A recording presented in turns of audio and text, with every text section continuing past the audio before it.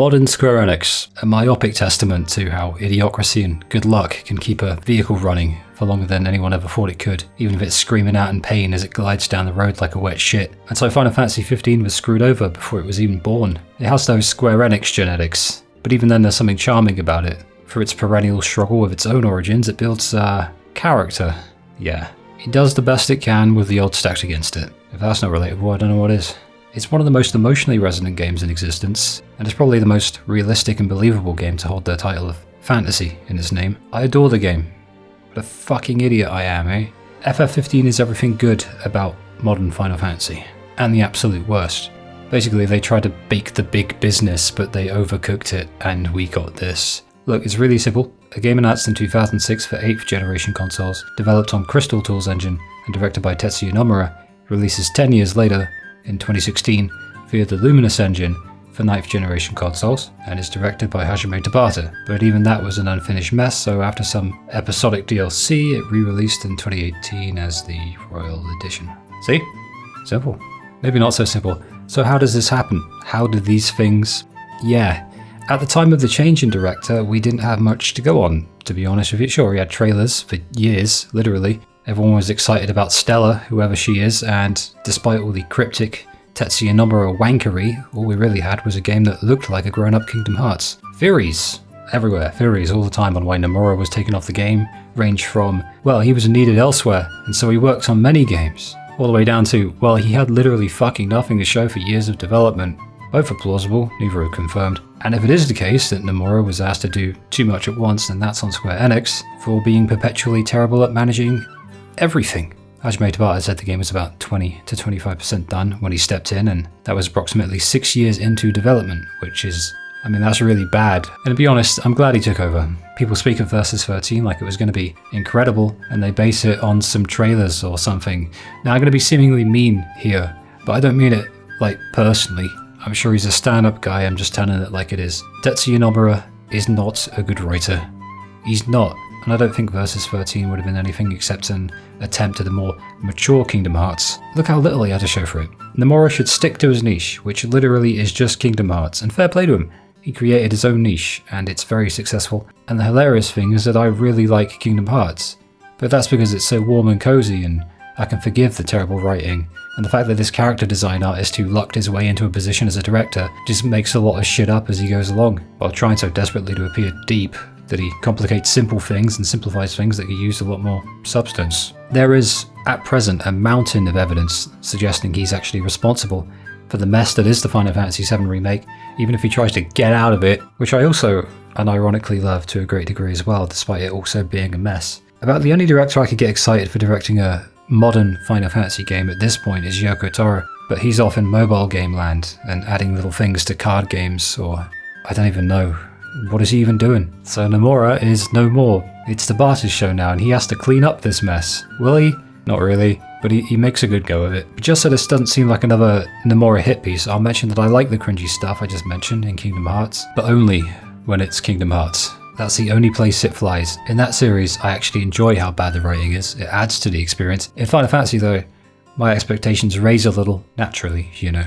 With all this said, it really is a miracle that this game even came out in the end, and I think the opening scene when you're pushing the broken down Regalia is probably a metaphor for the game itself. Don't think I'm overthinking that. This, however, is the Royal Edition, an unintentional apology and an admission of guilt by the publishers and developers, which in essence is simply Final Fantasy 15 with a built-in pacemaker and a mobility scooter. It's been passed around between directors like a digital STD, and it's very funny when it falls over, I'll admit that, while simultaneously a beautiful mess when it glides smoothly through the fractured roads paved by its own rocky development hell. I know it fell out of purgatory in 2016 in the form of a complete unfinished mess. You know what, I don't care.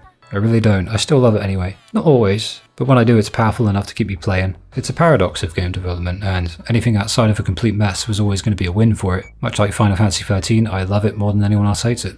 Probably. You could call it the best bad Final Fantasy game or the worst good one, and I wouldn't bother to argue with you because there are elements of honesty in each statement. For me, I just opt for where incredible meets terrible as my designator for the game. And in that vein, I'd love for this to be a positive review, a very positive review, but I won't avoid a negative one.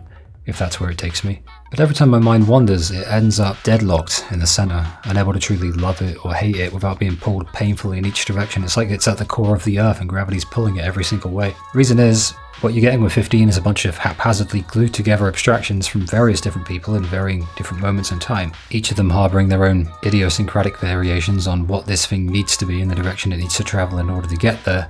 In short, it became a bunch of things all at once, far too much in some areas and severely lacking in others, manifesting as like pockets of substance, spread out so far from evenly that I'm surprised it wasn't dropped entirely in 2012. I think this is also the reason that the game has such a visceral edge, given that it's basically two halves of a different jigsaw puzzle smashed together. You're going to get some sharp edges that way, it's only natural. But within that synthesis, I suppose a surprising balance was ultimately found in some areas of the game, which ended up smoothing over some of the adjacent ones, albeit still ever surrounded by the chaos that it was born from. Cool shit, cozy vibes are what followed along from this, and it met the chaotic, messy parts of the gate in a way I find really addictive, and fun, cozy and warm. But also mind-blowingly rage-inducing. The Eternal Darkness, Ardyn, the Star Scourge, all working together with the emphasis on brotherhood, sticking together, taking your time and just going on one big camping trip with the lads. It's a great game at times, it really is, and then it isn't, and then it is again. I'm saying FF15 has a lot to offer and a lot to love, even if it is a mess. Even the minutiae of gaming was integrated into the game in a way that adds to the experience as a net positive, and it gives the impression of movement, so you always feel like you're going somewhere when you're playing it. You might not like where you end up, but that's a risk you take with any game made after the inclusion of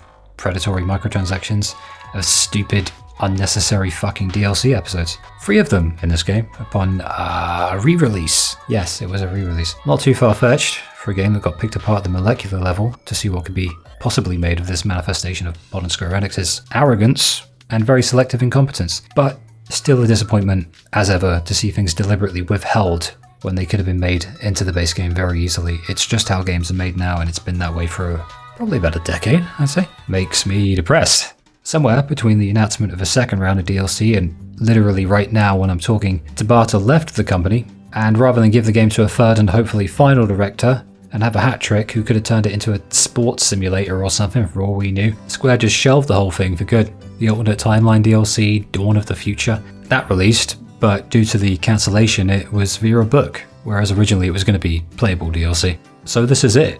Forever. This is literally it. What we're looking at is the final Final Fantasy 15. They made a point of saying it wouldn't be canon anyway, but what would and wouldn't have been canon is now a moot point, as well as a digitized fossil of yet another Square Enix screw-up that shouldn't have gotten so far along as to warrant its existence to begin with. But that is the inescapable nature of this game, and also a testament to why so many people have so much to say about it. The saddest thing though is like, no episode Aranea. That I would have been okay with. Why are you never real whenever you appear? So that's the weird development in a nutsack. The switch occurs and it's suddenly called Final Fantasy 15, and not some spin-off that people are far too attached to despite knowing next to nothing about it other than the fact that Versus 13 was probably just a Final Fantasy Kingdom Hearts. We have that already, it's called Kingdom Hearts. It's a mess, but it's a wonderful mess at times and sort of a lifestyle decision, for better or worse. The game possesses remnants of freedom that you can explore and enjoy, but you can't do that without first running it by the game's frustratingly rigid structural confines and mechanics. These things proceed to throw themselves at you via the driving, camping, cooking, and combat systems. But in a game wherein these elements dominate all others, the restrictive nature of these mechanics might be the one true reason why Final Fantasy 15 doesn't derail completely off of the tracks. Odd to consider, and I concede that to be forced to appreciate certain parts of a game via repetition is something best done tactfully. But when you've been ran through and defiled by multiple developers, any semblance of cohesion is like a winning lottery ticket in the game of life. So it is indeed that while travelling by car or camping or just bonding with the bros, even in the face of the lackluster side quests, that is with the exception of the one true golden side quest, I discovered that the true side quest of Final Fantasy 15 is the battle to maintain your sanity and a spiritual adventure through the wanky magic lands that, while all roads may seemingly branch off in different directions, in the mountains, coastlines and forests, those roads ultimately lead you to the same destination, and the journey was the real prize. The destination was comfort and coziness, fused together with the dark and overwhelmingly apocalyptic vibes of this strange uncanny land that feels so similar to ours but behaves ostensibly differently. If you'd like an example of that, wait till nightfall, ditch the car and walk the outskirts of the map with the music turned off. Feel the atmosphere, just take it in for a while. Emptiness may not fill the void, but it does make for good company. Having said so many positive things already, just in the opening section alone, I feel as though there's a preemptive shield that I really ought to have deployed, like I do every time I mention that I genuinely love any of the newer modern Final Fantasy games, because I'll be called gay. But I guess there's no real need, because the flaws in this case are a huge part of why I love the overall experience. I like the somewhat empty landscapes of 15, even if I'm supposed to hate them according to average person on the internet. Take the shit parts out of anything and the good doesn't stand out quite as much. Balance in all things. I mean, look at Ignis's fucking hair. Look at Gladio's jacket. Look at Prompto's... everything. This is the universe. This is the Final Fantasy universe, just hitting them all with that natural debuff to keep things fair and balanced. 15 is for those of us who have ascended and are meditating atop Anime Mountain, blissfully appreciative, but ultimately aware of the game's shortcomings, and all the happier for the endless pain that Final Fantasy inflicted upon us, because it's not just neo-fans, they're the masochists. The story's odd, in that the developers often forget that in order for something to resonate with the player in a video game, it often helps to have it happen on screen. But you win some, you lose some. The characters almost all have the potential to be some of the best in the entire franchise, but every single one of them got hit with the modern Square Enix mismanagement debuff, and so the game feels kind of like a croissant, or is it croissant? You know, like a croissant that was left in the fridge too long, and it lost its freshness. But a croissant's a croissant, you dip it in a milkshake, everything turns around, the whole game changes. The milkshake is the Royal Edition re-release. So I guess this one basically started at the back of the grid and finished on the podium. It was never going to be perfect, but it always had soul. It always did, and nothing's perfect anyway. And where exactly on the podium it finished isn't entirely known to me, pre-essay, so replaying it again offers me the luxury of ascertaining as much. If there's an ideology I can get behind, it's making the best out of a mess of a situation. So I look at this game that went through development hell, that passed by 2 directors, and there's no better way to describe 15 than that. It is simply the best of a bad situation. I do love this game for probably overly emotional reasons, and I'll point out the bad too, but the mission statement of this channel isn't actually critique. It's just rather expressing whatever I feel like expressing whenever I do, literally for the fuck of it, because I like video games and it's a very selfish hobby. This game's a mess. A wonderful mess. The absolute state of this game. It's great, especially when you have the option to play New Game Plus with a 111-hour save file. I mainly do these for the story and the vibes, and it literally just makes combat easier. It's like a super duper easy mode. So we're going to use it. Welcome to Final Fantasy 15.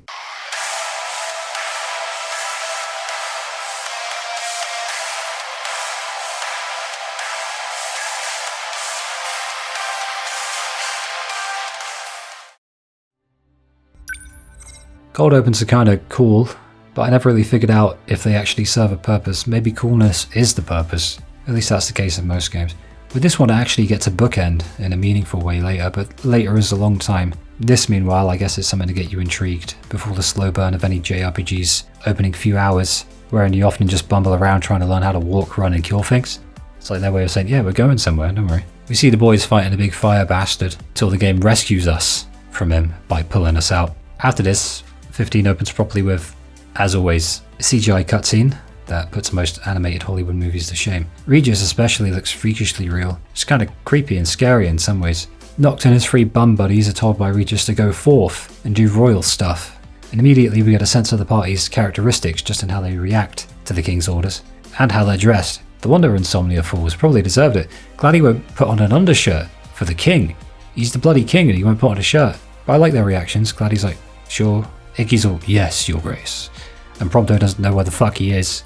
This is not an abnormality for Prompto. Noctis has to go marry Lunafreya of Tenebrae. She's the Oracle. Well, I guess we'll find out more about that in a bit. It's a royal wedding, so I guess that's our quest. If you haven't watched Kingsglaive, the CGI movie that actually preceded the proper game, and you haven't watched the anime, it'll mean very little to you. And you're probably just wondering how much the graphics budget was. Same here. The question is how many millions. Voice acting was great. Upon finally loading into the world proper, the first taste of gameplay involves pressing forward on the analog stick. Yeah, the car broke down. Straight away I realised that whatever your party was dressed like and whatever your car looked like will carry over from the last playthrough.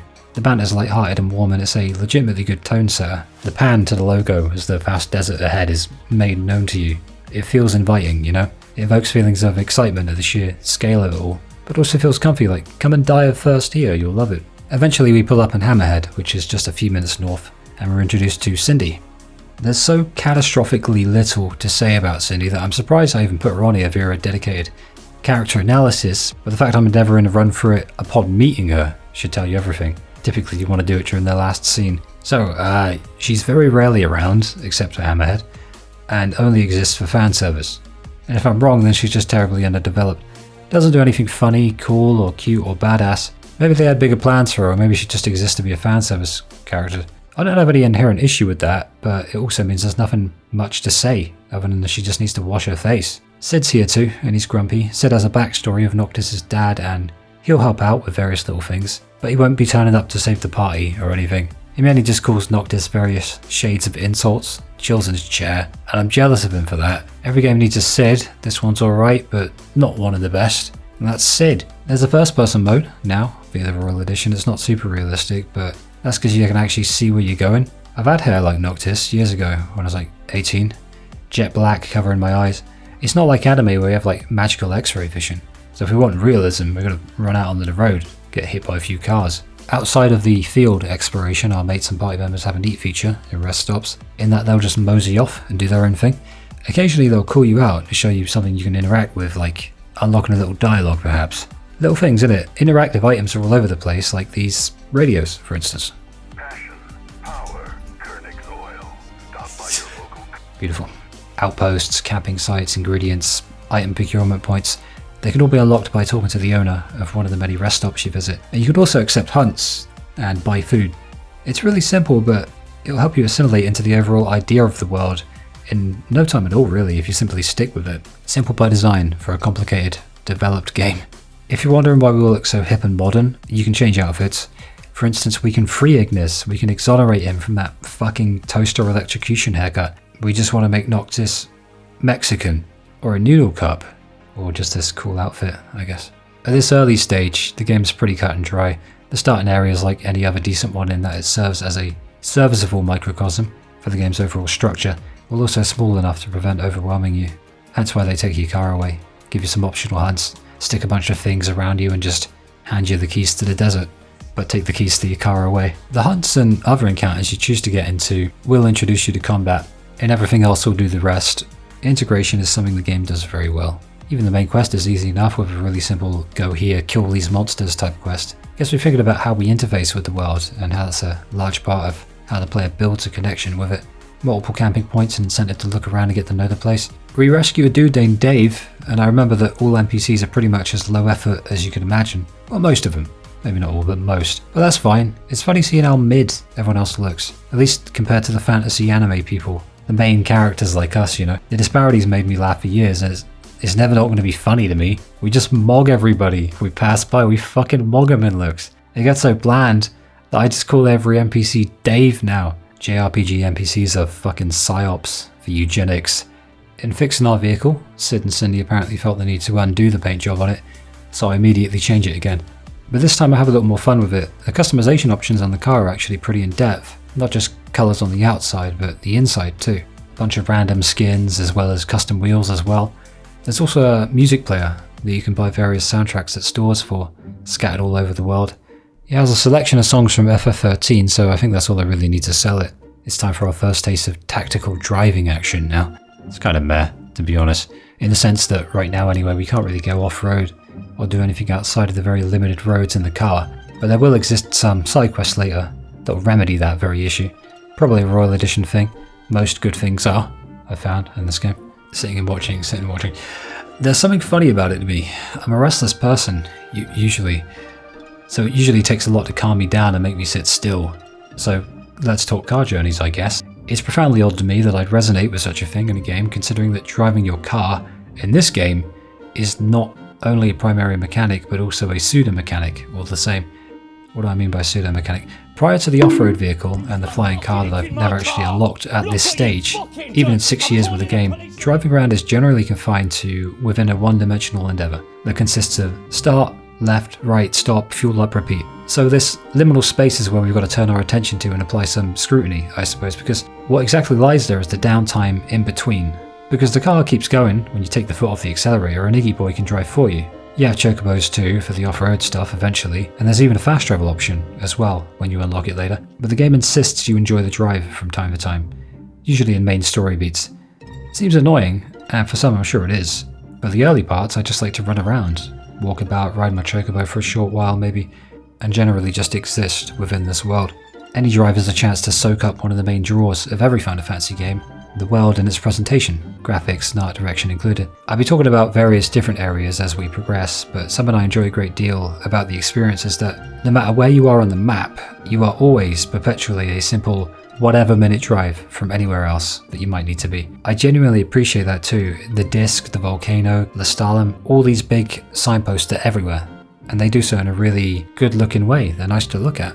I'm tired of looking at my map when I'm trying to play a game. Sometimes I just like to walk around and take it in. Story-wise, the game wants us to head down to the Golden Key in the south, but I see a big desert and it's dying to be explored. Speaking of which, Eos is our world today, at least I think it's Eos. Somebody says it in the game at one point, and we'll be exploring a bunch of these areas unique to it, but another thing unique to it is the Star Scourge. It's like a planet disease that lengthens the night, but it also makes people badly unwell. Lunafreya, the Oracle, is the only one who can heal people if they have this. The Astrals are also important, they're the game's summons, but also the deities that the humans worship. They're the ones in charge. I won't get into everything here because it's not a lore video. I'll do it as we go along, when it's relevant, but Luna's ancestor was the first Oracle, and Ardyn, our villain, I guess, loved her very much. But Ardyn was betrayed, and now he wants to engulf the entire world in eternal nightfall. We know none of this yet, but I did put a spoiler warning up. Obviously the Astrals don't want their planet getting screwed over like that, so they aid us in our battle with Ardyn later, but what we'll see is a gradual descent into that starting literally right now. One that takes a lot of time, quite naturally. We are from the Kingdom of Lucis in a city called Insomnia. Our enemies are Niflheim, and well, they don't like us much, and we don't like them, and they'll invade Insomnia really early into the game while we're away. Niflheim seems to be buried by blizzards and other inhospitable phenomena. There are also these half-made, unused areas of these outer territories of Niflheim, but touching on that also seems depressing, and I ain't on PC so I can't do an Outer Bounds showcase myself. You can find them all on YouTube, just type in Final Fantasy 15 Outer Bounds, or something like that. Shame though, we'll also visit Tenebrae, Lunafreya's home, for like a few minutes later. Lucky us. Pertaining solely to areas we'll visit in the main game. There's Lead, mainly desert, sometimes giraffes. Sky, with more of the countryside and some woods. Kalane is the northern reaches of the map, situated nice and up high, where the Vesper Pool is. And Alticia, which is across the sea and basically in the sea. It's like Venice, but even more weird and dangerous. Eos is a really captivating world. I think it's brimming with potential that was unfortunately left half-made and in perpetual limbo for a vast majority of its contents. But the parts of the world that were made to completion are still a very special kind of weird, I suppose. But weird really is what this world is. It's so much like ours, and yet so different. Promotes a feeling of safety and of unease all at the same time. I'll just talk about places as we visit them, I suppose. I think this video is a good candidate for the one video where I don't get too obsessed with the structure of things and it becomes more essay than anything else. Sort of like the Nier video I did. The desert's where we start, and relative to what's to come, I enjoy how simple it is. If only for the fact that I ain't gonna overthink anything here. See desert, explore desert, enjoy desert, kill giraffes, satiate inner propensity for destruction.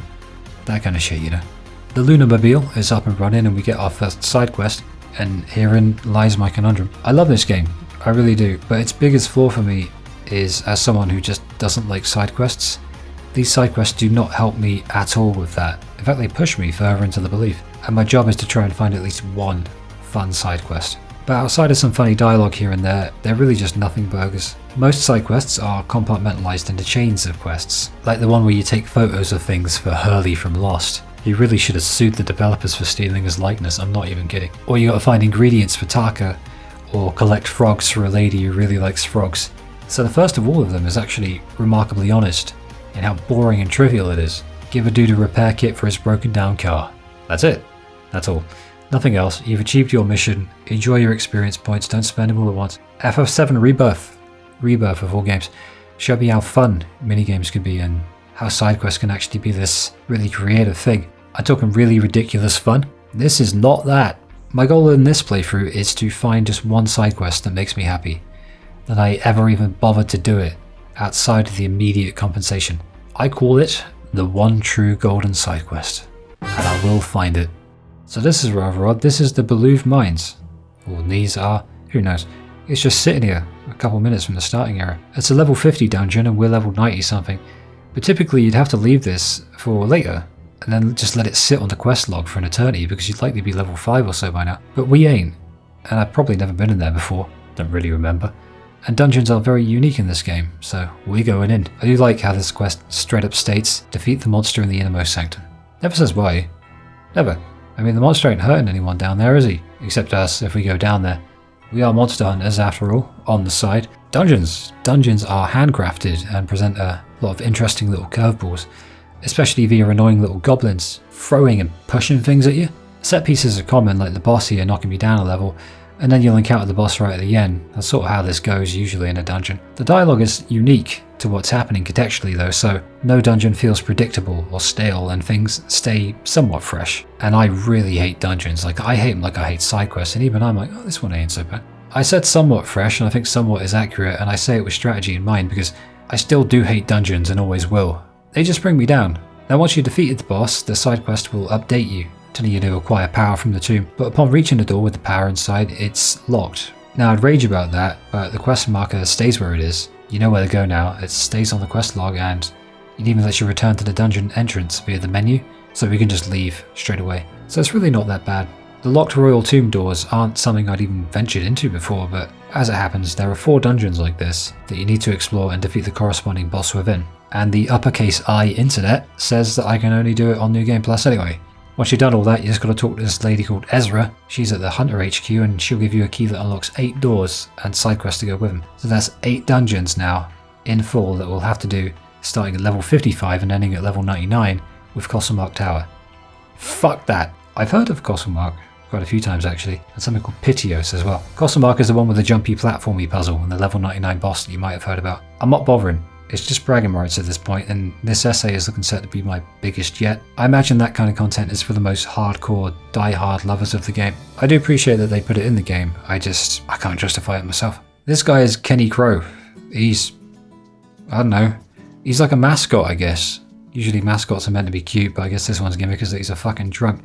He's a funny meme, I suppose. He's a meme. But I find him creepy. He scares me a little. This pinball machine houses Justice Monster 5. It's so simple that I could actually probably develop an aptitude for it, at least if I endeavour to give a bloody damn about its existence, but alas, I'm more of a monster killing guy these days, you know, when I'm not admiring the romantic panoramas of Eos. After some fun little hunts, some exclusive to nighttime, another bit to get you camping a lot, we drop off Cindy's things at a rest stop, and Umbra, the tiny little fluff dog, turns up with a book of magical words. It's a message from Luna saying she's leaving Tenebrae. Umbra's like a magical carrier pigeon that doesn't need to fly. A flashback of Noctis and Luna occurs, and they're both kids, but you can tell they're close. Even if this is, at least on the surface, some marriage of convenience, they obviously care about each other. The game lets us decide on whether or not Noct has a romantic bone in his body, and I go for the more romantic option because I don't want to upset Luna for being too stoic. Dave's about and he tells us about tags, so when we find him out in the wild, we just got to bring him back to him. Makes it sound like they're everywhere and some sort of passive thing, but they're actually just unique to his side quests. So I guess this isn't the one true golden side quest, just dog tag retrieval. So Dave's up here now too, which is all the way to the north, and yeah, he wants another tag. The intention here in doing this trivial shite, I'll have you know, despite having absolutely no need for the experience points on account of being so high a level that I don't even remember because I stopped counting, it's that I've never reached the end of a quest chain before that I can remember. There's always a chance I did, but I don't remember. And these are the easiest. Maybe there's some big payoff at the end. You're coping. Still, the tags are always right near the quest's initial starting point, so it's a quick fast travel there to talk to Dave, then a monster to kill before we head back. You know, this incidentally is where the cycle of gameplay, the gameplay loop I guess, can really bite you without you realising it. This is where the lost hours are sneakily siphoned into. It's a great time sink if you want to play it like that, but you can just as easily forego a lot of this stuff and stick to the linear path of the main story if you so wish. The agency's on you in it. It seems on the surface to be a negative, but it's a strength in that it's better to have time pass quicker than you realised when playing the game, as opposed to feeling as though it's dragging along painfully and slowly. 5 hours in FF15 is a blip, it's just, that's all. Whereas 5 hours in some modern AAA game is a sentence that a courtroom judge should give out to society's worst offenders. For instance, the people who make those games. Make them play their own games. That'll teach them. The story demands we visit Golden Key next, and so we head there. We can't put it off anymore, but we stop by the campsite on the way there and just generally enjoy the area. It's stupidly pretty down here. Making your way into Golden Key is a pretty well done set piece sequence. Luna starts talking on the radio and you get a little look into how the world at large perceives our little union with her. She's a disembodied voice right now, but that adds to her mystique, you know. Ultimately though, it will hurt her as a character. So it's more like a marriage of convenience. Her ladyship seems nevertheless amenable to the prospect. And Noct here likes the idea. What's that? I do? Buzz off. The rest of the drive is specifically made in a way to draw attention to how nice it looks. Modern Final Fantasy enjoys doing that, setting you up with a panoramic shot that you can't miss so it can say, look at what we did. I'd be proud of it too. It looks very nice. Well done. Once there, before going in, we give fishing a try. Skills are simple enough little thingies, and their best function is that they complement the party members, while also serving as a really useful gameplay function, tying together both things in a simple way. The skills cap at level 10, but they level up slowly enough that you never really have to actually be mindful of them in order to get them to max, except fishing. A lot of it just means playing the game naturally, so I'd advise not obsessing over looking them up. Funny thing is that fishing skill from Noctis is the one thing keeping me from a platinum trophy. I can't justify it. The skills have been integrated with the mechanics of the game in such a way that it all ties together really nicely and wonderfully. Yet another thing that the game doesn't get much credit for, I don't think. Fishing is Noctis's thing. I'm just not that big on fishing minigames in my JRPGs. Reason being, you usually need to follow a guide to do it, which means going from TV screen to PC monitor screen and hurting my neck, but also getting the right bait and the right rod only to realise I hooked the wrong fish. It's annoying. Sometimes menial busy working games is nice, but it was not. Photography is Prompto's domain, and it's the easiest thing to level up because you don't really need to do it yourself. You can though, and I'd recommend taking loads of cool shots because there's a choice near the end of the game, and you can really personalise it, so if there's any character you like or a funny thing you see, make sure to save it as a photo. Well that, and there's many great things to take photos of, they look really good, most of the things in this world. As you travel the world and do literally anything, Prompto will enact his photography addiction by taking pictures of all of it. Battle pictures, camping pictures, pictures of the guest party members, and the main ones. And of course anything you feel like getting a shot of. It's a neat little idea, and you also receive some cool filters for any pictures you take yourself, and as you level up I think that's actually the perks you get. The dude literally takes selfies during combat. I feel like I should hate him for that level of modernity, but it's kind of charming, isn't it? It's kind of charming, I'll admit it. Gladio has survival skills, and I didn't know exactly how to level that up for the first time. But that didn't stop it from leveling up. Ultimately, I referenced the wiki and it says you level up just by running around and shit. Just walk around, run around on foot, you'll become better at surviving that way. Literally just walk and run. I don't know if chocobo travel counts, but you know, it's a good incentive to get the player to leave the car and just go wander the wilds, be it day or night, and really get absorbed into the environment that they built. Seems they always have an incentive to do pretty much anything in this game that they want you to do. Ignis cooks, and I don't need to tell you how to level up cooking, obviously. You obviously do that by fishing. Nah. But the cook you must also camp, and that means resting and getting your experience that you've built up actually allocated to you, since it only actually becomes yours upon resting, which is a fantastic little way to get you to camp and engage with the systems that the game provides you with, and is basically built around. The two are interconnected, but you can skip the meal, although I'd highly advise against that, since every meal gives you a combination of certain stat boosts for a set amount of time. Learning new recipes is as simple as defeating monsters and eating from restaurants, and the camping is the thing that binds them all together. Literally eating the monsters that we kill makes you feel at one with the land. That's half joke and half serious, I think.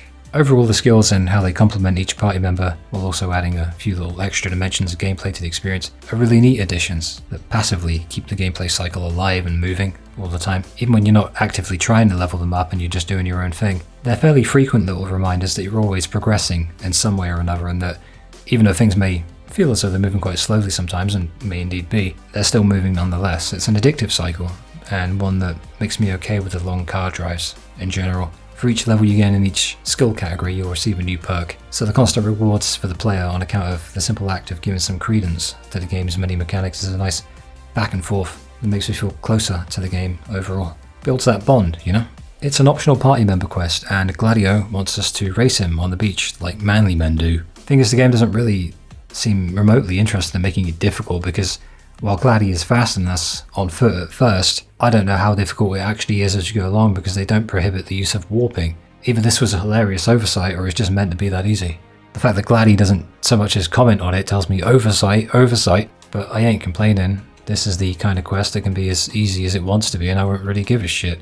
It's another little push in the direction of character dynamics too, serving the overall narrative, because it's really chill of Gladi to look out for Noct like this.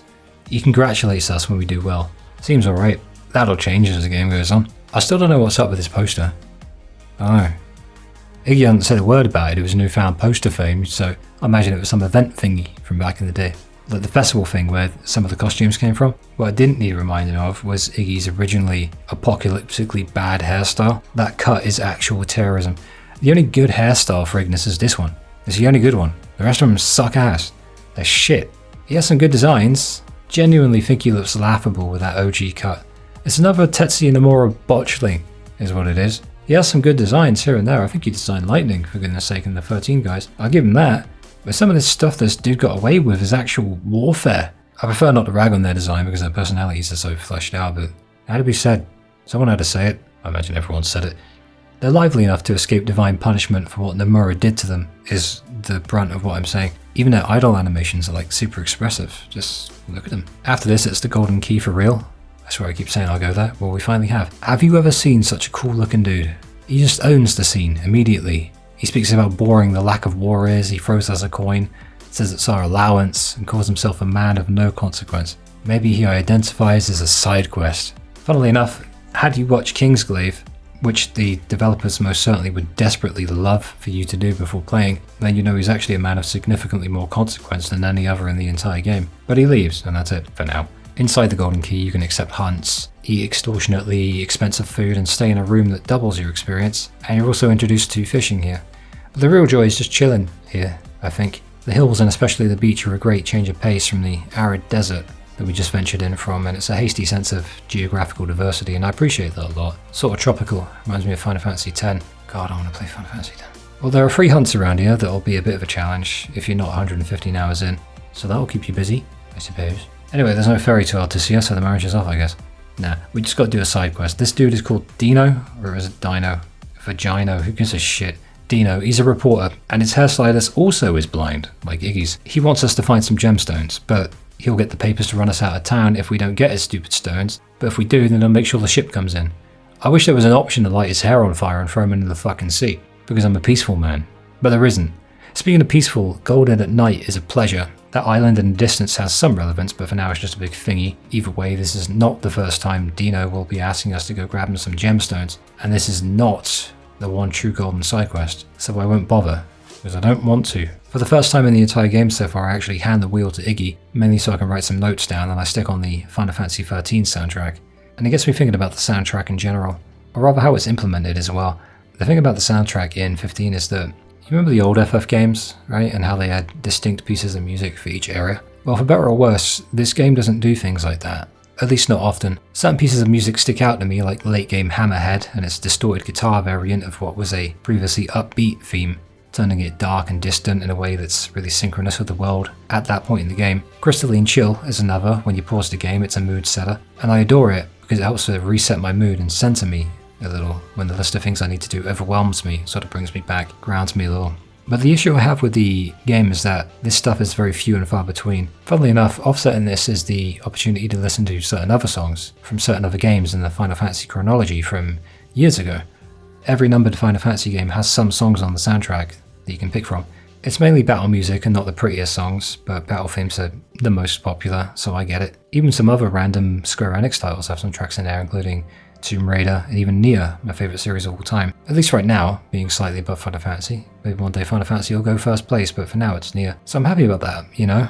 Just gotta buy them from a shop and they unlock for your car, and you can just listen to them on car rides. But therein lies the brighter side to an otherwise less than inspired element of the overall experience. That is to say, for the most part, alongside hearing the lads say the same things a lot, you'll also be gifted these same musical pieces. A lot. You'll hear the dungeon music loads, you'll hear this song a lot.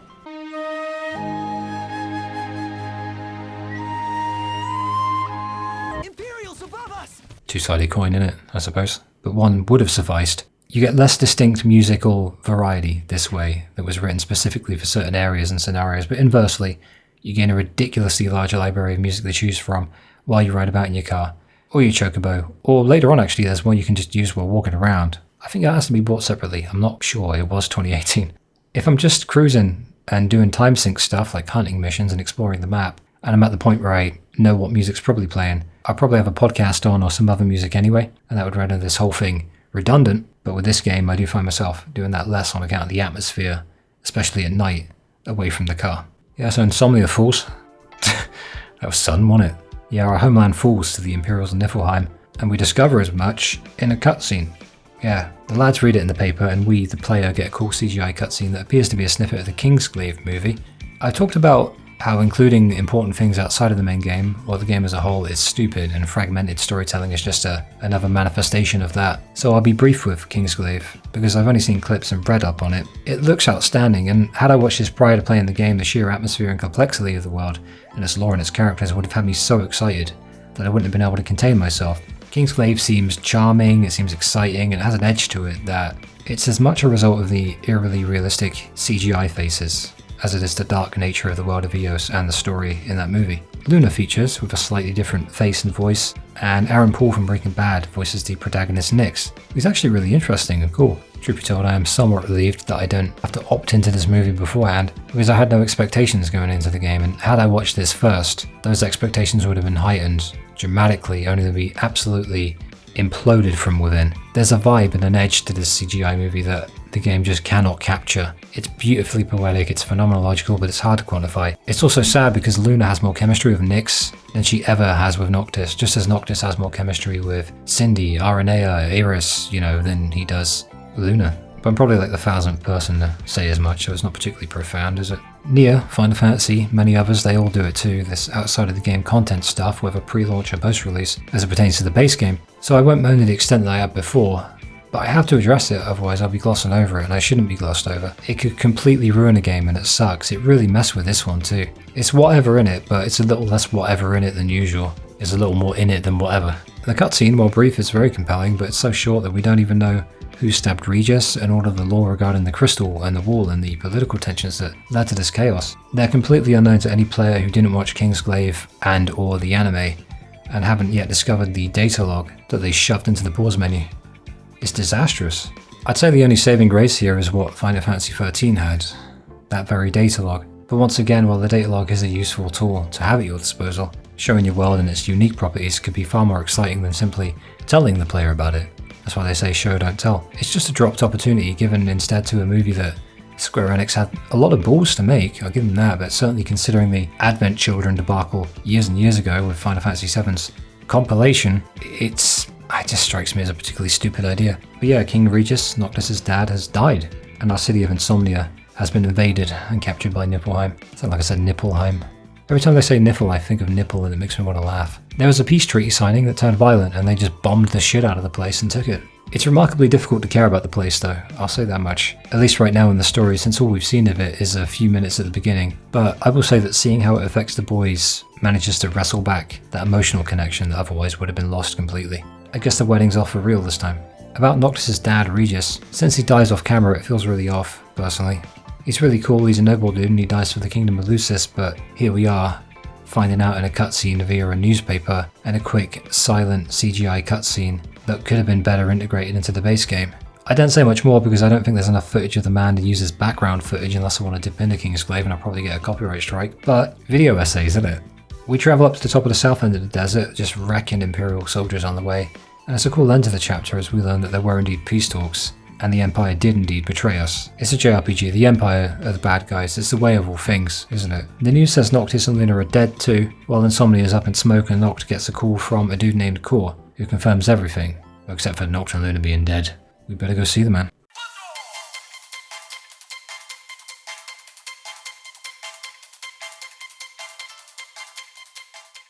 Having an idea of what's going on is important after all, so we get a cutscene where we see Luna getting our message, greeted by Umbra, other Umbra, and a mystery woman. She has a ring called the Ring of the Lucy Eye. Hey, me too.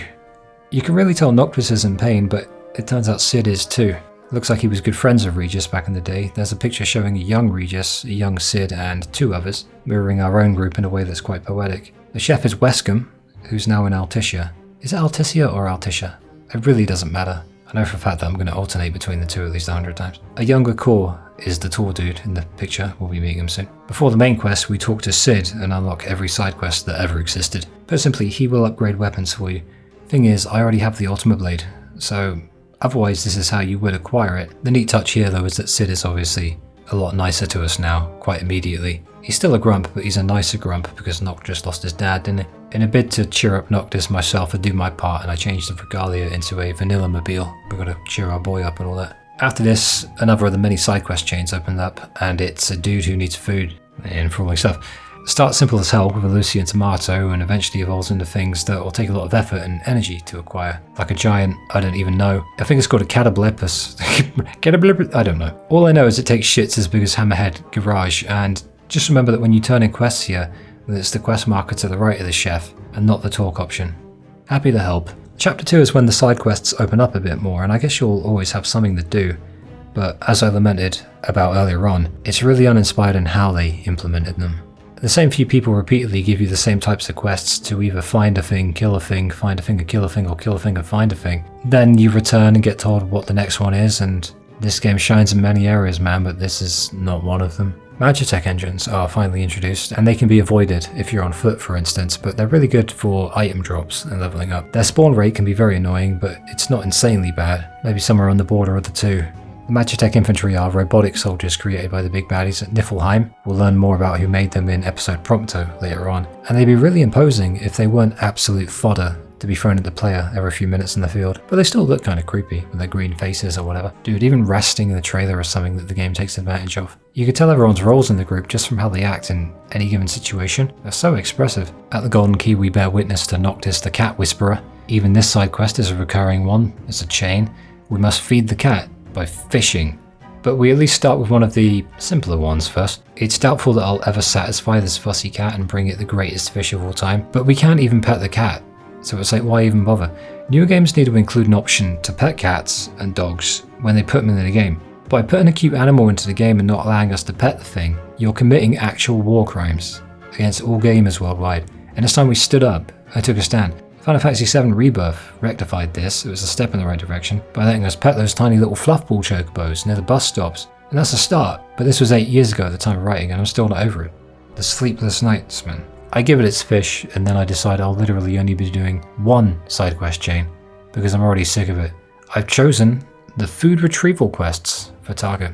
I know, right? How exotic. It's for the chef in Hammerhead, basically. He seems chill, and I already had like leftover ingredients from my last playthrough, so I'm already 3 or 4 side quests into that one without even having to leave the place. Maybe that's where the one true golden side quest sleeps. Let me dream, man. Either way, I'll be doing loader hunts, so side quests aren't just something that I can permit myself to become willingly imprisoned by. Fun fact, the Sunleft Waterscape and Gepra Whitewood themes from 13 are in the car's music player. Dust to Dust, The Promise, some battle themes as well. Lightning's main theme too. With 13 in mind, I think that's a good little segue into the structure of the game and its open world nature, which I haven't touched on all that much. You know, like my videos, I never want them to just be retellings of the story. I want to really dive into it all. I talked about linearity and its counterpart during the 2 Final Fantasy XIII trilogy vids that I did, and I'll touch on it again when Lightning returns, but this game's non-linear nature never really bothered me all that much. I thought it would bother me more than it actually did.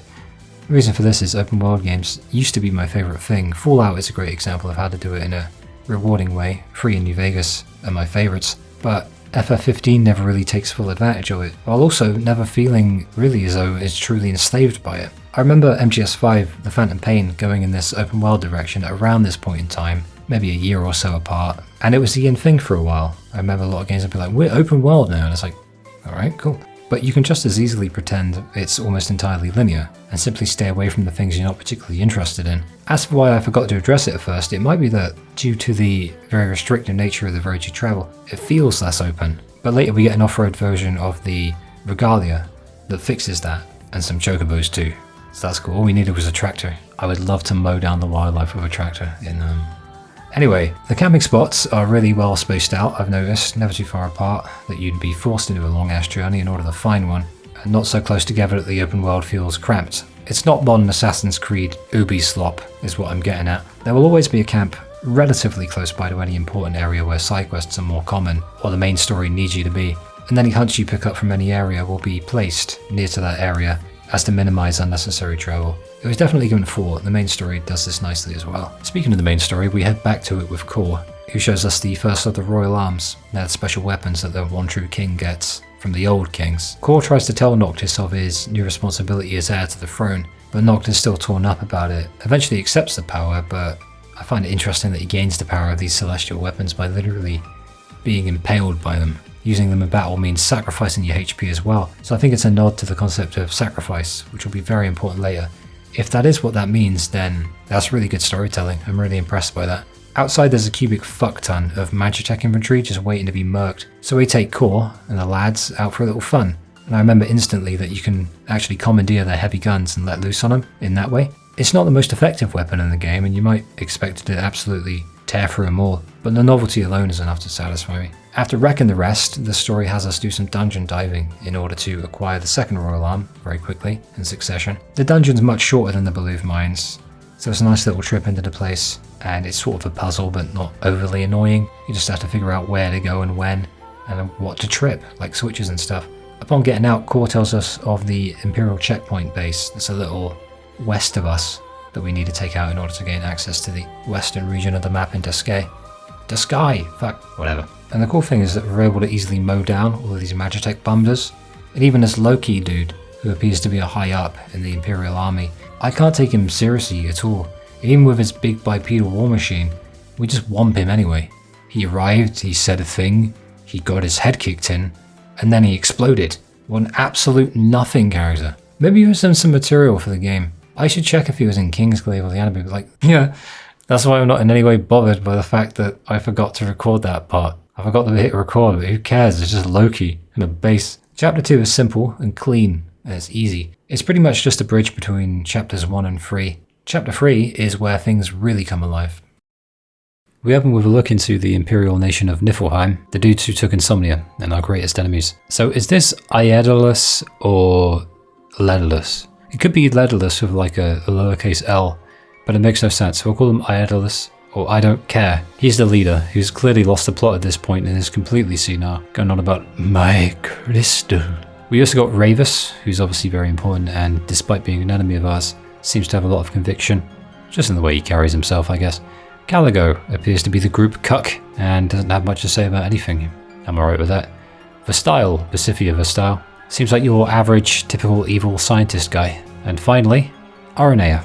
She seems annoyed. They're discussing their evil deeds, I guess, and talking about taking Luna alive, because she probably knows a bunch of secrets about secret stuff. They seem half competent, this bunch, but that's an illusion about as sturdy as corrugated air, and the only villain that you ever need to think about at any point in this game will be the main one. I said major spoilers earlier, as I do with every video, so I can just spill the beans right here. With regards to the Empire's villains, the vast majority of them will be one-dimensional, and then they will be cast aside like they are nothing.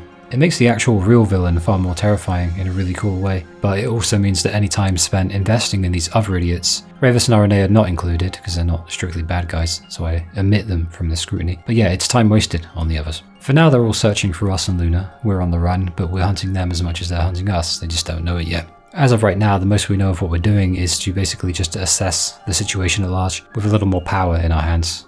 Or our stomach, since that's where the Royal Arms go. We now have to go confer with our allies to see if we have any chance at all of getting back at the Empire. Destroying that checkpoint was a start, but a tiny one. The odd thing is that with every open world, non-linear experience with the player agency given to you, also given to you is the opportunity to act as though none of it matters and allow any number of days to pass without consequences. You play God with time. That's why we're actually going on a bean quest. Yes, bean quest.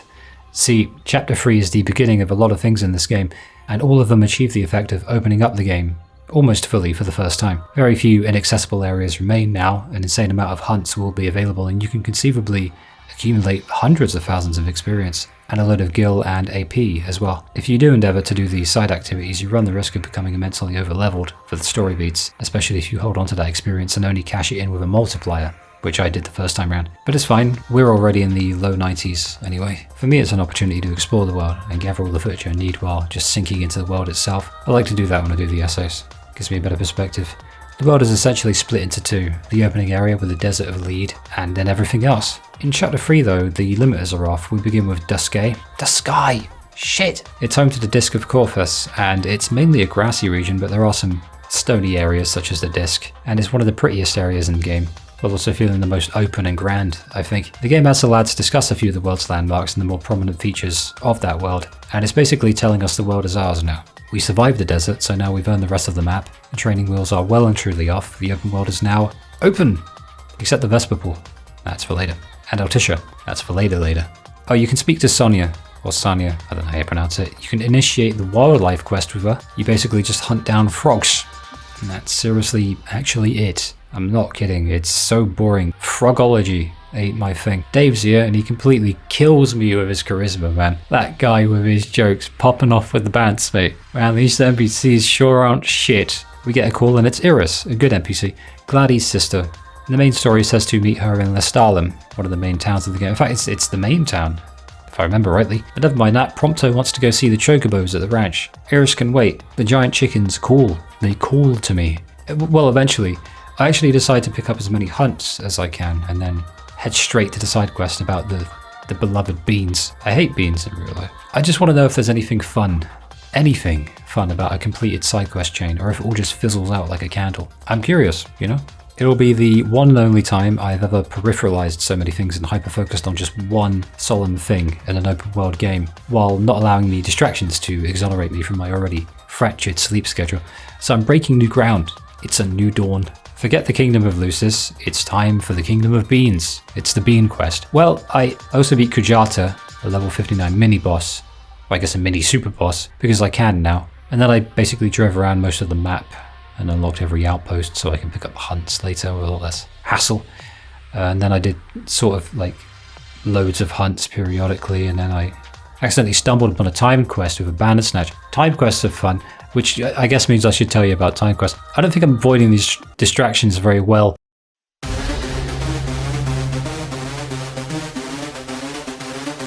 Timed quests. They're timed. And they're quests. Wonderful. It's a special kind of hunt in which you'll be given their location upon checking a very magnified version of the map.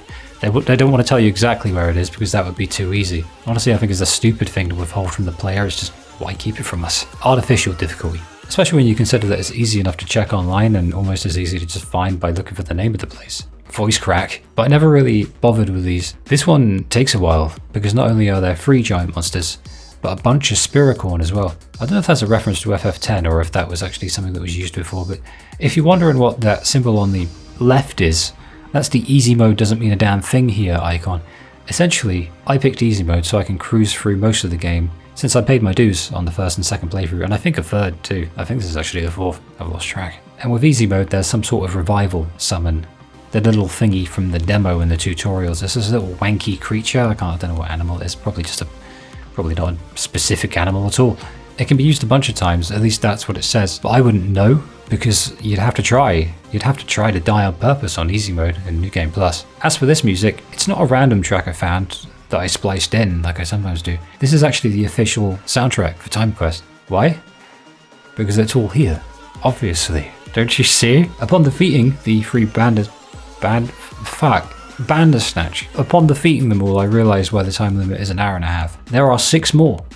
I start praying that a ton of XP awaits me and just keep at it because the music's growing on me and I'm getting really into it. Time quests are a lot of fun, I'll be honest. As I'm murking them with Prompto's rocket launcher, it dawns on me that this is the time to talk about combat. I was waiting for a battle that took me longer than about a half a minute to a minute, and here we are. Oh, and by the way, you get QP, quest points, for winning these timed quests, and you can spend them in the main menu. I never did. I kind of forgot by the end of it, and we buy nothing. So, combat, I guess. Seeing as we've finally reached a battle wherein I can actually have to think about what I'm doing, let's explore the battle system. Wait, no, we've got to do this right. The active cross-battle system.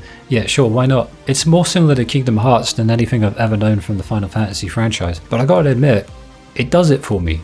Mainly on account of the intricacies that surround it, and also it's just kind of fun to watch him float around. I feel like I don't know what I'm doing sometimes, but then again I'm like that with most games that I play. I'm like, well, I feel like I'm shit at this game, but I'm just about passable to, it's good enough. It's good and it feels fluid. Not the smoothest ever, but pretty high up there with the best I've ever played. But it's not a simple spam this button and win kind of endeavor. You still have to think about how you're going to approach any given battle outside of the super easy ones. Magic exists, but is far less prevalent. It's kind of sad, to be honest, considering how prevalent it used to be in the series. But at the same time, if you actually do take the time to learn and explore the intricacies of this magic system and learn which items to attach to certain spells, you'll soon enough find yourself with spells so powerful that they completely break a large majority of the game. It's like they're either useless or broken. Other than that, there's no real use for magic. You can get by without it easily, and I find that sad, to be honest. I think that The simplification is okay in some ways, but this is one of the ways in which it hurts, I think. If FF17 ends up like really complicated like the old games, I honestly wouldn't mind. It seems due for a little bit of a revival, doesn't it? All about balance. Where was I?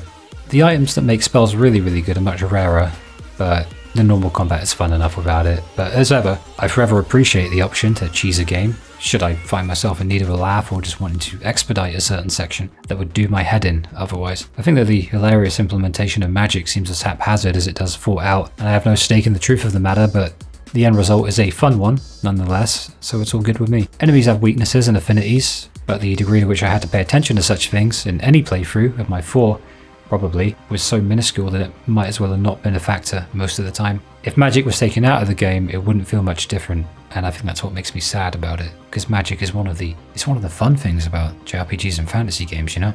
I'm not a purist who loves the older stuff. I actually started with 10, worked my way up, and then went back down a bit. But you know, I think the balance in all things would be nice, and it's just bring back the magic, man. Make it prominent again. The addictive nature of the battles is a little difficult to explain. The fact that individual battles are graded is just another incentive to go wage a beautiful holy war on the giraffes. I don't know why I got a thing against the giraffes, they don't even attack you. You gotta piss them off into kicking you when memes become hate. The wide array of enemy types, especially with the hunts, really keeps things fresh as well, and every new area means new monsters to fight. There's a nice variety. I'd say also that the sheer variety of combat styles with the Royal Edition means that not only do you have Noctis and his ability to wield any weapon type, but also Prompto's third-person shooter combat, Iggy's dual-wielding daggers and spells, and Gladio's massive Buster Sword ripoff, whereas Noct can use anything from swords to spells to spears and all sorts of guns, and later receives more royal arms as well, which are unlocked as the game rolls on and dungeons are completed and certain main story beats are hit. By far my favourite thing though is the warp ability. Outside of battle you can use it too to get around quicker, but it relies on stamina, having enough of it to pull it off. Since there is actually stamina in this game, you can have the stamina meter available and visible, but it clogs up the screen and I don't like it, so I just kind of ignore it. But if you have it on there, there's a little trick you can do where you can refill your stamina by pressing sprint again, just as it hits the bottom of the gauge. Not that it really matters, it doesn't stop you that long when your stamina runs out. Noctis just goes, ugh, and then he's back within seconds. During battle, it's very good because you can warp strike and you'll find various Wi-Fi hotspots to plug your warp thingy into.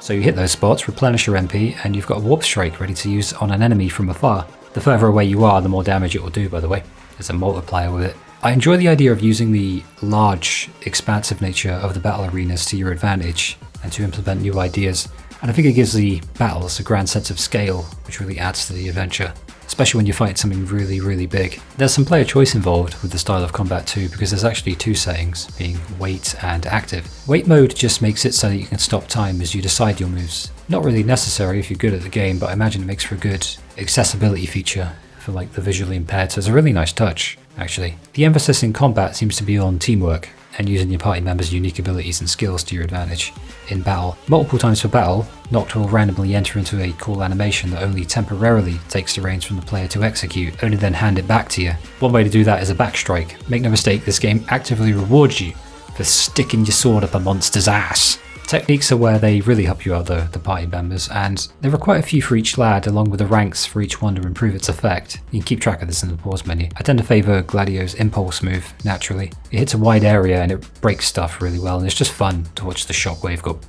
like that. I find it really cool. Parries are possible by blocking an attack, and a link attack often follows with a party member as a result of this, but that's alongside the UI announcing it with like the flashy letters and the green flare thingy. It's really cool. The thing is, the parry prompt stays there for literal seconds sometimes, and it's almost impossible to mess it up. And I do say thing, the thing is, not the problem is. It's not a problem necessarily, but for some it will be a problem perhaps to have it that easy.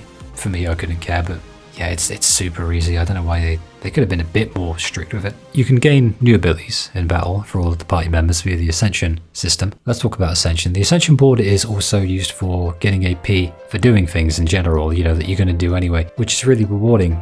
Unlocking new moves for combat is cool, but it's the odd little perks that I enjoy the most. Getting extra AP and experience for longer car rides is one that I always like to pick up as soon as I can. You can get that for long chocobo trips as well as camping, fishing, certain feats in combat. The game really wants you to engage with its features and the elements that it incorporated into the experience, and it tries to point you in the direction of them without holding your hand too much in that regard, but rather just saying, yo, here's a reason to do that thing that we made you have to do lots anyway. Here's another reason to do it. Combat, teamwork, stats, exploration, magic, recovery techniques, the armature weapons, which are the royal arms. Even weight mode has its own skill tree. You'll never have an absence of things to drop points into, so it's an actively engaging and rewarding system, and it all feeds perfectly into the gameplay cycle. The cycle is easy to get a handle on too, so let's dive into that actually. So you've got combat, hunts, walking, fishing, driving, photography, cooking, camping. The minutiae of life never felt so compelling and addictive. I think I'm starting to see why people play brain fog games, like truck simulators and stuff like that, you know? But the hook of this particular gameplay cycle is how each activity is rewarded, and how those very rewards have a tangible impact on your stats in the game. Tying them together with the Ascension board in mind, where you pick up all of your perks and skills, was one of the best decisions they made during the conceptualization of how all of these distant moving parts would somehow manage to coalesce, I suppose, into one holistic experience. And you can use fast travel if you want to get somewhere quicker, or you could just drive there and pick up AP for the long drive. There are some overbearing elements of world traversal though, elements that could and should have been tweaked before the game launched. For instance, the amount of Magitech troopers that attack from above not only interrupt the lovely music, but interrupts the flow too. My mojo, man, it ruins my mojo. It comes back though, the mojo. The empty, barren nature of the world is a bad thing for some, but personally I like it very much, and I think it's thematically consistent within the parameters of the story that they're telling. World on the brink of ruin, complete unrest, moments of calm in between the cold reality of the situation. In this sense, the empty world is actually cool. And the game behaves differently depending on what time of the day it is, both in terms of game mechanics and the overall atmosphere. You cannot convince Ignis to drive you at night, meaning either you're walking, waiting till the morning, or just camping the night, or provided you're far enough into the game, driving yourself. But the chances of running into an unavoidable giant that literally manifests out from the underworld and into the middle of the road is practically 100% if you drive too much and too long when it's dark. But that riskiness makes it all the more compelling at nighttime. Gives the game a new dimension, a new level of excitement, I guess. And that's on top of the emptiness you see, because that emptiness isn't empty at all if you resonate with it. It's densely packed with atmosphere and excitement. Later on you can have chocobos to get you around off-road and at nighttime, as I probably mentioned. But I still much prefer walking and taking my time, at least when I'm in that headspace. This is the Rock of Ravito from the outside. You can see it from virtually anywhere in the game that isn't the desert or across the sea. It towers over the rest of the world in much the same way that the Disc of Corphus does, but this one towers over even that. These large landmarks really do keep you from referencing your map, as I stated earlier, which is kind of a reserved kind of intelligence in game design, because the longer you stare at a map or mini-map, the less time you have to admire the actual world it's shepherding you through. The boys will ask you to visit certain landmarks. They'll call them out specifically, Prompto wanting a photo of the mountain, Ignis simply wanting to see the disc, and it actually makes a side quest of the whole ordeal each time. Once again, the party members are like the soul of the experience in a very inexorable way relative to how you interact with the world itself. Anyway, we finally do the side quest for Taka and the beans. We get to save the beans. The distractions are done. The boys make some bean puns and I feel cheery about life for a minute or so before reverting back to my default state. Bear in mind I did all of this without chocobos or the off-road Regalia, meaning it took rather much longer than it perhaps should have. The chocobo thing has a side quest attached to it, but I put it off for the sake of the beans. The beans come first. This, however, has turned into a very unintentional mini-essay all its own. This little phase of the operation started as a quest to go get some beans, and somewhere along the way it turned into a trip around the world with a bunch of other things. Typical of the game, certainly, and I don't think that this game wants us to do one thing at a time. I think it's very much scared of that. I think that frightens it very much. It has great anxiety over you being very linear in how you do things. So maybe it is a little more overtly non-linear at times, but in weirdly convoluted ways. I'd be scared of that too if I wrote some boring side quests, but this way of obscuring that is remarkably clever insofar as the distractions distract you from your distractions, and it's basically Skyrim in that sense. I bring the ingredients to Taka and he's like, pretend the beans are little meatballs. And he gives me some ingredients. I suppose saving the beans was not the one true golden side quest. He of course has another quest though in Lestalem, so we'll do it when we go there. We're seeing this side quest chain through to the end. Turns out the other side quest chain I've been following from Cindy for the car part upgrades is in the Vesperpool, which is a bit later in chapter 7, so it really is off to Lestalem for now. Vesperpool's locked out for now. In the process I trigger a little scene where the lads will comment on being up all night. Nice touch. Game's full of them actually. You need them when the game opens up like this and threatens to overwhelm you at times. You need those little moments of magic and charm. It keeps things grounded, especially when I'm stressed out about all of the Magitech troopers just dropping in during longer hunts. Gets a bit much, mate. Gets a bit much. We finish off the Beans quest by slaying the Catablapus. I'm probably saying that wrong, but I don't see a book telling me how to say it. Of course, the Magitech party bus has dropped in. We're back with Tucker and he says, "I'll make you a special meal." And I'm like, yeah, this guy's chill. I'm glad I killed Godzilla for him. But then, that's it. His side quest chain is done. He does not have the recipe for the one true golden side quest. And in that vein, I'm done trying to find it. I don't think it exists at this point. From this point onward, Dino can shove his gems up his ass, Sonny can stick her frogs where the sun don't shine, and Hurley from Lost can take his own pictures and go visit the island. Dave ain't getting no dog tags, the fishing guy can fish alone and get eaten by fucking Kajata for all I care. I'm done. The only side quest chain I care about now is the one that gives me Chocobo stuff coming up next, and Cindy's because eventually she'll give us an off-road Regalia, and then a literal flying Regalia. That's what I'm thinking. But no, a side quest powered by beans was not the holy path. A new recipe in your honor, huh? Does it have beans in it? I also made a decision on the hunts here to stop them for now, which later turned into a very permanent decision. I had, at this point, even though I didn't really notice it at the time because I was so into it, which is a testament to how good the game is, I'd actually done more than I realised, and, well, I'd actually done 38 whole hunts. 38 of them. The next is required, but this one's special and has a side quest attached to it that's almost a main quest, so we're off to see Deadeye. And the Chocobos. Noctis is filthy, by the way. It'll happen when you don't sleep for a week. It's a really nice touch. Again. Deadeye's the big monster who's got the ranch owner all scared and he's being mean to the local birds, so we got to go take care of him, upon which we'll be given the ability to rent our own Chocobos and use them to hop around much quicker than we ever could by running.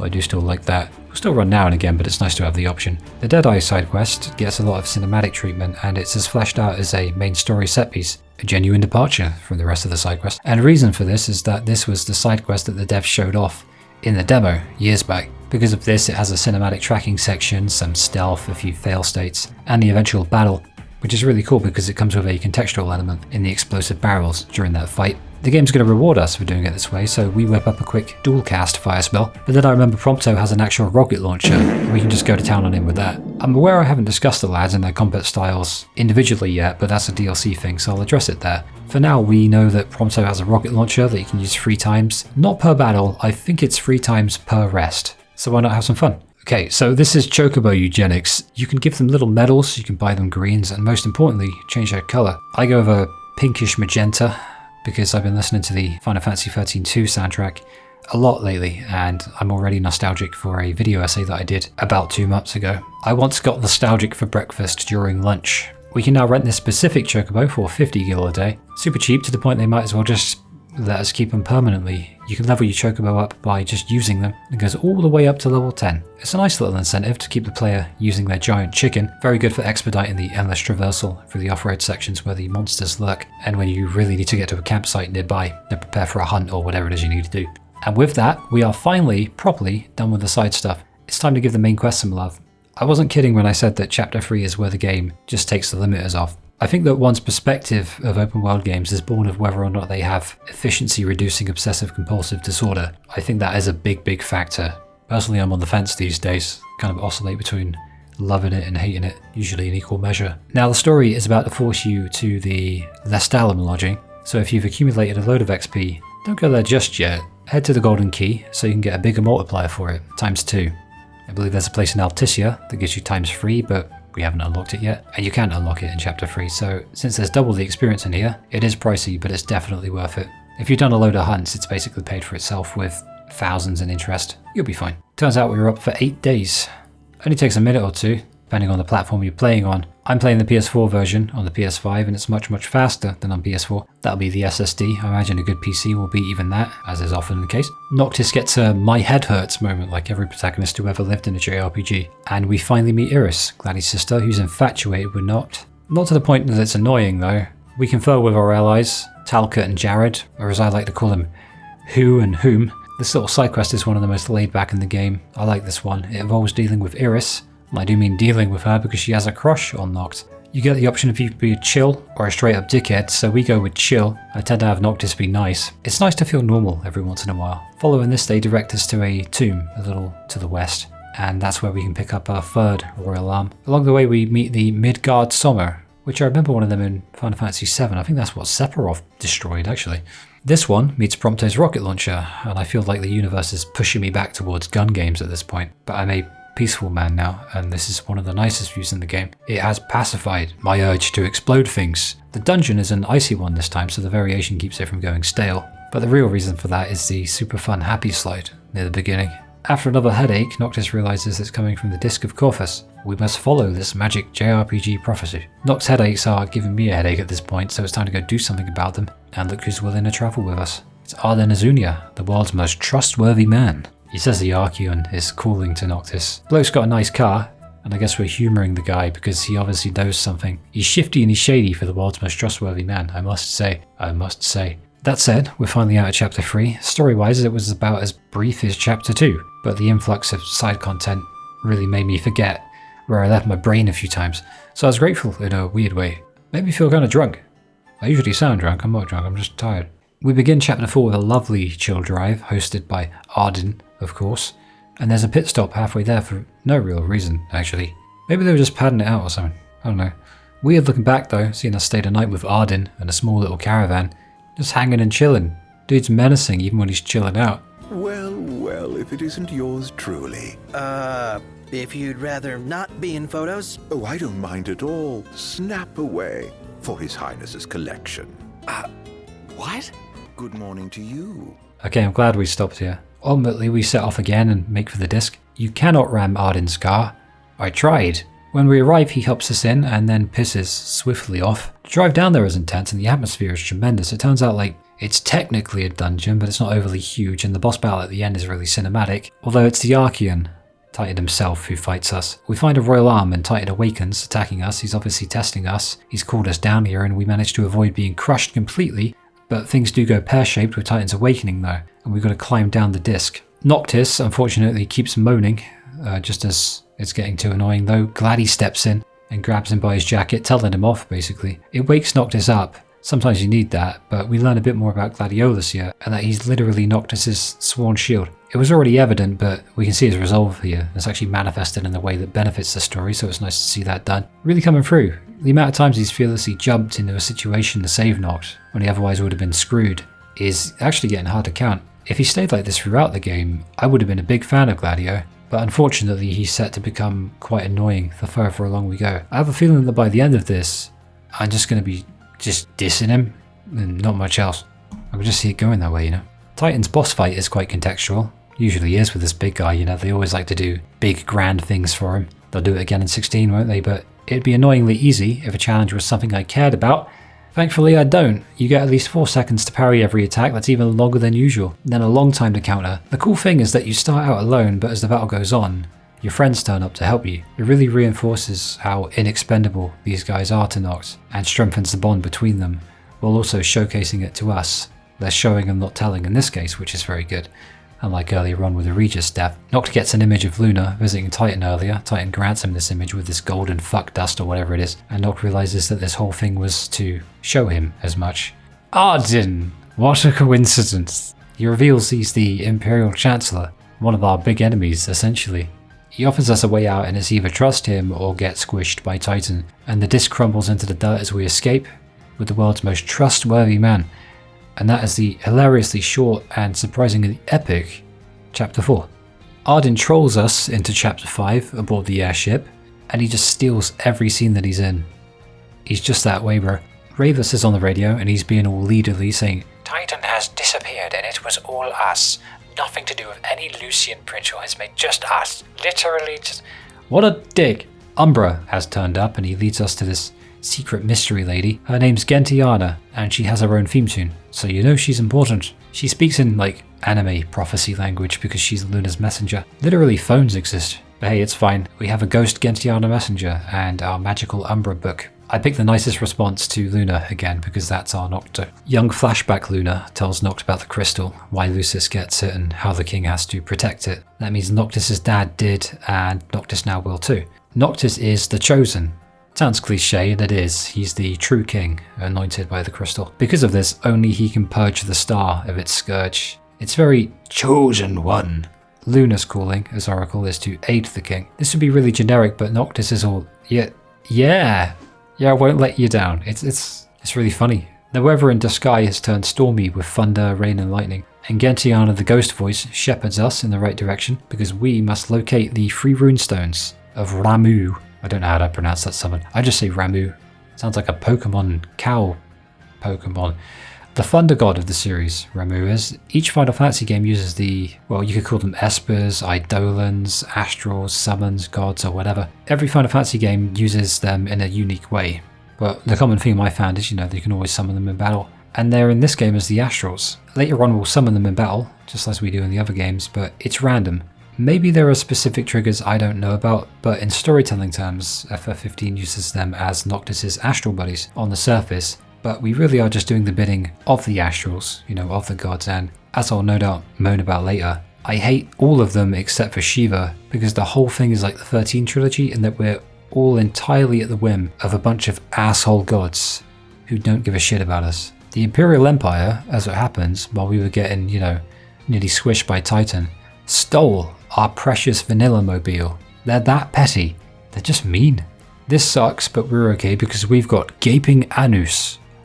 We also have the Chocobo gang. Anus ferries us on his back along the woods of the sky, as we mindlessly tick off each rune thingy one by one, eventually ending at another dungeon. To be honest, I think I've had enough of dungeons at this point. The rest of the map is blocked off and we're locked into the main story until we do something about this, absent the Regalia and all that. Funny little thing. I turn on my MP3 and it's the Thunder Plains song from Final Fantasy X. That's the one. Not joking. Maybe it's a sign to do a video on Final Fantasy X. That's going to be fun. Beaches, tropical island aesthetic, the early 2000s. Damn, makes me think of the polarity actually between these older games and this one. Actually, let's talk about that. I mean, we play with time during this game, but the unerring sands of time in the real world, they aren't as receptive to the idea. And the series really is decades old. Older than me, even. And I do say polarity and not just disparity because the fantasy aesthetics and settings of those older games relative to the more modern ones are just so disparate in nature. 12 was probably the last one that truly felt high fantasy. You know what I mean? All of that weird stuff, like it was written by J.R.R. Tolkien on weed or something. And 13 was a step in this new direction while still favouring the fantasy setting. It was a nice hybrid, I'd say.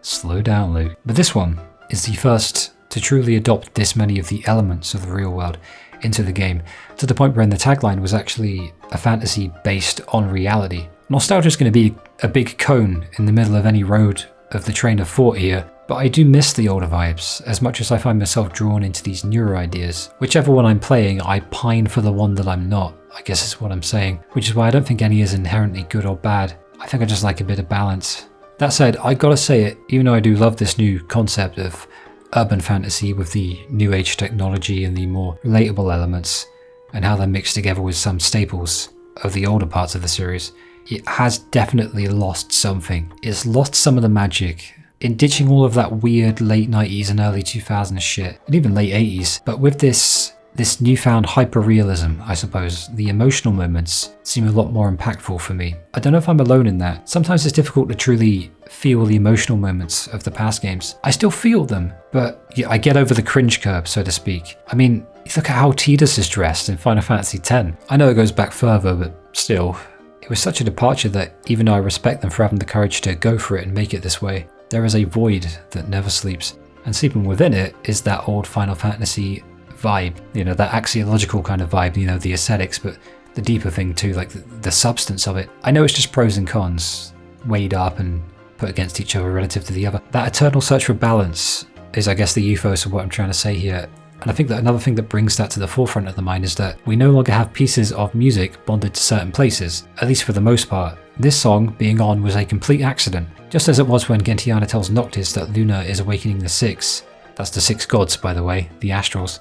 And I noticed that Challenge is playing. Challenge is the song that plays during that fucking based as fuck little speech that Auron gives in Final Fantasy X near the end. Another little thing that hints at this, I guess, seismic shift in ethos is that as Noctis tells Prompto that Gentiana's a messenger from the gods, Prompto's reaction is like remarkably human. He's like, whoa. That's it right there, man. Right there. If this was Final Fantasy X, or just, I'd say just about any other JRPG, it'd be like, yeah, sure, of course she is. Now perform the summoning. So this is, I suppose, one of the positives of that shift into a newer, modern, very hyper-realistic fantasy based on reality type aesthetic and ethos and storytelling that the new Final Fantasy games seem to share very much. And it's exemplified here in that the characters react to external stimuli in much the same way that we probably, or very probably would, It's easy to ground a story with realistic characters, which I say a lot, I know, and it can be done in more higher fantasy games, but it is admittedly a much smoother experience in ones like this.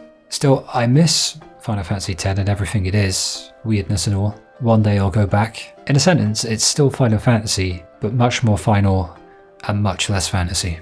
That even makes no sense or all the sense in the world. Man, if they could like tax nostalgia, they would. Oh wait, they did.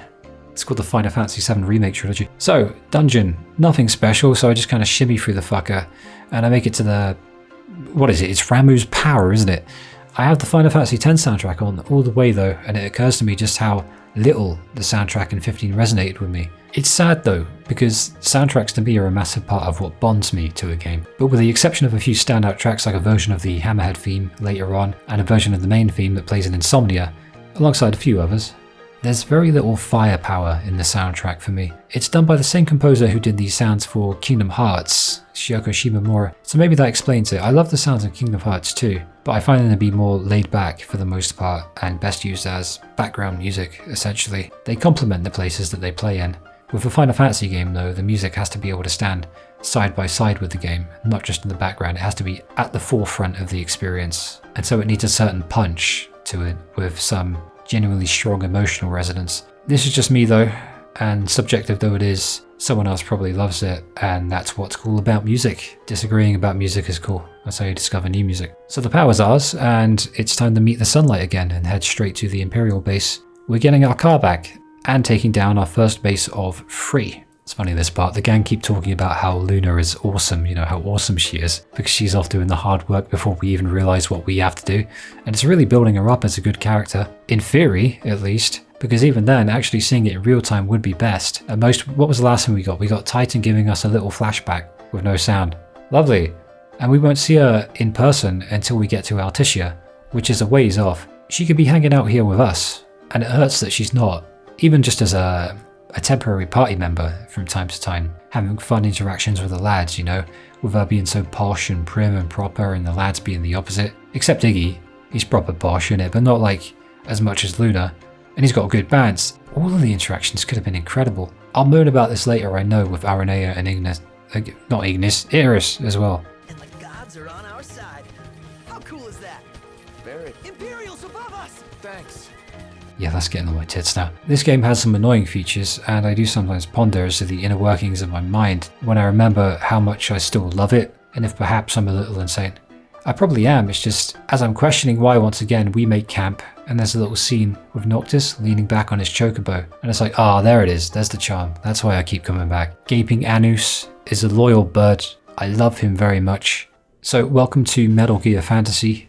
Under cover of darkness, Iggy's plan is to move in stealthily, and Iggy knows best, so we always do what he says. The base infiltration missions are a lovely little detour, perhaps a little taste of what a much more linear Final Fantasy XV might have looked like in like a parallel universe. You have a somewhat large indoor area, and you move through it in a somewhat linear fashion. You're given a few choices to diversify your approach while ultimately arriving at the same end, and the boxed in atmosphere lends itself to an excitement as you sneak through the base because it also builds a good amount of tension the longer it goes on. That tension kind of dissipates because, you know, warp strikes are insta-kill moves in these sneaking missions, making them a lot easier. And getting caught, most importantly, only means that you have to dispose of that particular area's guards before reverting back to the normal state. I don't believe that there's a game over or a fail state of any kind in these missions. The optional one at the end, you can screw up, but so far the tension is very light compared to actual stealth games, but it culminates in a really cool action sequence where our cover's blown and then we get to go to town on the base. The Ramuh summon activates near the end of the mission and ends the battle completely. Overall, it's a great sequence with good build up and an even cooler payoff. Ravus Noct Foray, he's the High Commander of the Imperials. He's from Tenebrae, like Luna, because he's her brother. He completely embarrasses Noct and Gladi though. Doesn't even need a try. He's so far above us it's laughable. He embarrasses us all. About time someone turned up to remind us we have powerful enemies though. And speaking of which, is Ardyn, Trustworthy, to take the army away. And I guess maybe to stop Ravus from accidentally killing us. If we're this incompetent, it might actually be a possibility. I suspect his intention was more so to test us. Ravus, as I said, is Luna's older brother, so I imagine that's where his interest truly stems from. Well, we lost our pride, but we got back our car, our Regalia. Regalia! Shit. Win some, lose some. The Regalia is ours again. Time to lose another though, because the Empire came to Lestalem while we were out getting our car back and going chocobo riding in the Thunder Plains. The old man Jared was killed in the commotion. Was Jared who or whom? I don't know, who and whom. I guess you could say whom was killed, Jared the whom. But Iris and Talcott, otherwise known as Who, is okay. It's not nice, and I hate to make light of it, but I'm gonna. But if the game really expects me to have this hit a profound emotional mark for me, then it's arrogance of the highest echelon. Seriously, it seems a bit callous, I know, but consider that Jared has a total of about 1 to 2 minutes of screen time in the entire story. He turned up at the beginning of chapter 3, did nothing, and then died. Off screen. Come on, can't expect me to give a shit about that. So that's the chapter. Much more story heavy and overall a nice change of pace. The stakes seem raised now though, it's served a purpose, and the pieces are coming together, albeit haphazardly, and Gentiana will sometimes appear in photos and photobomb you in her own ghostly way, but the lads don't comment on it, so I guess that's a level of disconnect between us and the lads. We're special, only we can see Gentiana. Ah, chapter 6. Chapter 6, yes, the 6th chapter. It starts with one of the most incredible musical pieces in the game and a CGI of Noctis dreaming. Hits you out of nowhere because the game's story is very stop-start. So it's been quite sudden, but it's awesome. It's this awesome action sequence that the game could use a lot more of, in my opinion. Maybe it's meant to show off Noctis' internal struggle with watching his kingdom go to hell while he tries to salvage it, but it's hard to really genuinely sink into the emotional stuff because if you haven't touched the other material, Regis's death will only impact you as much as you care about Noctis by proxy, and it could just mean next to nothing. And Jared, whom is the most hilarious attempt at an emotional moment that I've ever seen backfire. After that, we are off out and we're heading to Cape Cayenne with Iris. Well, not yet, but that's a general idea. Traveling with Iris. It's so fun, and also painfully illuminates many of the things that irk me about the game. It makes me wish, once again, that this was a 6-person party with Iris, later Aranea. It is what it is. Iris makes the banter a lot more funny, and she's the odd one out, but also fits in perfectly. If the reason for I read somewhere that the reason for the 4-dude party was apparently one of the devs said one of the girls would ruin the chemistry. They didn't want to ruin the chemistry of the boys. This could be true, it might not, but it was a theory of mine anyway. But this, alongside Aranea later, completely destroys any notion of that excuse. Iris gets on so well with the guys, she has brilliant chemistry with them, she gels with them perfectly, and Aranea later does too, and Luna certainly would have. Final Fantasy VII had loads of party members actually, some of them even optional, and yet they had so much time and work put into them that they stood up on their own, and they were like iconic characters in their own right, but also within the group dynamic, they just gelled so well together. It was just a perfect storm of unique characters, and we could have had that with this game. A few minutes into the trip, we spy an Imperial airship and decide to take down a second base, just to avenge Jared, or whom. Justice for whom? We gotta take this arse bandit hostage. The base is like the first one, I ain't gonna talk about it much. He's called Caligo. He sounds a bit like something you put on your fish and chips, or like a fucking Australian board game from the 1970s that nobody knows. He's some Imperial higher up, and also a bellend. We take out the generator, but Caligo flees because he's a weasel of a man, and then it's time for the coolest character in the entire game.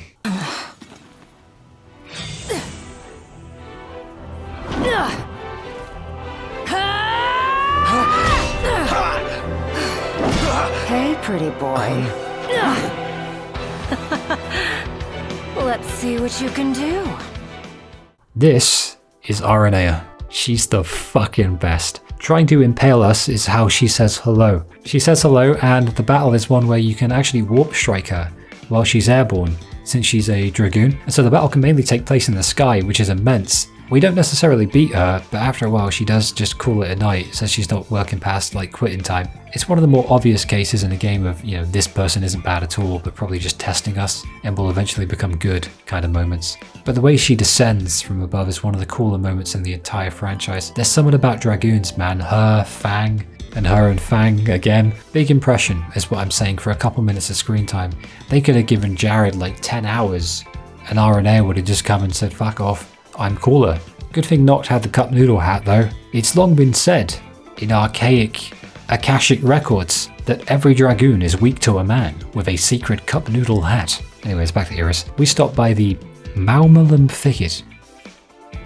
Well shit, why not? It's a forest area. It feels a bit like old Final Fantasy. I don't know too much about old Final Fantasy, but I've seen them played, the ones I haven't played. The reason we do this is because Sid and Cindy are fixing up a boat at the Cape for us to travel to Alticia, and the game would let us go straight there, but there's a lot of character dynamics hidden in these optional side quests, and it's the only time you'll actually get to have Iris in your party during battle, so it's worth it just for the fun. She even gets a pink chocobo. While you guys were gone, I saw a chocobo run past and it had a person on its back. Have you guys ever ridden one before? I bet it'd be super fun. Funny you should ask. Noct, call a bird for the lady.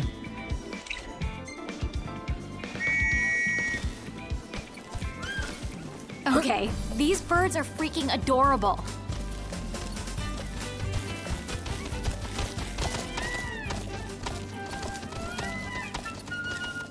But first, this. Final Fantasy 15 has a few optional crossover quests. The first is Terror Wars. Our guest character Sarah is from a game I never knew existed called Terror Battle 2. But I've never played it, and it's one of those mobile or Windows games that I can't even pretend to be interested in. The other crossover quest later on is a collaboration with Final Fantasy XIV, a game I've been meaning to play for years, but there are only so many hours in a day. They were introduced via a post-release patch, I think separately actually, though I can't confirm that, and they're surprisingly long and fleshed out for side quests. And this one is odd in a few ways. Let's explore how. This is Sarah.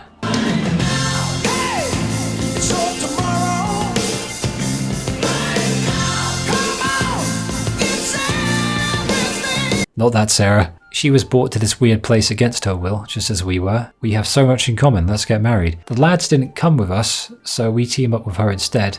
Immediately Noct gets pissy because Sarah's taken charge, and it's funny seeing him all grumpy, because he reminds me of me. And she's under her skin already, and they have this chemistry within little seconds. I love the music here, it's cute and it's weird. Makes me feel like I'm ascending to another plane. This thing is one of the Hiso aliens. Sarah, thankfully, understands Hisonese. And Hiso knows our names. He seems very brave and knowledgeable for a tiny marshmallow thing. The Hiso aliens need our help. Need our help to rescue them from the Eroder, who's a big bad guy who's trying to erode things. We're going to save that world because marshmallows are people too. Hiso Marshmallow praises us. He calls us philosophical. He knows me so well. There's actual lore here, and this place is an unfinished world created by the Great Tree. Sounds like something out of Nier, doesn't it? Without the crippling agony and the existential dread, and then the euphoric existential dread that comes at the end. We must confer though, in this universe with the Elder Marshmallow, and Noctis is so annoyed by all of this, it's really fun to see. The battle's great. When you attempt a blindside, Sarah looks like she's about to use a link attack, and she just falls over Noctis instead.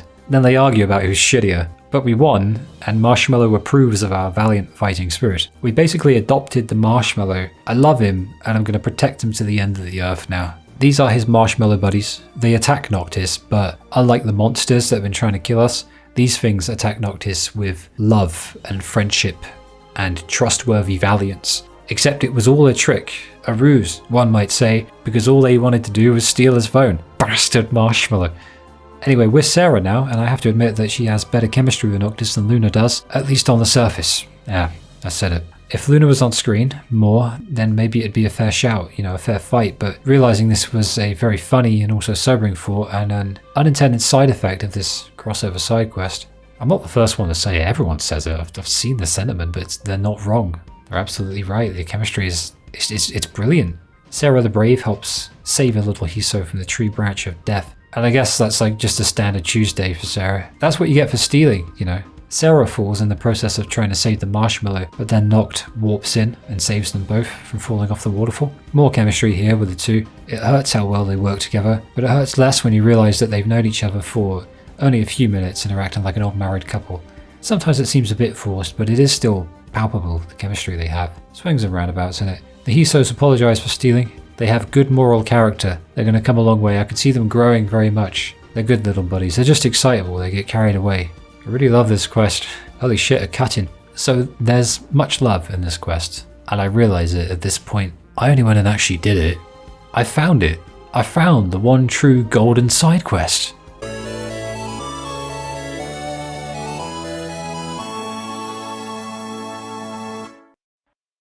And in typical Final Fantasy 15 fashion, it wasn't in the base game.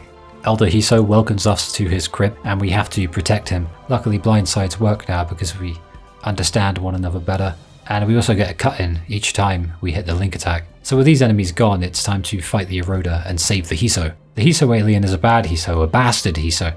It steals Sarah's form, but it looks like a Nier Automata character. Watching it wave the sword around is really funny. It's like, oh, look at this new, whoa, holy shit. I guess that it can assume the form of anything it wants to. It's actually the Eroder, and it claims to be a god, but this is a JRPG, so that just means enemy we can beat in a boss battle momentarily. I will say though that the Eroder is surprisingly difficult, but you know, we're not a normal level, we don't have a normal weapons. This is a completely detached side quest. But the first phase is done within a few minutes, after which Eroder-chan then goes full wanky demon, and we have to finish it off. Come on, Prompto! Oh, no, Sarah! Huh? What? Me? Yeah, he mistakes her for Iggy and Gladi as well. I see that on YouTube, it's great. Eventually we are victorious, and we've saved Miso. Miso? It's Hiso. Hiso village.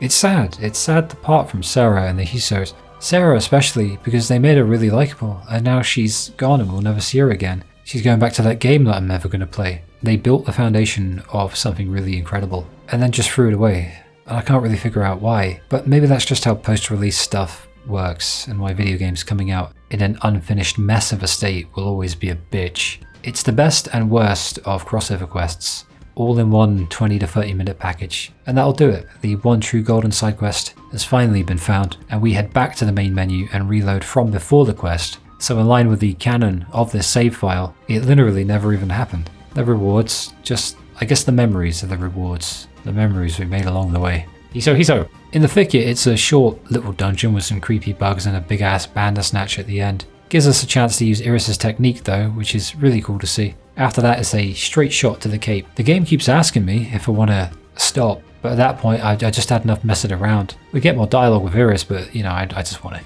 get on with it at this point. We meet the gang there, and we're told we gotta go to the Vesper Pool to get some mithril. Thing is, Gladi is taken off. Now if you don't play the DLC, or just play this on release, you're gonna be very confused, so I guess we'd better play the DLC ourselves, literally titled, very creatively in fact, Episode Gladiolus. Also that's chapter 6 done. I've probably said it a million times, but I'm not particularly fond of locking important information, gameplay or moments behind DLC. But it did come with the Royal Edition, so I played it anyway. Otherwise I'd have likely just watched it and not paid whatever stupid amount that Square Enix charged players to play this absolutely insipid DLC. This method of game design artificially keeps things out of games that would have fit perfectly into the base game just fine. And the intended purpose for this is to squeeze out more and more money in an infinitely greedy world because gaming went mainstream, which is probably the worst thing that ever happened to it. I wouldn't mind another gaming crash, to be honest, not kidding. In a world of battle passes, season passes, games as a service, live service, it's the norm now. And so I've accepted as such. This is also why most of the games I play on this channel are old. This is a unique instance though, in that I got it for free as part of the package of the game. But it's also why I didn't get episode Ardyn, as it wasn't in this version. It's also, funnily enough, why you shouldn't pre-order games or buy them on release. Our brains don't work like that, fear of missing out. And I cannot see Pandora's box spontaneously closing itself on the absolute state of modern gaming. Much in a similar way to Final Fantasy XIII 2, I'll give a synopsis of what happens when the time comes, because it gave critical information and backstory to one of the best villains in the Final Fantasy series, episode Ardyn that is, but for now it's the simplest and most boring DLC of them all. This is the first of the 4 character DLCs, all of which come with their own unique style, and this one focuses on Gladi with an emphasis on swordplay. It's pretty much just a beta version of Stranger of Paradise, at least based on the gameplay I've seen of that one. Haven't played it, but it's like, same idea, innit? I want to play it because it looks funny. Maybe someday.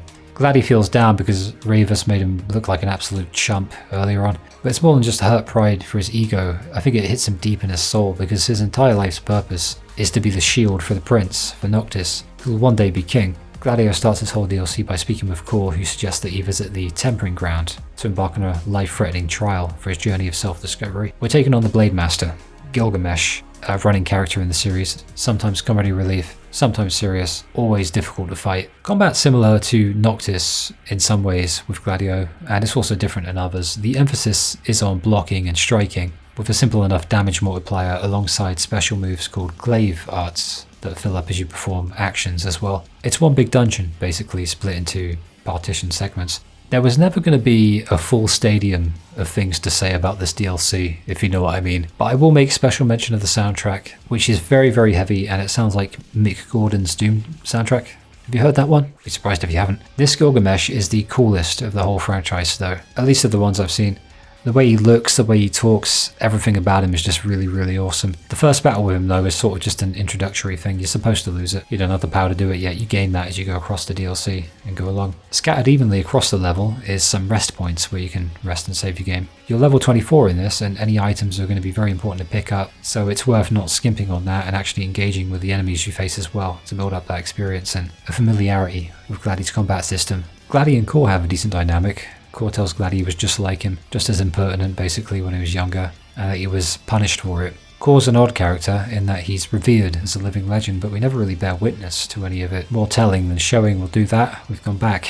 Sometimes they do more telling than showing, more showing than telling. It's a case of any creative work. Core leaves us to it and we face our first boss. The reward is the power to block better, and the general idea is a steady progression, building our power up until the eventual rematch with Gilgameshuga. Meshuga soundtrack would have actually fit really well in this DLC. Pulling straws at random, that'd work. Pretty place though. Final fight with Gilgamesh is the one that will test you the most, but honestly I can't be asked to pretend I give a fuck about combat or this DLC, so we'll pretend that I beat him in a timely manner, very easily, with one hand tied behind my back, upside down. Yeah, that sounds good. What's interesting to me is that when Gladi defeats him, he's gifted Gilgameshuga's sword, essentially. And it's also revealed that Core is the one who took the dude's arm all those years ago. The game draws a lot of parallels between Gladi and Core, but none more than now, and so Gladi, having finally defeated him, he's going to leave a changed man, because he's able to admit his fears, but with a renewed confidence because of this. Not just a victory in a duel, but a victory over himself, in his own self-doubt. The final scene of this DLC is Gladi chilling with the others afterwards, and to be honest, I'm glad it's done with. It wasn't a terrible DLC, it just didn't feel as though it justified its own existence, and it wasn't even remotely interesting enough to justify a post-release DLC, for that matter. It could have been spliced into the game easily, even with the different battle mechanics. You've got many games that have so many different styles of battle. Look at Tales. Luckily, episode Prompto will be very different and add much more in the way of variety for the gameplay and the story. And episode Iggy will be quite a multifaceted one on account of multiple endings. But it's done now. Episode Gladi is finally done. Honestly, I prefer the Hiso quest. I miss Sarah. It's done. We can now touch back down with chapter 7.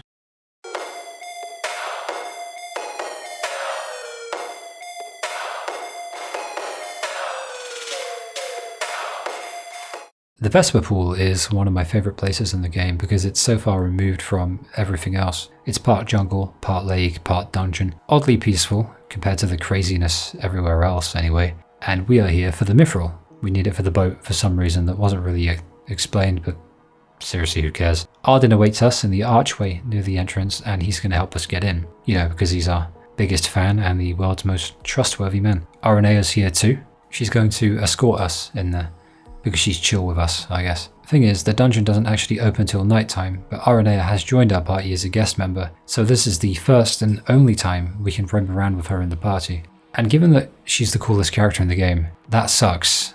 But it's still better than nothing. Problem is, we're confined to the Vesper Pool, meaning only the far north of the map is explorable right now. They put a fair bit in here, but oh man, does it suck. We can camp with her, train with her, banter with her, and she's very useful in battle. But they didn't make a chocobo animation for Aranea, or a car riding animation for her, so we can't do those things. That's probably why we're stuck here to begin with, actually. Her dynamics with everyone are really compelling too. I really enjoy it. I'll talk about it later at some point, but this game really, really suffers for not having any women in the party. I mean, I get the whole road trip with the lads vibe, but having both men and women, usually in a party of 6 to 8 people, 6 being my personal sweet spot, just adds so many more fun possibilities with character dynamics in general, especially JRPGs. It just feels like a missed opportunity to me. Hey, Blondie. Are you sure you and I haven't met somewhere before? Well, it definitely couldn't have been in Niflheim, because I've lived in Lucis my whole life and all. Wait a sec. Are you flirting with me? Nope.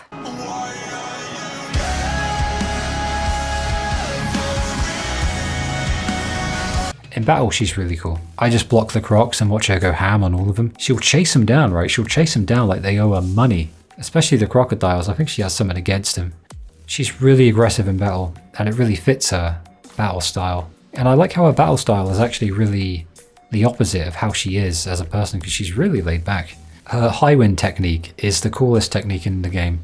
Iris has one where she like uses a Moogle plushie to whack someone, but this one's just so fucking cool. Just for the sheer verticality of it and the velocity with which she just descends and smashes the enemy. It's fantastic to watch, it has an impact to it. There's a dungeon near the Vesper Pool, other than the Vesper Pool, called the Merlewood. Probably pronouncing that terribly, but we decide to go there to protract our hangout with Aranea by diving into the place. It's while I'm just chilling here and trying not to succumb to the sweet release of sleep in real life, which no doubt is an occupational hazard of playing on a sofa bed and being an insomniac, that I notice how reminiscent this place is of the lakes in Final Fantasy X. But more so, it speaks to the importance of downtime in games. Open world games are odd little specimens, or perhaps odd, freakishly, frankly unnecessarily large specimens for that matter, at least compared to a more linear experience. But one thing I found that works in games is the perfect balance of absolute fun and chaos with wonderfully chill out downtime. In linear games, the game will provide you with a much more carefully orchestrated idea of that inherent balance, or lack thereof in some cases, but in the open world,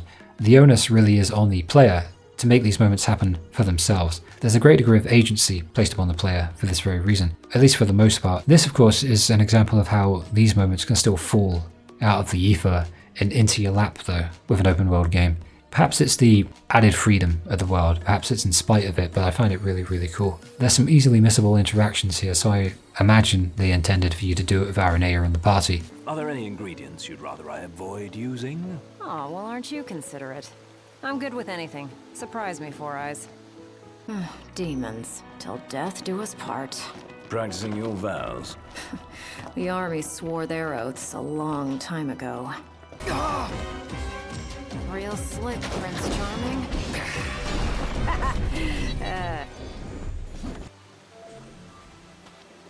Hey, Four Eyes. You're a pretty good cook.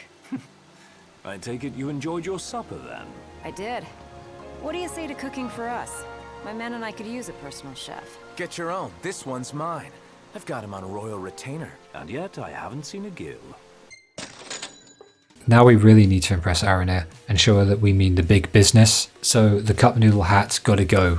It's too silly. We need like a serious outfit. This is the outfit that proves our worth. This is the serious one. We are now making the big business. It feels like she's looking out for us all, especially Noct, which is nice because most of the world wants us dead. I think she just has a crush on him though. Even in their link attack, she's like patting him on the head and fluffing his hair up. She's very touchy-feely with him. She'll like give him a light slap when she revives him. It's really, really good dynamics. Another woman that Noctis has better chemistry with than Luna. It sucks to say that because everyone else says it, but it is true. It is. There's a royal tomb here with another royal arm, so we might as well grab it. I can also get my fix of a serious cutscene with stupid outfit stuff. We can't stay here forever though, so we gotta go get the Mithril from the dungeon. It's a beautiful one too, with the water above you. Lots of goblins and annoying undead stuff, but life's what you make of it. It's a beautiful place to fight annoying goblins. There you go, looking at the positives. Other than that, it's your standard dungeon formula, so I shan't harp on it negatively or positively, because the longer I spend with the coolest party member in the game, the more it's gonna sting when the game ultimately yanks her away from us.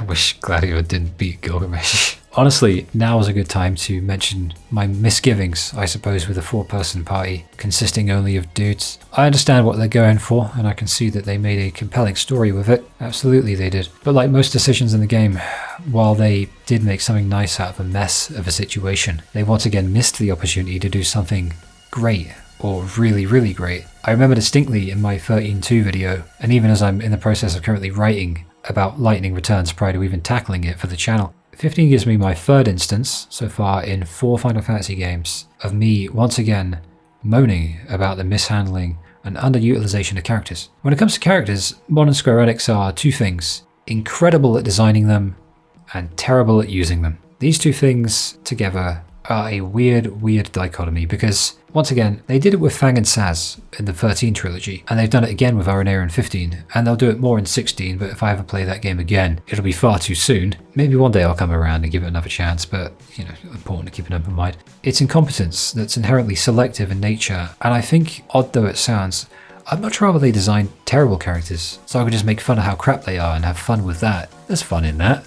I've played Life is Strange, but that would be in lieu of what we actually get, which is some of the coolest characters with brilliant designs in terms of aesthetics, personality, backstory, with all the potential in the world, who get absolutely shafted by the writing team. They get treated like dog shit. Aranea, Luna, Iris, and a few others too, Bravus, later on, and I just can't understand it. The only reasonable answer I have as to the origin, the root point of this terrible sequence of self-replicating events is that the nature of the way in which Square Enix design their games must prioritize story above all else, and then decide what to do with the core characters in that story, which would be wrong considering how character-focused Final Fantasy tends to be. I guess the focus is on the wrong characters at times, or perhaps it's that they're very bad at organizing and they're just terrifically, incalculably, monumentally fucking out of touch boomers who genuinely think NFTs are a good idea. Somebody said recently online, I read it recently, they said that Final Fantasy is currently 20 years into an identity crisis, and I think that sums it up. I think that really does sum it up. The fact they even make anything compelling at all anymore is the real miracle. That's the big business right there. But less so when you realize that everything good that they make is crippled some way. That's another running theme that I've, observed as I've traveled once more through the turbulent climes of Final Fantasy Analysis videos. I do prefer very much the classic 6-person party with 3 dudes and 3 chicks. A lot of room for interesting moments, fun stuff, and I don't just mean hot springs scenes and stuff like that. I mean everything from the whimsical stuff to the more deep and compelling stuff, They can do so much with that. On the other hand, I must say that the decision to go with 4 dudes really is a funny one and remarkably brave in this day and age, for fairly obvious reasons, but it's simple enough. Whether or not I enjoy spending tens or hundreds of hours with any character is the only important factor that I need to take into consideration. If your vision is 4 dudes or 4 ladies, or a bit of both, it doesn't mean all that much to me. I think what really gets me isn't whether or not they have a hole or a pole, it's whether the characters are fun to be around. And Iris, Luna and Aranea all have that potential. But the problem is, Gladiolus is gone right now, and the game isn't suffering for it. In fact, it's fucking healing. And Aranea taking his place is actively improving it. Opinions and moving into functionality for a second, the ability to play as any member during combat was a posthumous addition, an addendum, and probably somewhat of an apology, much like the rest of the Royal Edition's additions. Upon the release of said Royal Edition, the character DLCs for all 3 of the lads had been released, and with it the wildly unique and disparate combat systems, I suppose, they all come equipped with had been finalized and all ready for implementation into the main game. In the before times, paleontologists claimed that an ancient fossil existed called Final Fantasy 15, but that it wasn't as royal as the Royal Edition, and that you only played as Noctis, and that was that. Sounds fucking boring, but it wasn't always, from what I could tell, from what I've heard, because it's only during this 3rd, or is it 4th or 5th playthrough, that I finally endeavoured to truly use all of my party members as regularly as my haphazard memory would allow me to. But I guess the point here is that before that it was still fun, but now it's really fun. The reason for that is the combat as Noctis alone is really mind-breakingly addictive. Another pro to the reduced party size is that bonding is much easier and feels more intimate. Seems like a thing you can just stick in a lot more intrinsically because more opportunities will naturally present themselves as it pertains to character moments, and within the gameplay cycle especially, those moments are taken advantage of quite well, most of the time. Back to the dungeon. Now of all times the game decides to trigger the Ramuh summon, but it's underground so it seems kind of weird. Kind of sticks his trident through the fucking dungeon. Either way, it speeds things up a fair bit, and upon getting out, Aranea offers us a lift out of the Vesper Pool and back to the Stardom. Chapter 7 really is a what could have been chapter. It's essentially a look at what the game would look like with Aranea instead of Gladiolus. And while Gladi is alright as a character, kind of mid, when he's put against Aranea, I wouldn't need any convincing to swap the 2 permanently if given the opportunity to do so. Ultimately, reality is not my friend, and we've got to move on, because this is the waking world in which we live, and Gladiolus has to come back and Aranea has to go. Are there any ingredients you'd rather I avoid using? Oh, well, aren't you considerate? It should have been me! Another great track to kill Magitech troopers too, right there. Sports now, and there are none. So Aranea sees us off, and we're back in the Stardom to help the people with some demons in the power plant. It is especially memorable to me as the chapter that opens up with Noctis looking like the Master Chief just took a giant shit. I miss Aranea already, but glad he's back after his little journey of self-discovery, so we clear out the place together. After this, we're told to go to Cape Cayam for real to board the boat to Alticia. For actual real this time. But never mind that, there are a few things that we need to do first before we indulge in the main story. First and foremost, we receive the Moogle of Power from Iris. It's our good luck charm from her. We can use it as a decoy in battle, but I can't hurt him. I can't bear to hurt him. I'm not going to use him. Iris made this for us, and that's very thoughtful. Anyway, now we're off to Kayam. After a few loose ends, this is the off-road Regalia, and the side quest to unlock it is finally dropped. You just get some tires from up the road and you're away, you know, given to Cindy, and she makes you a monster truck. You're now free to drive around just about anywhere, although there is a caveat to that. It gets awkward and clunky because the game wasn't designed with it in mind initially. So you may think you're good, and then the game fades out and repositions you back where you were because you break the rules of the game's inaccurate interpretation of its own causality. Occupational hazard of trying to glue more pieces to an already glued together game, I imagine. But it's cool, isn't it? You can basically jump because it's basically a monster truck. In that vein, I turned it pink so I can glide fabulously through the air and across the land. The second is a very different type of car, a flying one. It's been years and I still haven't got the flying Regalia, the Type F, at this point, so we have to clear out the third base of the game, this one being the optional Four-Mouth Garrison. It's back in the north of Lead, in the desert. It's much more battle heavy than the first two and much higher level, so you got to make sure to be prepared before coming in. Caligo and Loki are here, the beaten up villains. They're sending waves of Magitech troopers at us, and then they both have their own mech to fight with us. They even turned Noctis's hair blonde. Either way, we dispatch them because, like I said, they're nothing more than the League of Beaten Up Villains. They suck. Upon doing so, we receive the Strange Engine, the third and final component for a flying car, alongside the Warped Wings and the Unstable Stabilizer. I didn't have to look that up, I didn't write it down, I just remember because I've tried it so many fucking years. I tried to get Cindy to make it, but the side quest here is part of the off-road quest chain, so we do a time trial and nothing. I completed every Cindy quest line, got the free base completion rewards, and still nothing on the Type F. So that means when people say you have to beat the game first, it does not mean New Game Plus, but more so reverting back to a chapter after the credits roll. I know now that it's called Chapter 15. You just load the clear save file and you're away. The game continues as if you never finished it. Really annoying to be honest, but we can end with it assuming my game isn't bugged or something. With that, we must resign ourselves, albeit temporarily, to a life without the Type F Regalia. It is what it is. Main story time. I decided at this point to completely forego the hunts for the rest of the playthrough. The only reason I would have considered doing them at all would have been for a trophy or to unlock the Adamantoise hunt. But there's no trophy for doing every hunt, and the Adamantoise is not actually a ranked hunt. Therefore, since we're over-leveled and are wanting for nothing, we just go all in with the story.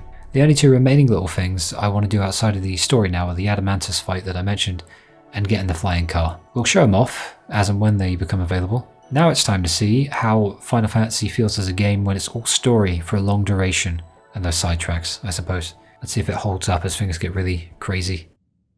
I'm sorry. Sorry I wasn't there for your father. I swore an oath to protect the king, but I wasn't strong enough to uphold it.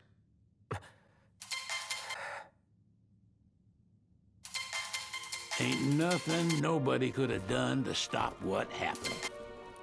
Yeah. I realize that. But you need to realize just what you mean to the boys by your side. I do. Even if they can't solve your problems, you can't hide what's going on from them. It hurts like hell. Remember, those ain't your bodyguards. They're your brothers. Trust him, always.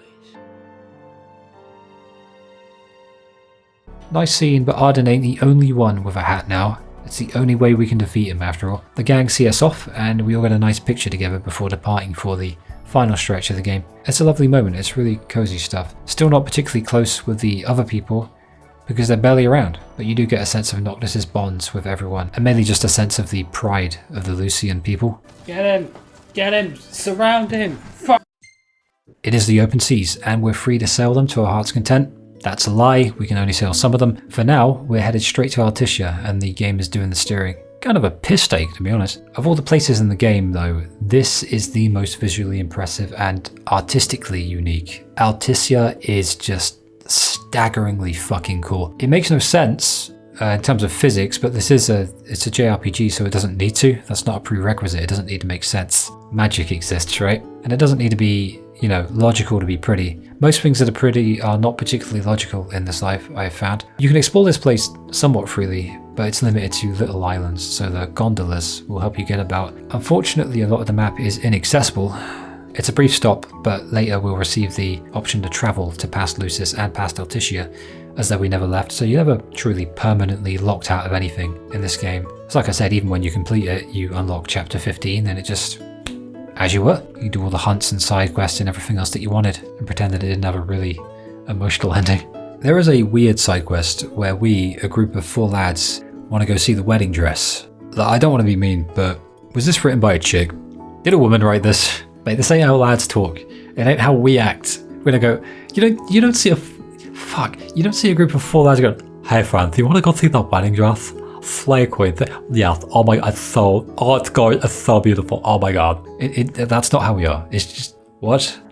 We meet up with Wescombe, who gives us some relevant lore about the area and how it's in Imperial hands now, as is Tenebrae. Couldn't really care, to be honest. I know for a fact that it's about to become Seafood Central anyway. Camellia here is the first secretary of the Who Gives a Fuck Protectorate. She says her people have Luna and the Empire wants her, so she wants to discuss terms with the King of Lucis. We have to play our cards right if we want Luna back.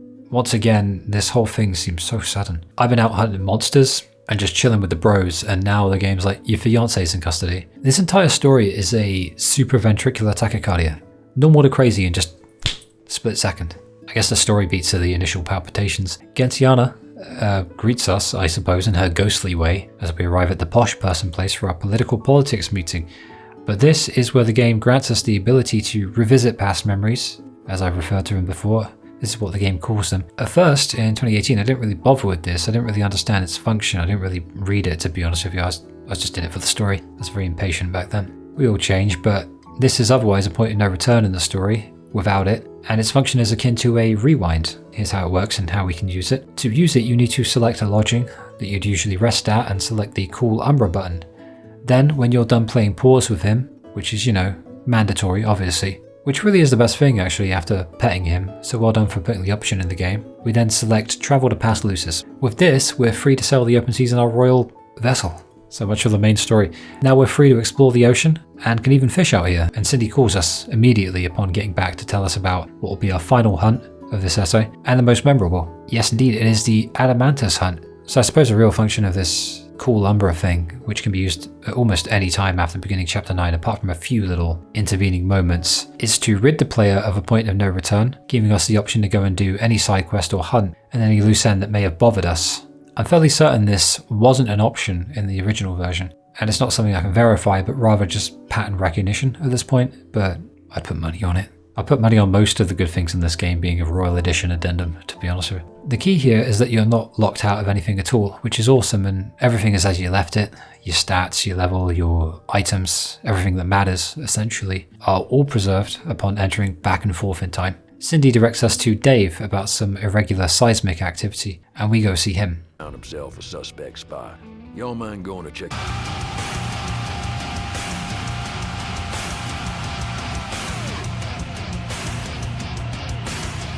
So this is it, the Adamantoise fight. Well, not yet, I'm lying. The mission at first is to run away from him because he's level 99. The game doesn't expect you to be in the 90s, but I stick around and see if I can do any damage at all. I just let the timer run down, seeing as I'm level 97 at this point.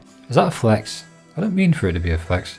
And upon returning for the fight proper, I did look up, quite briefly, how long it might conceivably take to beat this giant turtle thing without the method that I'm about to employ. And the answers I saw actually, I mean, they ranged a bit, but the general consensus was that it averaged out at about 20 to 60 minutes, depending on the level that people are at. So that little segment on Conan O'Brien about it taking 72 real-time hours was bullshit. Anyone with a brain knows that it's rubbish when a game dev or the media says anything like that. Oh, this will take stupid amount of hours to do, and it's like, sure it will, mate. But I admit that I was still relieved when I was able to confirm as much. So let's introduce the Ring of the Lucii. It's hugely important narratively, and in chapter 9 its importance is really going to be shown. In fact, in Kingsglaive, it was the focal point of just about everything. But in the game right now, to us, specifically, it is a funny little New Game Plus cheat code, a little quirk for endgame hunts, or anything else you're too, busy to actually give a shit about, you just want to kill them quickly. The reason for this is that you're given it really late in the game, but on a clear save file it carries over, just like everything else really.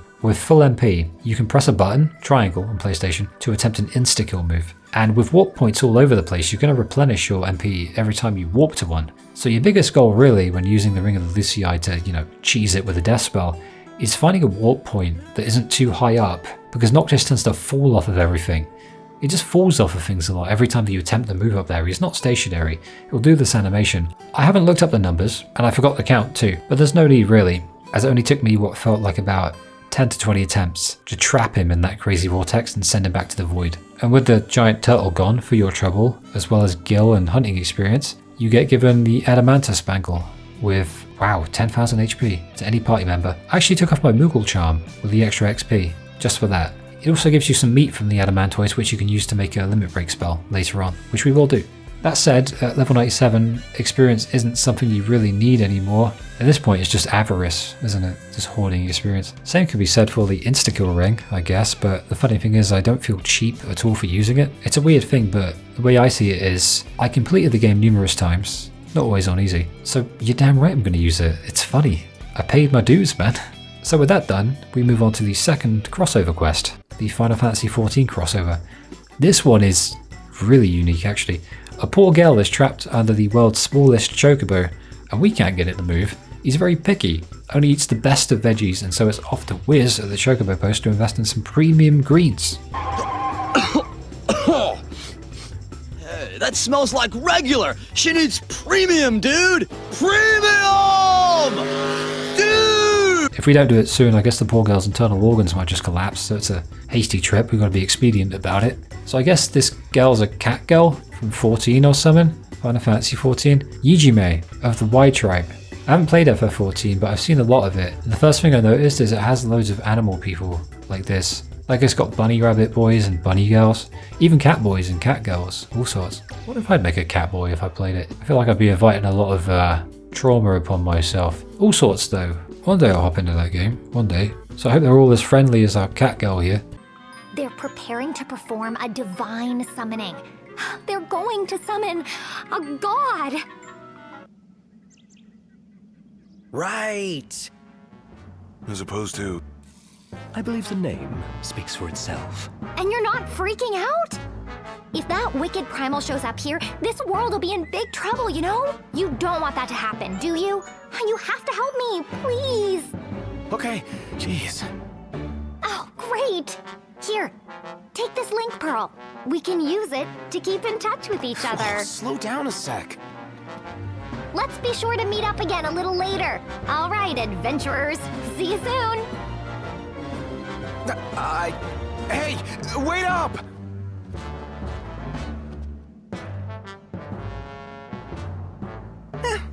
Guess she wasn't listening.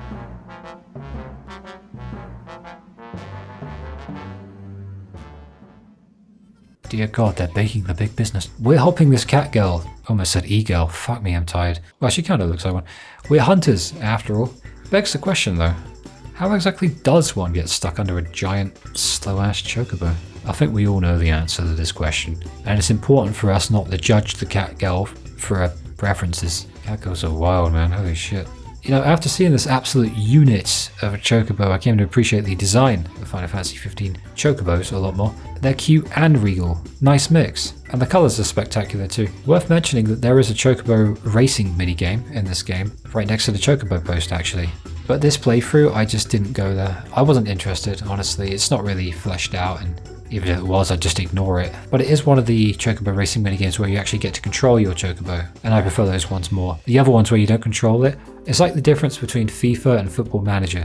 Yijime, can you hear me okay? Loud and clear. Oh, perfect. Now we can talk to each other anytime. Okay, listen, first... Never mind. Where are you? Inside the walls. I found a place where I can see what they're up to. You're already inside? Look, we're on our way. Just stay put. All right. Be careful, adventurers. The voids then come out at night, and you most certainly want to steer clear of them, so you'd better act while the sun is up. See you soon. Yeah, is that how it looks in 14? I like that UI. I like the way it comes up and says like duty commenced. Whatever. It seems that we need to be at least level 45, so this is far beyond our remit if this is not a New Game Plus, but it is a New Game Plus. So where we're at in the main story is completely unrelated. For instance, I'm at level 200 fucking million, so we just hop right into this fortress and go to, well, who knows? I'm not really sure of that. We haven't really ascertained. How'd she get up there? The game then turns into a platformer because why the hell not? We meet Timony Jiminy, Yimajimi, or whatever her name is, and the world's shortest skirt on the top of a box in the sky. Weird spheres, wanky hot air balloons, a teleporter. Someone's up to nefarious stuff. One might even say, big business. Catgirl's called a Mikote. Mikote tells us that the portly chocobo is her partner. FF14 characters are a unique breed, if this girl's anything to go by. I'm kidding, don't crucify me.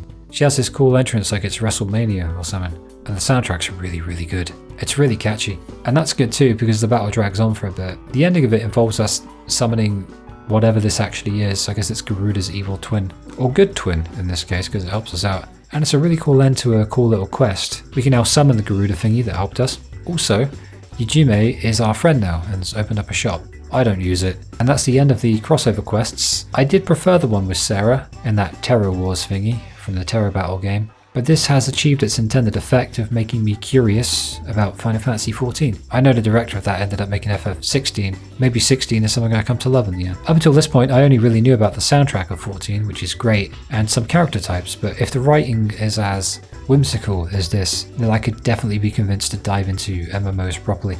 I look at it and I see all those options and all those little squares down the bottom and I'm like, oh my fucking god, sensory overload, I can't fucking deal. It's like somebody shat out fucking Jenga and Connect 4 all at once. I don't understand it. But yeah, that's how I discovered the song about papayas. I don't know why there is a song about papayas in 14. I don't know what's so special about it, it's just a fruit, innit? MMOs just look so scary and overwhelming. I was looking for a new game to know life for thousands of hours and commit the rest of my adult life to until I die of old age, or middle age in my case, being as clumsy as I am. But now I do essays apparently, so it's sort of off the table for now. You have to fill out a fucking government form just to be able to play the bloody thing. Either way, Yujime's shop is permanent now, I think, and while I'll never use it, it's comforting to know that my favourite cat girl is nearby as I adventure with my buddies. It is time to set sail and see the world from the open ocean. The area isn't quite as big as I'd hoped, and the range of activities is severely limited, I'll admit that. It's a buzzkill to be honest, I could have put a lot more here. But I guess the royal vessel is just for sightseeing and fishing and resting. The south of the map and the Alticia outer area are all available to traverse though, and if you're like me and you just like pretty things that you can grab a screenshot of, then this will be heaven for you. The addition of some side quests out here would have been a nice addition indeed, but yeah, I mean at least outside of the Noct, let's take a photo here. You know, all those side quests that kept forcibly stopping me from sailing. I'm like, I want to use my boat, stop taking it away from me. But I didn't see any cat girls out here to challenge Hajime for the title of Luke's favourite cat girl, so who really cares? The most interesting thing out here by far is this island. Might as well be the island from Lost right now because it's super mysterious, but sail close enough and this weird effect will ensue, and you can hear the talking of the gods saying we're not ready yet. In fact, I'll just play it in full, it's really cool.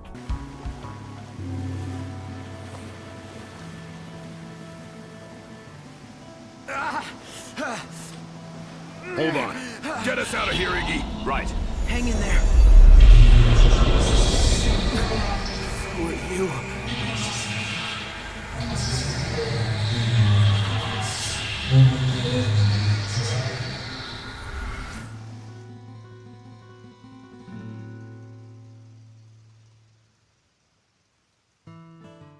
Now with all this done, there are literally no more loose ends or interesting things to show for now. There are hunts, but as I said earlier, we are done with those, it's all story now.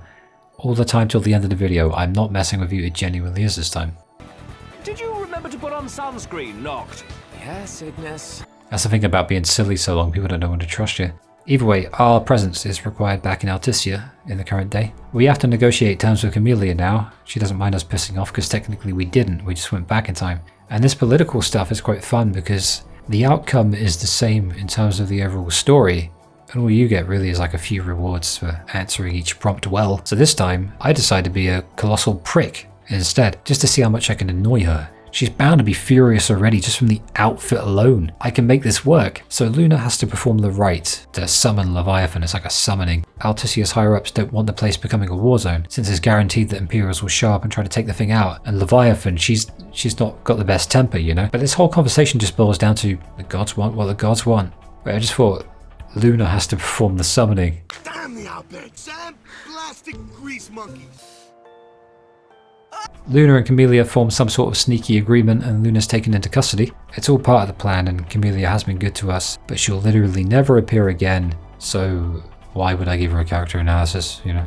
Luna then gives a formal address to the people of Alticia, and we actually get an instance of Noct and Luna within touching distance of one another at the same point in time, for the first time in the game, at least in terms of the current day, you know? Obviously they can't say what up, let's bang, so they give an emotional nod. I really like it as a moment.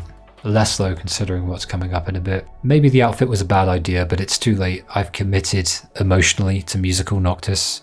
He has an aura that's unparalleled.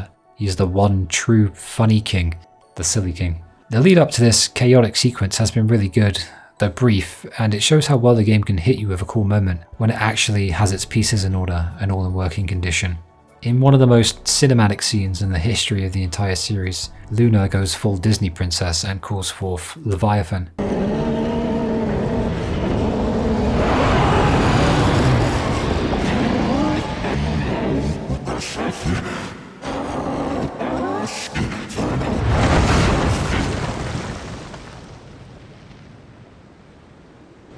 I know what you must know. That the King of Kings is to drive the darkness from our star.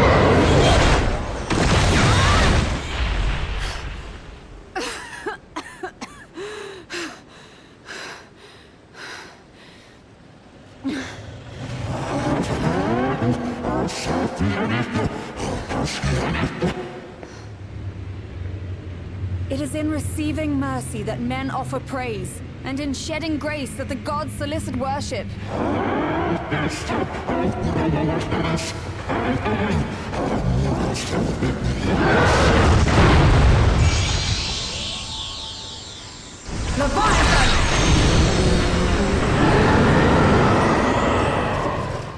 But she ain't seeing sense, even after that, so we take her on ourselves in a boss battle that's as cool as it is terrifying. Leviathan just lays waste to everything. This really tranquil but upbeat town is just completely desolated.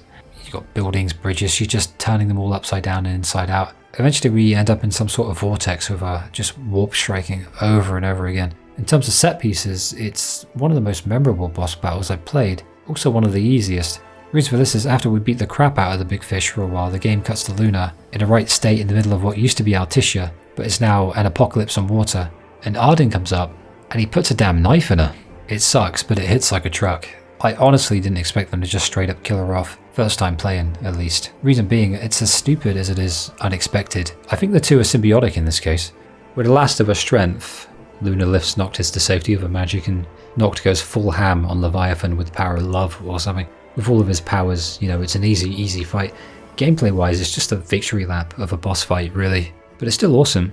So awesome in fact that my internet kept cutting out over and over again because of their magical anime energy. That's why the screen occasionally says that the land connection has died and been reborn. Speaking of dying, after Luna summons Titan to punch the ever-living shit out of the angry fish, it fades to white. It's a dream sequence, but since it's a JRPG, it's probably one of those real but within a dream things. You are the one, Noctis. The stars shine for you now. That which is yours by right shall be restored to you. Do you remember the flowers of Tenebrae? It seems so long ago.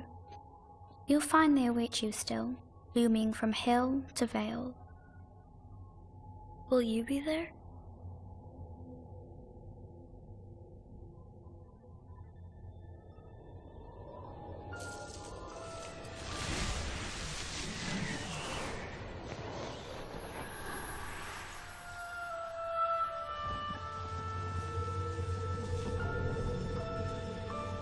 Would that I could join you. But this moment will have to be enough. It's not right. All I wanted was to save you.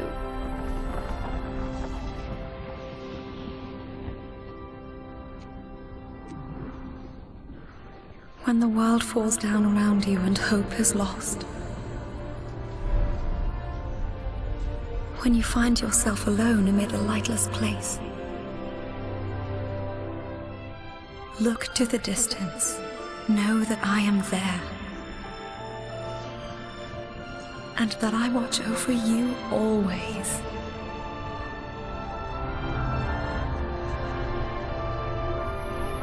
Farewell, dear Noctis.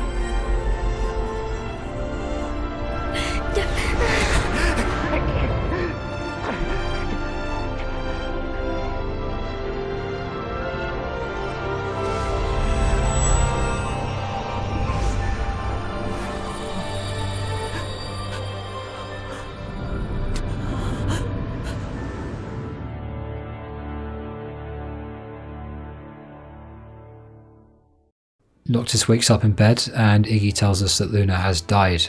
Oh, that sucks just to read even now. Okay, Luna, character analysis. Now the fact that her death hurts is a sign that the game really made her relevant enough for it to hurt. But one could actually argue that the reason that it really hurts is actually because she got absolutely fucked by the writing team, which made it hurt all the more. Realistically, I put money on a combination of the two. We waited so long to see her and Noct together, just to have some sort of real-time interaction that we can see and perceive as the player in real time, and we get a grand total of perhaps a couple minutes. We wait so long for her to appear in the game in real time, and it's only for her to just die. All of the interactions that Luna could have had with the lads on the road trips and whatnot, all of the funny moments, the cool moments, the combat. Man, the combat could have been fucking immense with her as like a mage character, using that trident thingy that she whomped fucking Leviathan with. They just squandered all of it. Now, this game is no stranger to squandering characters, but this one hits insanely deep because it feels like all the build-up was ultimately wasted, and Luna fulfilling her calling was as literal to the writing of the game as it was within the narrative confines of the story and the context of the game's universe, and I do not have enough trust in modern Square Enix to assume that this analogous circumstance was some ace play that they devised, all in their genius. Given how other characters have been tossed aside in similar circumstance, I think that's a very understandable cynicism to have. But on the one hand, I understand the idea of like distant lovers like Noct and Luna. Even though Lovers seems generous at this point, it really does. Never even seen them kiss for fuck's sake. But she's been so far away for most of the story. We've had a chance to grow attached to her, but while Lovers cried over Luna's death, I couldn't help but feel as though it was another case of lost potential. And even though it was impactful, it could have been 10 times more so. And the main impact that it actually had on me was just stress and anger, you know? That they wasted it like that, because it was at the point wherein it could be considered one of the most emotional moments of the entire series, had they done it right. But they fucking dropped the ball. They laid that ball up for the perfect volley and Waka just fucking blitzed balled it. You know what he did? Rosette. I really do like her a lot. Luna's a great character, because there's no reason to actively dislike her, and her being so distant while relegated to bipolar little CGI cutscenes between occasional story beats kind of adds to her mystique, you know? But the problem is that after building that mystery element to her, they just killed her off. She proves herself to be a badass too, and in Kingsglaive, I believe. And now she's mainly just gone. I say mainly because she will appear as a literal ghost later on in what I believe is yet another Royal Edition apology lunch. But to be honest, I remember writing this part after writing about 13.2, Lightning Returns, and then the other FF15 characters, and also just after writing about Aranea, which I'll touch on some more later, so I won't go all in just yet. But I almost banged my head on my desk, because it dawned on me that I'm actively saying out loud to the world that I like these games that routinely waste characters and other elements of storytelling and mismanage them all the same, and that Square Enix really desperately needs to get its shit together. And on top of all of that, FF16 might be even worse than character handling. Obviously I won't say why because spoilers, you know. But the last game wherein the characters received an amount of screen time and development that was commensurate with how interesting they are was Final Fantasy XIII, the fucking Nickelback of gaming. Everyone takes the piss, but it was phenomenal in that regard. But hey, here we are. Conversely, it also shows how special these games are, that I love them in spite of these glaring issues, and that this video won't be inherently negative. But it's only now that I find myself wondering if the good thing to bad thing ratio is actually on the right end of the scale for this game, because this death really pissed me off, even more so now than before. I'm fairly certain that the ending section will pull it back, and I still feel pretty positive about the things that are good. really positive in fact. But Luna's death just really communicates all of my misgivings about this game in one scene. Because it's not just the scene itself, but all of the radical contingencies that surround it and led to its inception. And the fallout, of course, which comes soon. I'm glad I can take a look at the whole picture objectively enough to see as much and to prove to myself that I'm not overly biased in my essays, even though there'll always be a level of bias, you know, just have to admit it. But still, it just gets you down. And Luna is just the latest example of that for me to write about. Who knew that writing about Final Fantasy would beget an existential crisis? Me. Episode Ignis. They cooked up the second best DLC in the game, and it arrives via episode Ignis. And it's as awkward as the first DLC in that it also could have been made into the initial base game, and was also a cash grab. Most DLCs are, I know. Very few actually justify themselves, and I understand not every DLC expansion could be like Witcher 3's Blood and Wine or Fallout New Vegas' Old World Blues. Oh, Old World Blues, man, that was good. The game, Iggy's one is one of the more fleshed out ones. It's more fleshed out than Gladys, for instance, but that's not really saying too much. The gameplay involves typical Ignis gameplay, and its emphasis on magic usage, in very stark contrast to Gladys' melee moves. But the events of the DLC take place during the commotion just now, and reveal everything the game should have revealed to us regarding Luna's death, how Noctis got out alive, and why Iggy's eyes are all screwed up, and why he ditched the stupid haircut. It does so with 3 possible endings. Is it 3? It might be 2. Who cares? And I accidentally got the wrong one first, so that'll be fun. During the Gladio DLC, I felt genuine boredom, powerful, unerring boredom inside of my soul, and sort of like I was giving it far too much credit just by writing about it and including it here. But while this one does have some great moments, the only truly interesting one to me is Prompto's coming up in a bit. So yeah, the opinion on the DLCs in general is, I admit, very overwhelmingly negative, but it's part of the Royal Edition, and that's the game we're on. When you've dedicated time in an essay to bloody Gladio's DLC, you realise you have the strength and the internal fortitude to do anything after that snooze fest, and I believe in myself to get through this. So, we begin with a flashback from young Iggy's perspective, of a younger King Regis introducing us to a tinier, younger little Noctis. As for gameplay, this is the part of the story where Noct collapsed in Alticia after Leviathan went mental and he did the thingies. Story-wise, it's going to show us Iggy's true nature. I like this about it. On the surface, he's very mature, but this DLC will show us that when Noctis is involved, that all goes out the window. Ignis becomes relentless and reckless when it comes to Noctis and his safety. The intro here illustrates that the reason for this is because it's simply what Regis asks of him, at least on the surface, right? But by the end we'll see that the real reason is that Noct means absolutely everything to the guy. Like a brother, well, to be honest, maybe even a son. Like Iggy is the group mum, so maybe that's another way of looking at it. We'll see Ignis's tenacity and his relentlessness shine through in the story. And so while gameplay is just one of those things to me that I'll barely cover, I'll just sort of pass over it like you would a bed of nails, we'll come to know just how genuine this dude's love for his bro really is. Ravus the cool guy and Caligo the loser are looking for Luna, and Ravus is jealous because we have Titan on our side. I may have mentioned the Ring of the Lucii, and it can be worn only by royalty though. It explains Ravus's arm. You may have noticed he has less of an arm than most people tend to do. He has that purple thing instead. He tried wearing the ring, and here's a little CGI showing his arm like melting off. After taking out the 1 million troops, we board a boat and head to Noct. Caligo's turned up to get his ass kicked again. Even with a shinier, newer mech, he still cannot win. As villains go, he is an ass sandwich and dead. Thanks, Ravus. Appreciate it. He helps us because he's chosen Luna, over the Empire. He's a good dude.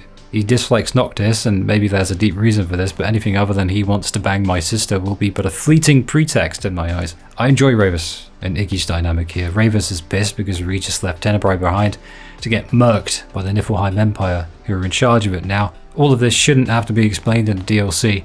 Iggy sees a vision of the future, of Noctis sacrificing himself at the end of the game. This isn't technically a spoiler because the DLC was released after the main game. At the altar, we find Noct and Luna. Luna's very much dead still, and Ravus thinks it's the fault of the Lucians. That's our boys, so we gotta fight him before he puts a sword in a knocked out Noctis. We best him in combat and he chills out a little bit. I can understand his pain, his anger. Luna died fulfilling her calling, but I think that anger is very misdirected. That calling was ordained by some crystal or some god in the sky to whom humans are nothing but pawns. The whole Fabula Nova Chrysalis series shares in this ethos, I think. And it will never not be annoying to see that the gods just care so little about the humans. Because we do care about them, because we see them so much. The world's most trustworthy man takes on the form of Gladio and captures Ignis, and Ravus lends us a hand, and in the commotion, Iggy picks up the ring of the Lucii. There's only one way to save Noct, we've got to put the thing on. However, the game now gives us two choices. We got to fight back or play along. So I play along, thinking that I can lure Ardyn into a trap.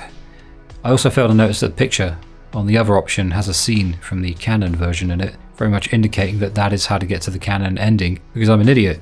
So I accidentally selected the path to the sodding non-canon good ending, wherein everyone lives happily ever after, because Ignis puts the ring on and defeats Ardyn, and everyone ends up happy.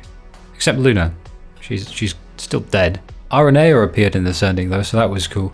So I guess I gotta go back in time and fight back. This non-canon ending thing, or non-canon happy ending I should say, never really appealed to me. What's canon is canon, and this is just wish fulfillment. I can do that in my head already. I have a very good imagination. It's probably too good. I spend too much time there. I guess if you're the headcanon type, then it's great. It's great to watch while you're taking a shit, but the only headcanon that I have is the one where Aranea replaces Gladiolus forever. Anyway, back in chapter 2 now, and I don't mind playing along this time. In fact, we have to. I have Ignis put on the ring again, and he goes blind again, but like canonically blind, without some fake ending bullshit where he regains his sight. He looks badass now, but the problem is, this is the real chain of events, and we don't beat Ardyn, so we just gotta fight him for a little while. The game will eventually pull us out, and Ardyn is gone when we come to. Ravus seems chiller with us, he turns up and he wishes Iggy and Noctis well. I think Iggy's courage in fighting Ardyn really impressed Ravus. And that is the canon ending of episode Ignis, because that's how it goes in the main game as well. Iggy loses his sight, fending off Ardyn. He sees a vision of Noctis sacrificing himself in the future. Ravus goes away. Luna's still dead, but we get Noctis to safety. It'd be a total wet fart if not for this extra little scene at the end. In fact, it's probably the best part of the DLC. I think it is. It's set just before the final battle of the original game, and Ignis and Noctis have a final little chat together.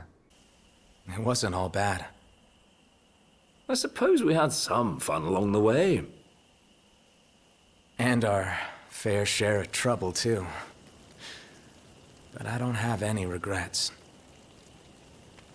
Luna and you guys brought me this far, and now I'm on my own.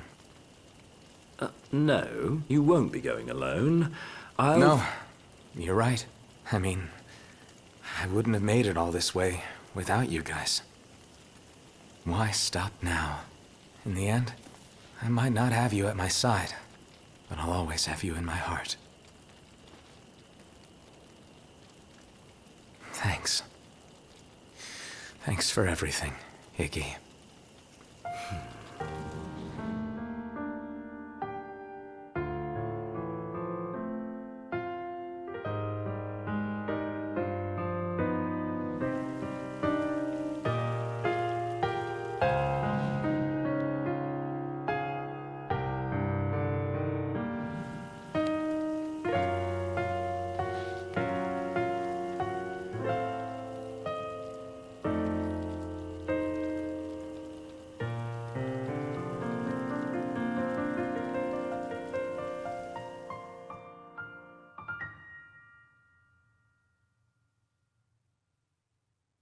If you look closely into Iggy's glasses, actually, you can see a younger Noctis, as opposed to the older one that he's actually speaking to.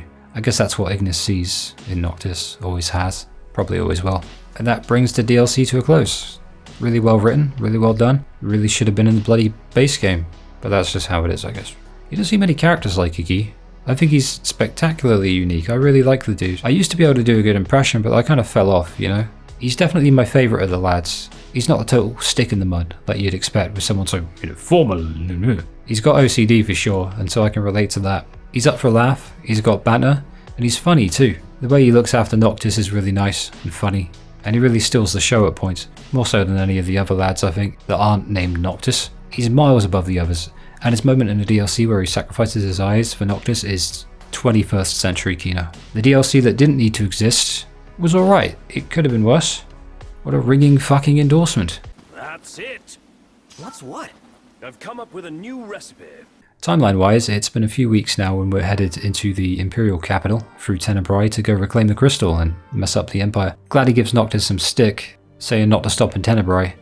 On the one hand, Gladdy's right in that Noctis is mopey, but on the other hand, this is more character analysis now, but he pushes Prompto and calls Noctis a coward, and I don't like it, man. Either way, he could say it a lot less prickish, could Gladia. Oh, am I the fucking tone police now?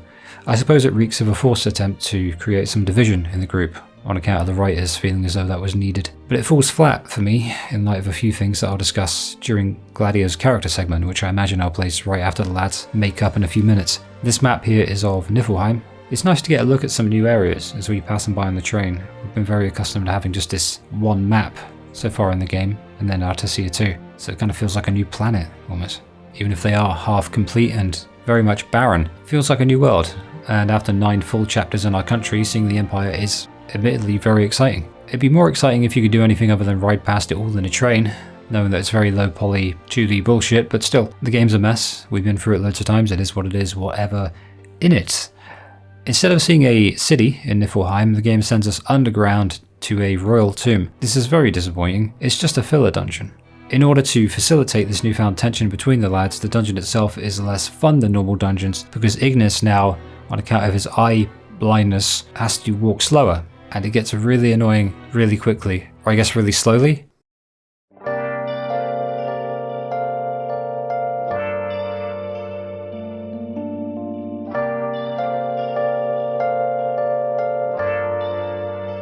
Look, I'm not an unreasonable bastard, I understand that this is an important moment in the story. Ignis feels less useful, the gang's experiencing tension, but like, maybe do it in a cutscene?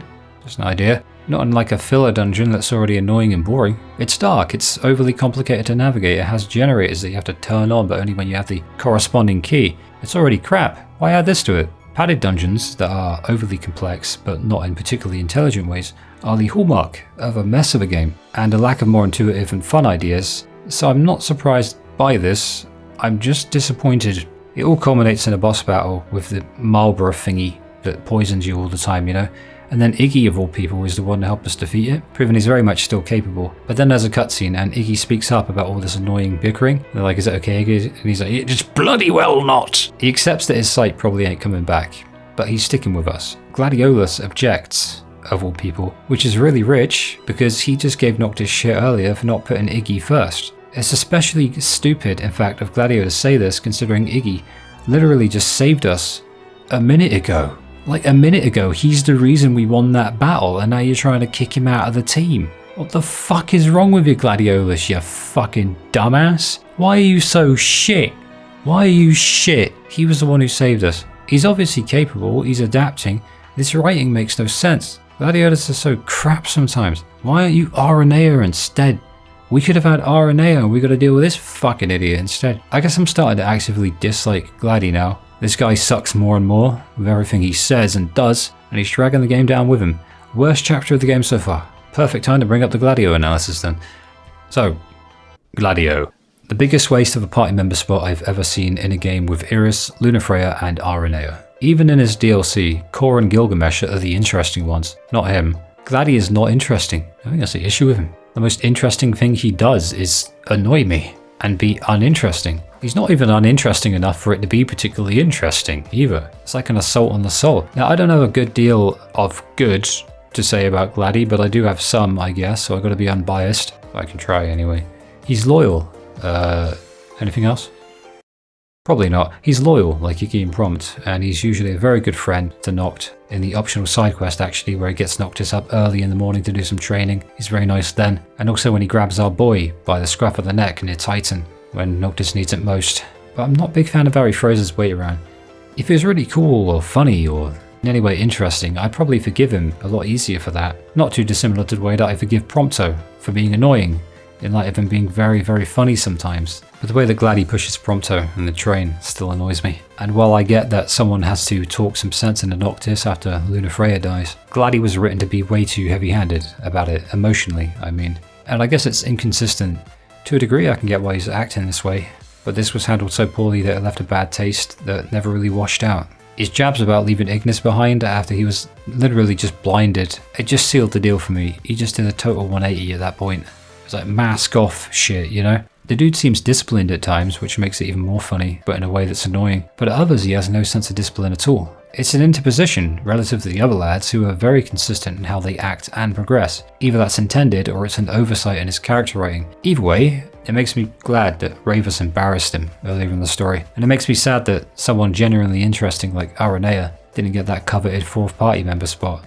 Well, I need to talk about that some more. Even Iris would be an improvement on this guy. She brightens up everything. Gladdy's DLC was a chance to show what kind of depth he has, and what we haven't seen in the base game alone. But what we have seen in the base game, and saw in this DLC too, is that he is overwhelmingly boring. It'd be easy to look at this dude who's got so much screen time that he didn't deserve one bit over others who did, and say that he's shit. But emotions aside, the truth is, if I look at it just logically, I think he's just a bit below mid. I like that word, mid. It's a good word to use for Gladio. It's not a new age hipster neologism completely, so much as a simple shortening of the word, but it implies a lack of interest so powerful that even saying the word fully is too much effort given the source material, I say after moaning 4 minutes.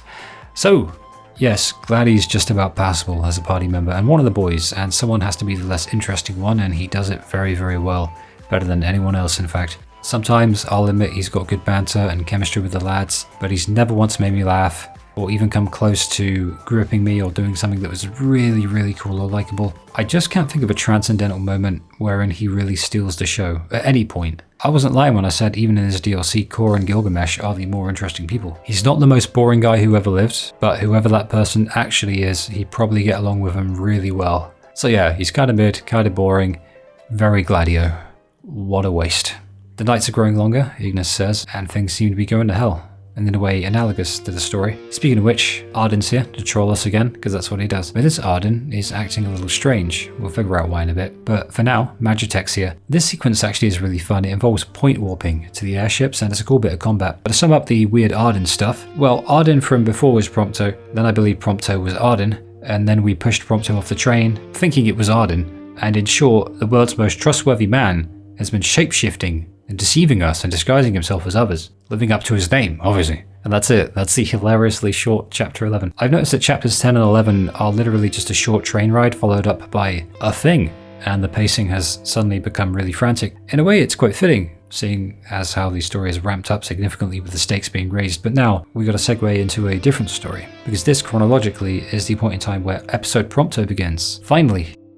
Episode Prompto, best DLC of the game, by far. We get a completely new map built from the ground up, and it's large enough to need a vehicle to traverse. And the vehicle is new too, because it's the first snowy area of the game. And this is why we get a snowmobile. And in addition to this new environment, we get a new combat system as well, being a third-person shooter. Something I still can't believe I'm saying in a Final Fantasy game. We also get the most criminally underutilized character in the game, or in my opinion, the entire Final Fantasy franchise, Aranea.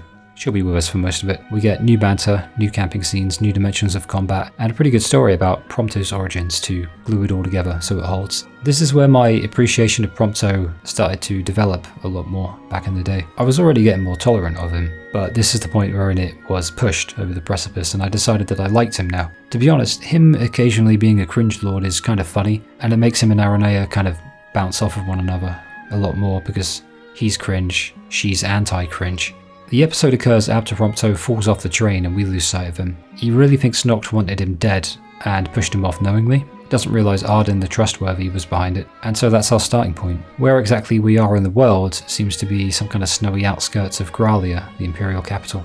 This game is full of half-completed maps that were obviously meant to be more fleshed out and explored. There's a version of Insomnia in the daytime that's about, 60-70% complete, which I think I mentioned earlier on, and many other areas too, but none as detailed as Insomnia.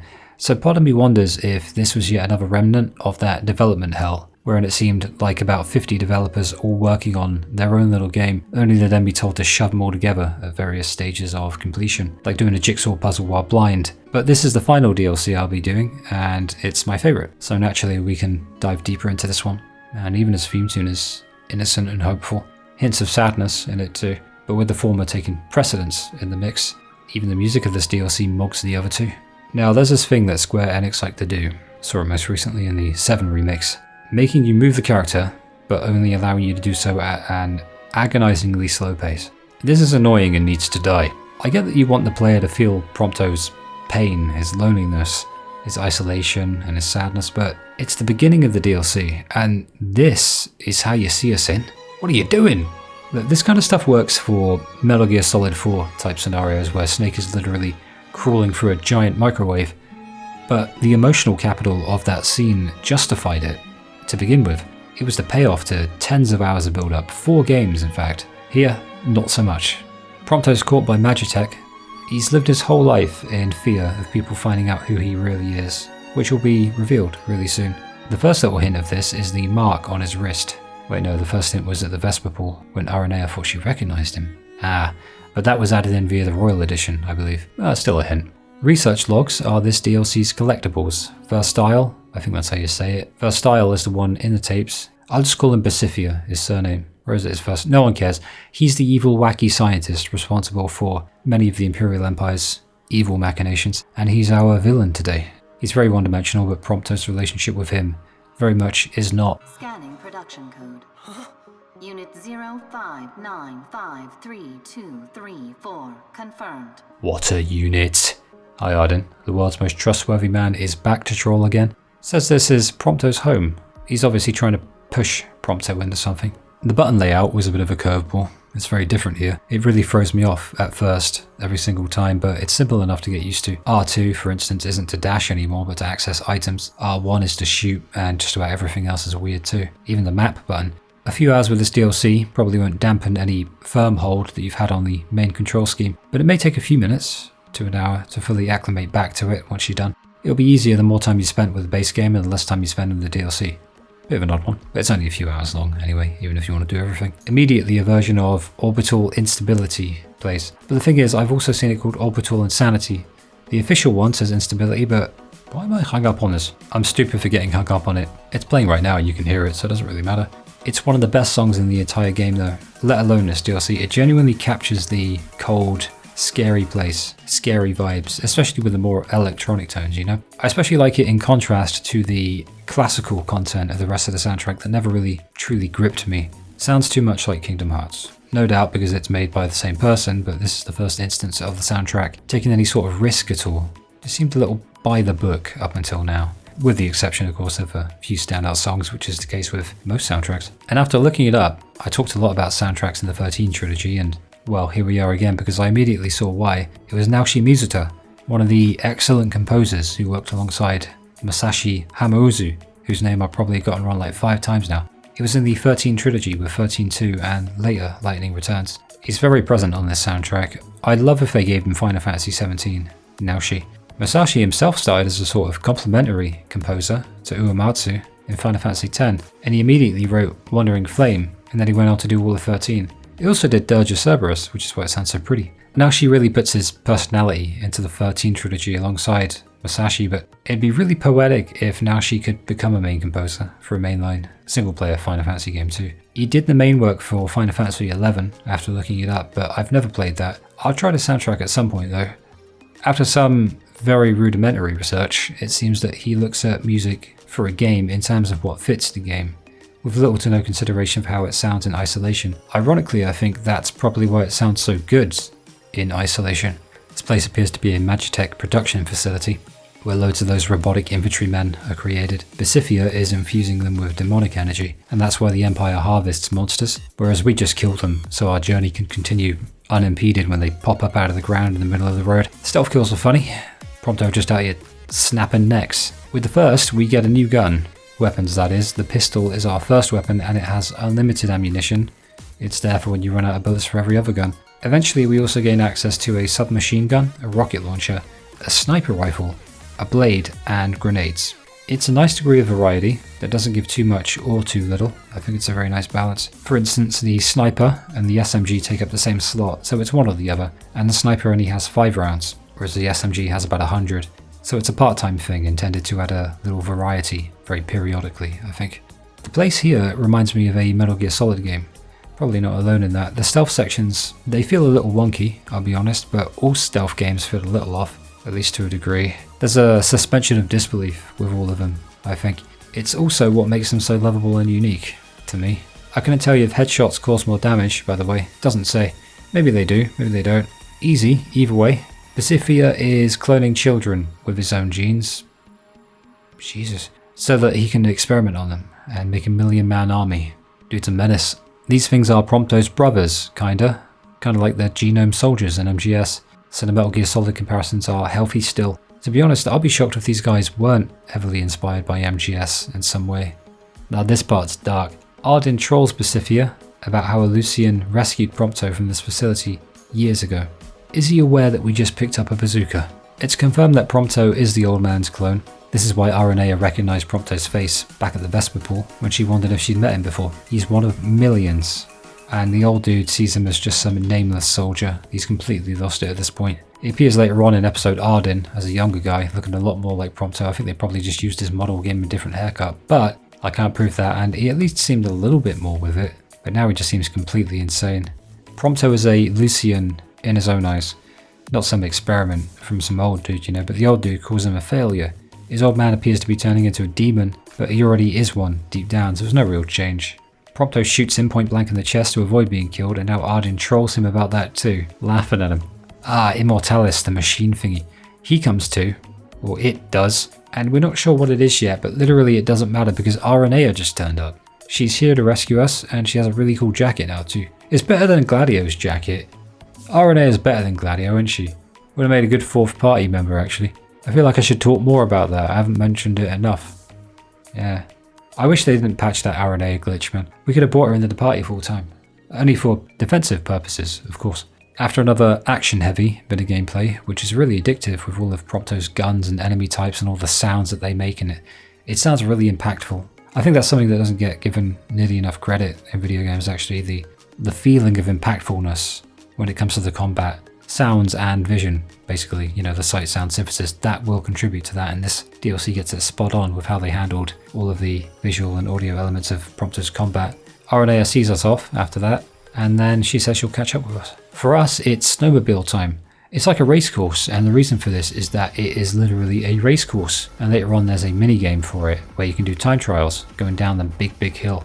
You can jump on the snowmobile and you can shoot as you drive too, so this escape's actually very fun. You can run people down. Once you get down to the bottom, you have a little bit of time to admire the place. This is the overworld. I do love this map. It's one that I remembered and was looking forward to coming back to actually. It's open and adventurous, but it's boxed in by all the mountains at all angles, making it also isolated and lonely, much like Prompto is. I love when games do stuff like that. I love when media does stuff like that. I always wonder if it's intentional, and I guess I'll never ever know. We take refuge in a cave and Prompto decides to burn off his brand, but that ain't gonna happen. Aranea rocks up and scolds him for scolding himself and used as a potion on him. It's odd, isn't it, to see potions used in cutscenes, but I do remember the game doing it once before this as well. I just wish that I remembered exactly where and when, because I can't. Usually they're just reserved for gameplay, so I love little things like this that remind you it's a game while also making the game seem more real at the same time. We'll never get over the fact that, you know, bullets and guns in combat are nothing, but in cutscenes they're like death sentences. Yakuza suffers from that a lot. But still, little things like this do help to bridge that gap, help me suspend my disbelief just a little bit more. Oh shit, this is interesting. Aranea pins Prompto to the ground and he launches her out of the cave with the sheer power of his boner. She heads up past the planet's atmosphere, bounces off the moon and lands back in the planet, somewhere in the desert of Lead.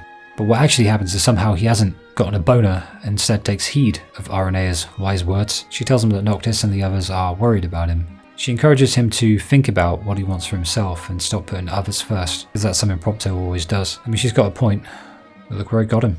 This DLC has side quests, and they amount to defeating monsters or snowmobiling. So it's a neat little addition, but little nonetheless. We then have to follow Prina, who's like a white Umbra, who's barking at us, or rather barking us in the direction of a downed Magitech trooper. Prompto has a bit of an out-of-body experience here. And there's a brief gameplay section where we are the trooper instead, and Noctis is trying to kill us. It's really cool to have the role reversed like that, because now I know how the enemies feel, having to deal with Noctis and his warp striking. It's a good thing Noctis didn't pull out one of the spells that I made. I'd have been fucking killed in one hit. Prompto then has what seems like a crazy dream sequence until finding his younger self. Either this guy's hallucinating due to stress, or it's just some JRPG anime wankery. There's a flashback with a letter from Luna. I think this much is real at least. And she's asking Prompto to support Noctis. Without the anime and whatever else, this will seem out of the blue, but point is still the same. Prompto finally starts to ask himself what he wants more than anything else, and the dude's got Aranea to thank for that. He's going to team up with Ara and go and take out the new Imperial model, Immortalis, created by Basifia, who fused with it after becoming a demon.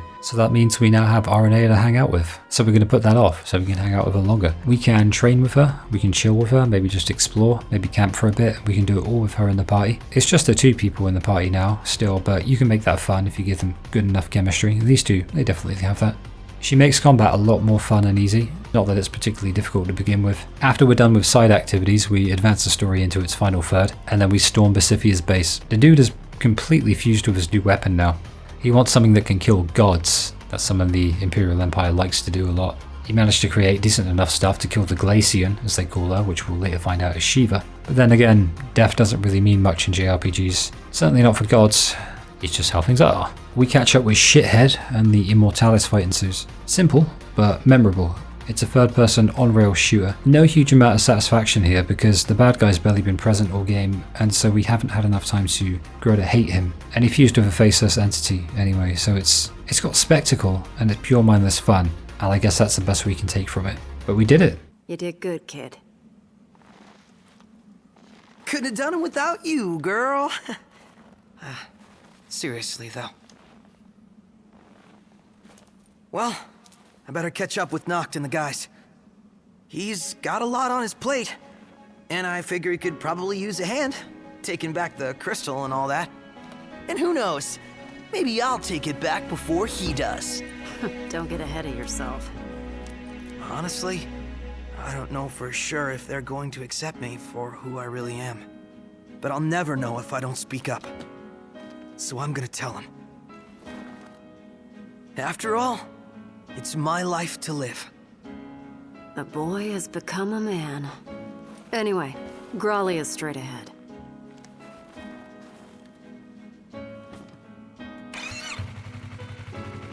Aranea! Yeah? Thanks!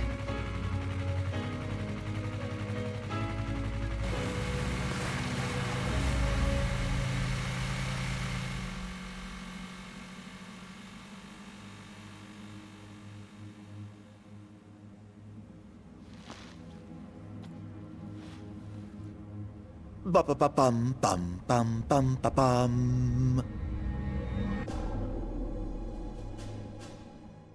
And that's episode Prompto. And also the last time we'll see Aranea in the game. Chronologically anyway, timeline-wise, that's her send-off. For an anticlimactic send-off, it's also a wonderful one in some ways. So I know it's Prompto's DLC, but this is the last chance I'll get to do her specific character analysis. So here we go. Aranea and then Prompto. Aranea. Best character. Least screen time.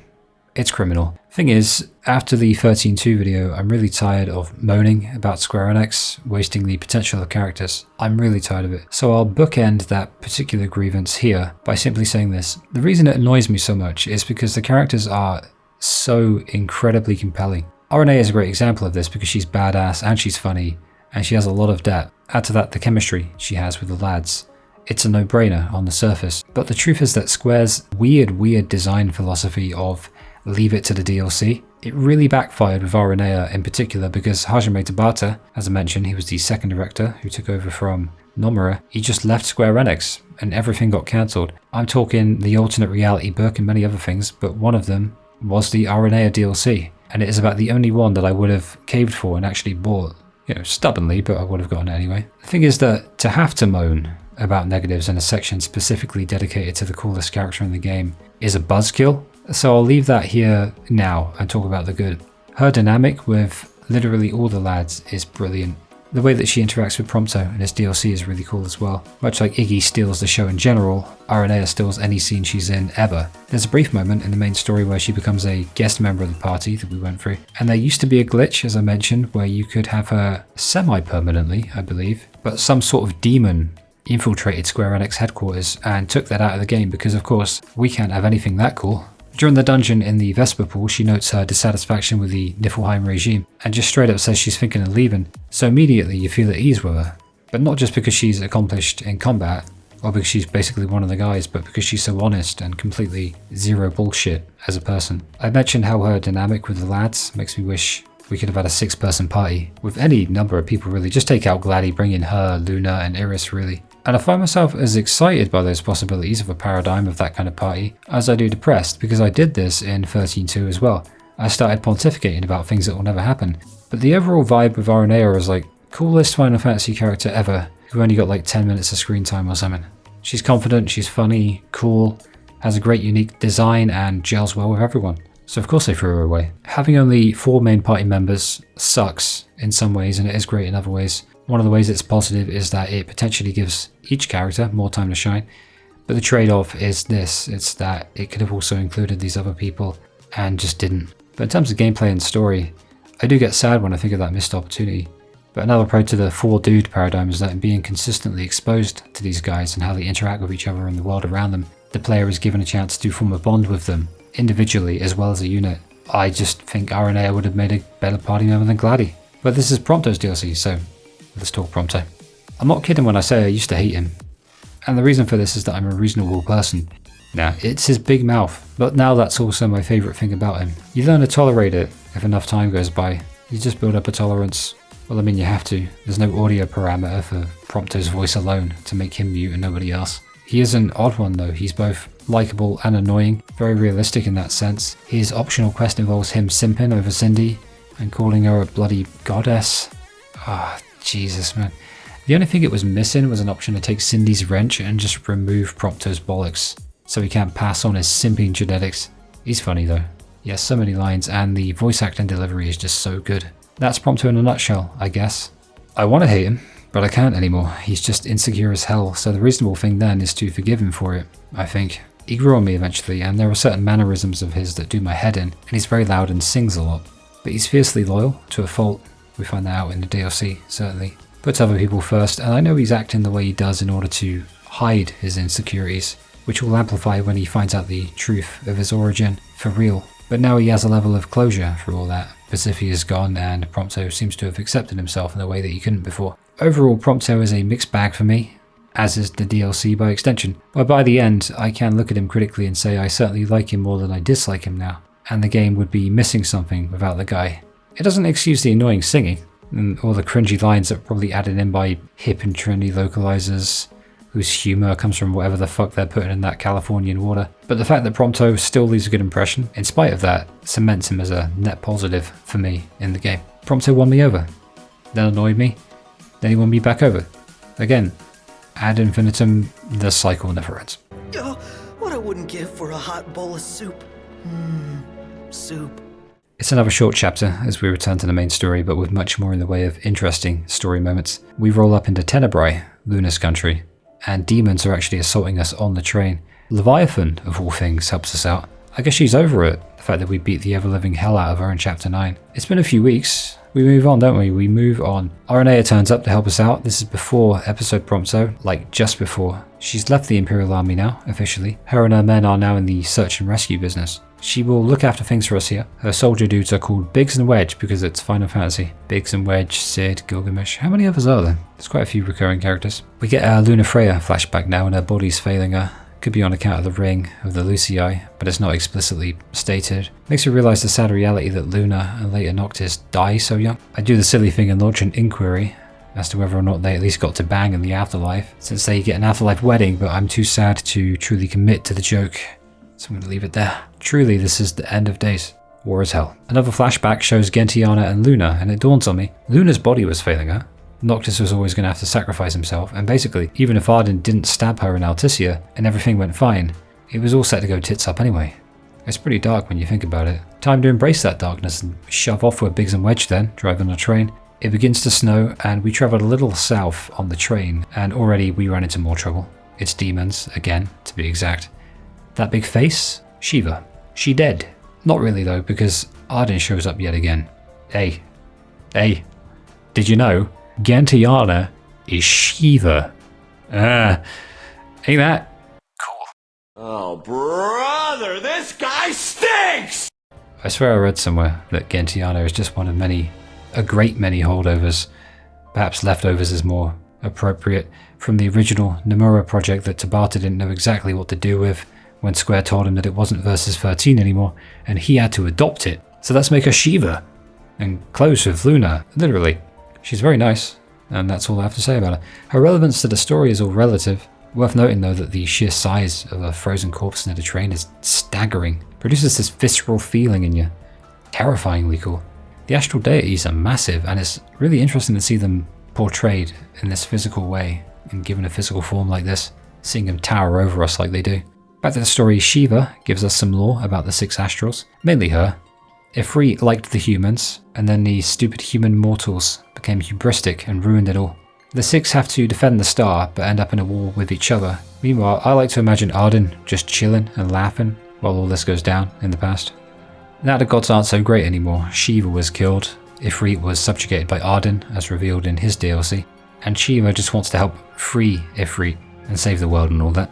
A final Luna flashback reveals that she really does love Noctis. I think this might be the first time she's explicitly stated as much, and that is bad. What's odd to me is that they waited for Luna to die only to delve this deep into her character, to delve into her feelings and emotions. There's already been an emotional disconnect after her death. You have to do that, otherwise it'll just hurt you for the rest of the game. But it feels oddly disjointed and how they're doing it, but that's Final Fantasy 15 in a nutsack. I feel for Noctis, breaking down again for missing Luna, but I've never seen them interact outside of flashbacks, and it feels so wanky. Yeah, that's it. Not disjointed, wanky. Wanky. The way they handled Noctis and Luna's romance was wanky. So when Noctis says they'll be together again someday, it's nice and all, but there's something to be said for the visual representation. Fuck it. I'm tired of moaning about it. Moving on. I have to do Luna's analysis later on anyway. It can be fully fleshed out there, unlike their romance. We're back now with Ardyn. He straight up states he's immortal. Seemed obvious, but now we know for sure. He did get frozen by Shiva and then smashed by Noctis, so he says that Prompto's in the imperial capital of Regalia, where we're headed anyway. Perfect for us. And with that, we're set up perfectly for the penultimate chapter, but also the most annoying chapter in the entire game. Demons run us off the train and into the Vanilla Mobile. The escape is similar to Final Fantasy VII, actually, with that bike atop Shinra HQ, or the bike in the little car, but this is the Regalia's last stand.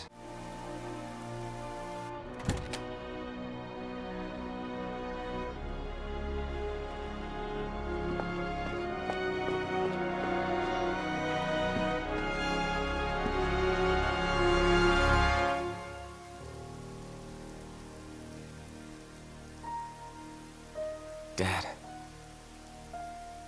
Thanks for everything. The Vanilla Mobile has served us well, but that's it for her. I really do wish we could see more of this city. Like, could we have not done this in the daytime? But the nights are getting longer, I suppose, so narratively it's consistent. In celebration for getting here, however, the festive outfit is gone. We shall see out this game in very serious attire. Catboy. Yuji would be proud. We're separated from Iggy and Gladi, and will be for the majority of the chapter. You can choose one of 2 routes here, and the other will be an add-on that you can play later on, if you want to. Thankfully it's not mandatory, this chapter is prolonged enough as it is. We go with Noctis because he's easy to use in combat and I got to get used to his controls again in time for the big finale in the next chapter. But Noctis's powers aren't working, so he has to put on the ring.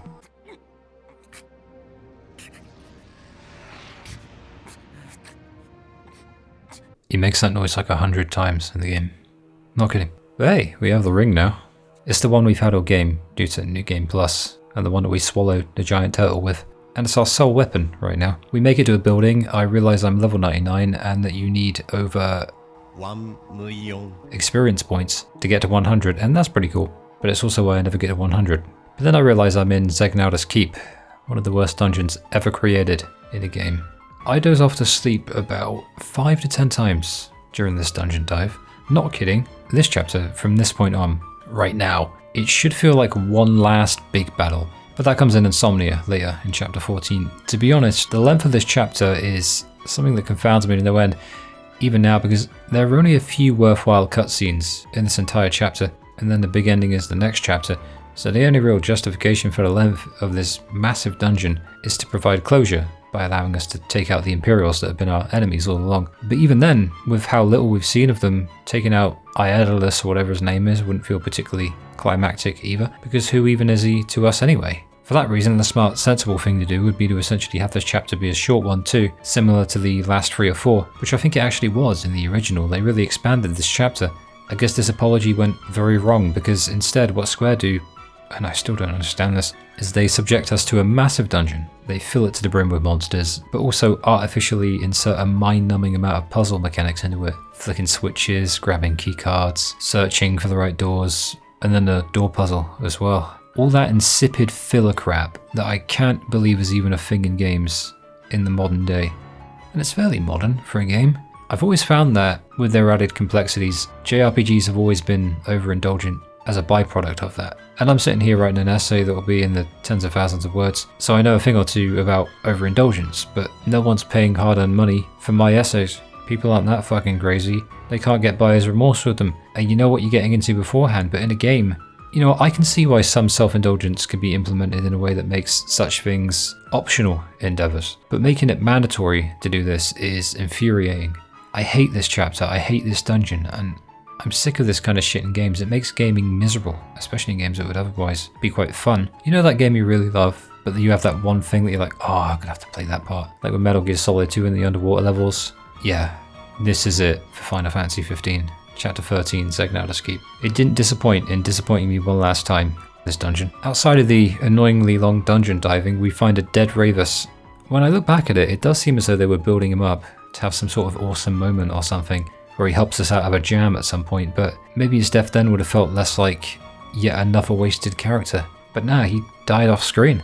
What the hell are these writers even smoking at this point? The development hell for this game must have been chaotic. Ravus did have Regis' sword though. He said he let Noctis have it, once he'd basically proven himself. And so Noct picks it up and we have a weapon to wield, other than the ring of standing around and pointing at fuckers. Neat. After about 30 to 60 minutes of this nonsense, which feels odd to say because it does not do justice to how agonizingly long it felt, we reunite finally with Gladi and Iggy, and then go find Prompto as well. Just in case I didn't mention, Ardyn's been trolling all over the loudspeakers the entire dungeon. I don't care if I'm supposed to hate him, he's funny and witty, and it's about the only thing keeping me sane in this god's forsaken place. And here we have Prompto. Weird that he got captured so soon after his triumphant ending in the DLC, but we're all back together, so now Lee's free, must suffer in this place with me. Prompto scans his barcode to help us gain access to the place. Luckily it's more reliable than the self-checkout at Tesco. He tells the lads about the truth of his origin, and he's finally found the courage to do so, which is nice, and Noctis and the boys have the perfect response, actually. Whatever. Who cares where you were born? I don't see you turning against us. Not now or ever. Thanks, guys. Still, I can't change where I came from. What I am. Since when does where you come from matter to you? You never once treated me as a prince. It's got you there. Never so much as a highness. We're done here. Come on, crowned citizen. You're one of us, right? Unless you'd rather not be.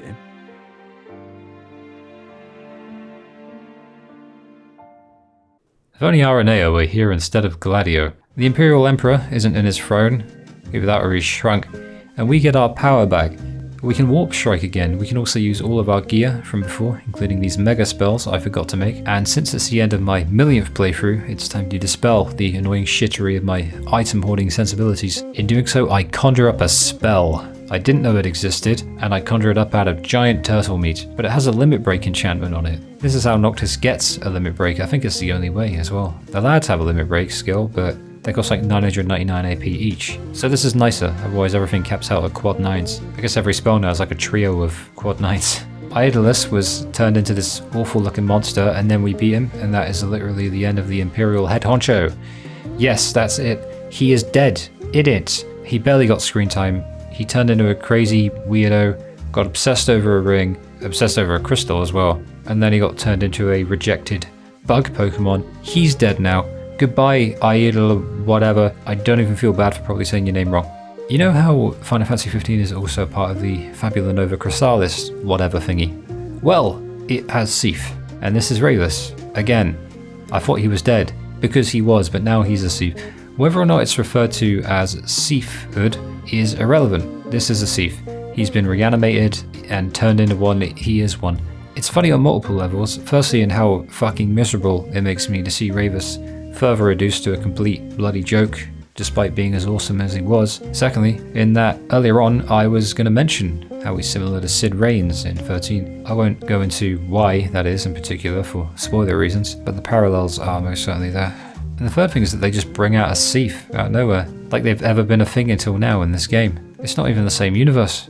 The Fabulanova thing is like a set of guiding narrative principles, concepts that share similar properties and the same names, Seath being one of them, among several others. But it's like someone real high up in the food chain at Square Enix said, "Oi, Ajme, put a Seath in there, for lore reasons."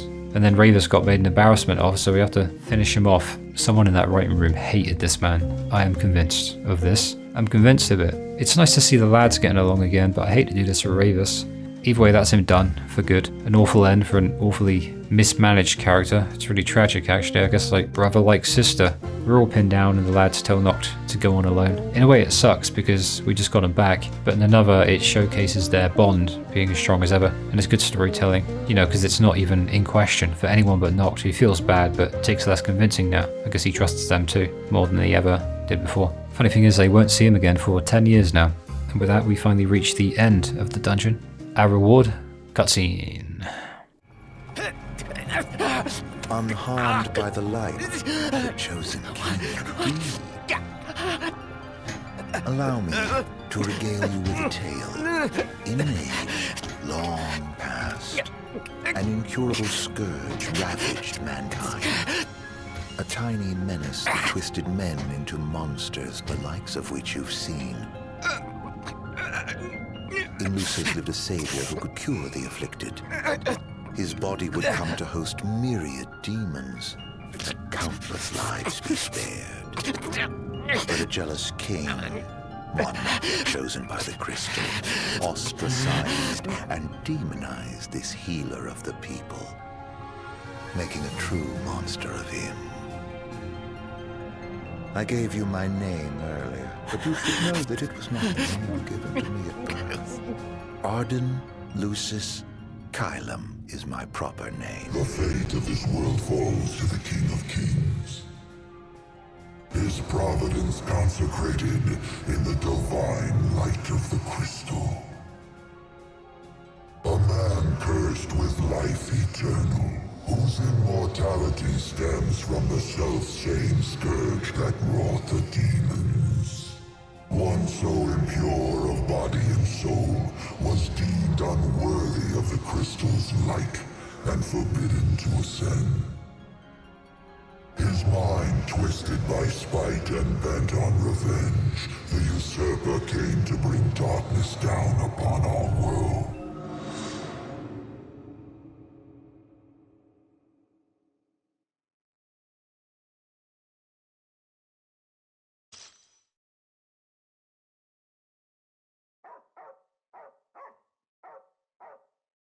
And with that, Noctis became Older Catboy.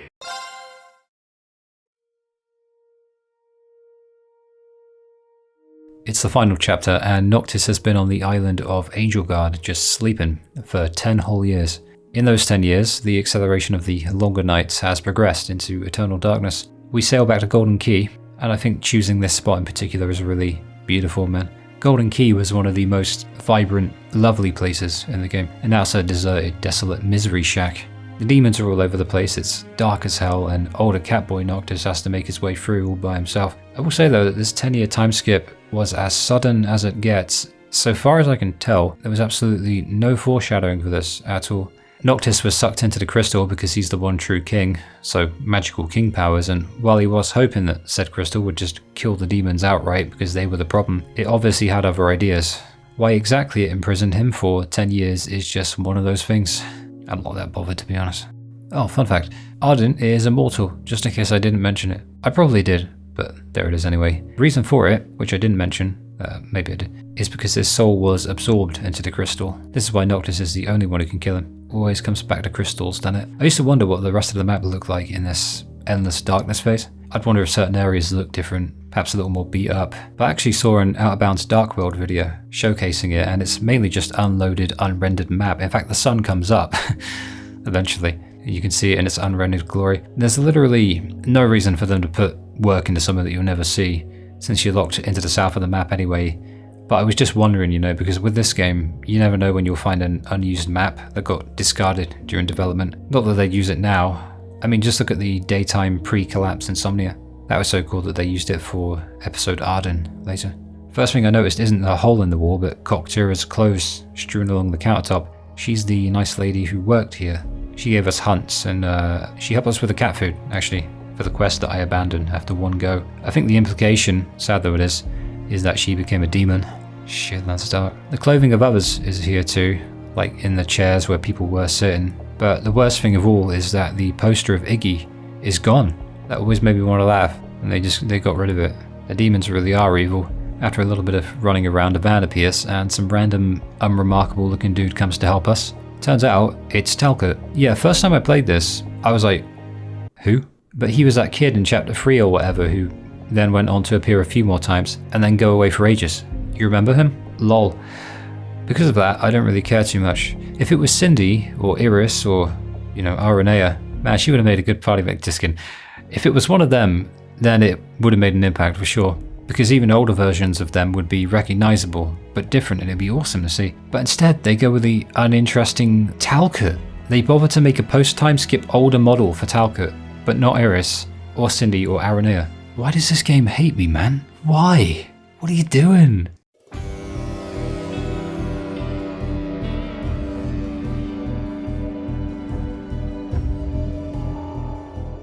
Well, I don't care about Talcott, but what I do care about is reuniting with the lads. And they're all hammerhead. They're all waiting patiently for us to return, and they have been for a long time. But they've been getting on with things. Sometimes they'll hang out, sometimes not. They obviously distance somewhat because they've all got their things that they need to do. Hammerhead has a new, much darker theme. It's one of my favourite pieces in the game, not just because of the distorted guitar, which sounds really pretty, and also gets across that darkness thematically, but also because of that final piece of storytelling for this world that we were so used to being this vibrant, colourful place, and now it's gone completely dark. Hammerhead's really illustrative of this because it's boarded up now with reinforced, jagged barricades, and there are more demons on the streets than there were people back when we were, you know, doing our thing 10 years ago. And it looks like all hope is pretty much just gone now. Feels more like The Walking Dead than the game we were playing before. It's fantastic and atmospheric storytelling. It was a really well done scene. Gladi looks kind of cool, just longer hair. He already looked weathered, so no huge change. Ignis looks much cooler. He's ditched the electrified toaster haircut. Tatsuya Nomura, what were you thinking? And he's got special glasses now, because his eyes still haven't healed, unfortunately. He's adapted much more to it now though. And Prompto looks pretty good. Apart from this, what is that on his chin? I thought his goal was to go out with Cindy or Aranea. He's always talking about him. How's this going to help him? He's had 10 fucking years to try and get a girlfriend, and it looks like it went so bad that he decided this was the key to avoiding wizardhood. Look, there's no shame in it, but put in some bloody effort, man. I'm rooting for you, for goodness sake. If you have a world with girls like Aranea and Cindy, and all of the NPCs are like 4 and 5s, and you and your buddies are among the few good-looking dudes in the world, why would you debuff yourself with that facial hair? You've got barely any competition. Why are you nerfing yourself, Prompto? I was rooting for you. You betrayed me. You prick. This is what simping does to people. This is what happens when you call women goddesses. We bow our heads in deference to the garage of our goddess. First, to pay my respects. Oh, great garage, home to our goddess of the gears. Thank you. That the prince I see? On a hike, just like you. To think, the goddess graced us with her presence. And what an honor it was. All right, mission accomplished. Take heed, lads, take heed. What was I saying? We don't see Cindy. We don't, because making a new model for her is obviously too much, because that's a Talcott thing right there. Too much for the dev team. At this point, well, they're probably all close to death after this development hell. So yeah, same for Iris, Aranea, Cindy. There's a phone call. There's a phone call with Iris and Cindy later. I think they're different phone calls, but I missed it somehow in this playthrough because I didn't do side quests. Maybe that's where they were hidden, which is also stupid. Iris, in our absence though, has become the demon hunter. My immediate thought in 2018 was, I can't wait to see her new look and personality. We won't. It's like they're teasing us at this point. It's also why my character analysis for Iris is about to take approximately less than a minute. And here it is. Iris is fun and surprisingly proficient in combat, perfect foil for moody emo boy Noctis. The date with her is fun, and obviously it's not meant to be taken seriously, and it really lightens the mood, and she always does. She's good for that. And they give you the opportunity to be a jerk to her, which is funny, which I never take, 'cause, you know, she'll hang out with the group almost as long as Aranea does, or maybe a bit longer, gameplay wise, but her role in the story, like pretty much everyone else who isn't one of the boys, is severely limited and hampered due to the innate Square Enix debuff. She does, however, have great dynamics with the lads and really brightens up the scene she's in. Unfortunately, the amount of those scenes is in severely limited supply, and that's it. And now they tease her having changed dramatically and having undergone this incredible character growth and transformation, but that's it. Just a tease. No new character model, no anything, just a phone call. And it's the same with Cindy and Aranea, except we don't even get so much as a phone call with Ara. She's respected by the world now, like everyone loves her. She's like dealing with demons, helping people out. She's become really good, and the men in her unit are with her. It's like cool shit, and we see none of it. It's a hastily scribbled together ending in the most visceral way, and it fucking hurts, man. The absence of Aranea, Iris and Cindy as well, is so obviously a case of they couldn't or simply wouldn't make new models for them. But to then make a model for Talcott, piss off. So they're not here. And in Cindy's case, it sticks out so much more because she's always been here, literally always. So this part of the game feels insanely hollow, both in a way that the game intended for and in many other much more detrimental ways that it didn't want. But there is little to nothing to do here. We have to proceed forward into the endgame. It's time to go home, back to Insomnia. So we put on our royal whatever garments and we suit up, and it's time for the big ending. The camping scene here is a unique one, on account of being the last time we'll actually do it in the game. Insomnia has rest points but no campsites. It's the ruins of a city. This is one of the upsides of making camping such a huge part of the experience, because in making certain smaller things a paramount and intrinsic element of the world experience, and the overall gameplay, I guess, the holistic nature of the game stands up better on its own. I think it's a quality that FF15 would have crumbled completely if left devoid of. Insomnia is given the gravity that it deserves as a moment.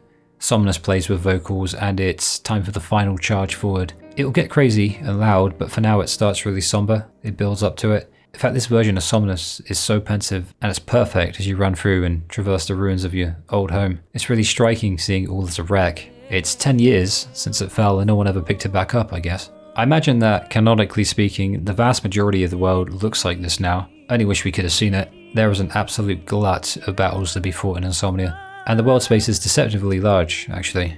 There are also networks of underground tunnels that help get you from place to place. Firstly though, we meet up with Core, who looks pretty cool 10 years later. He tells Noctis that he's become a fine leader, and Noctis tells him that he was a great example. It's a good scene.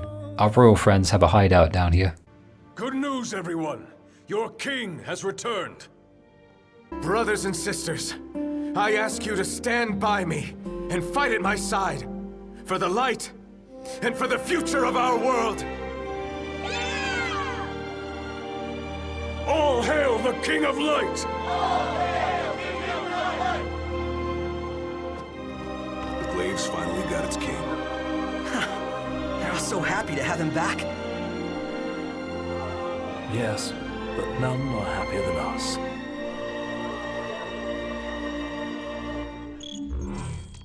Our boy Nocto really has become a manly man.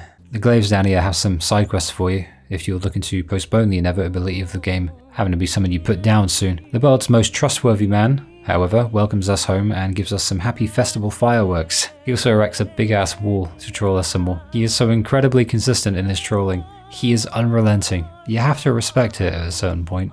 Man, this really is a celebration of the game's combat now that we know how to use every character a lot better than before. That's the pro of doing all the DLCs, I guess, knowing the nuances and intricacies of each character's battle mechanics. But with that, we just let loose and have some fun with the lads, mowing down high-level demons. Eventually, we meet Ardyn's pet dog, Cerberus, and can't get past the wall.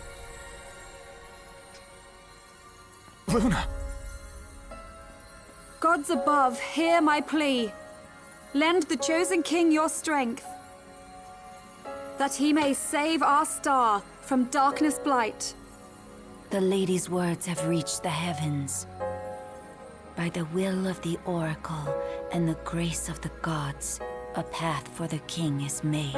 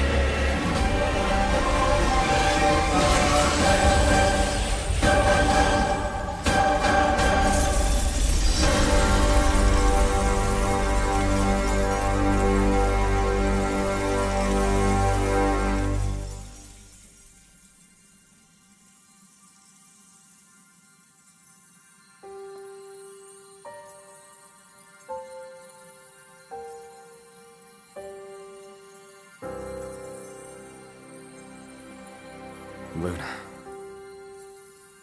Thank you.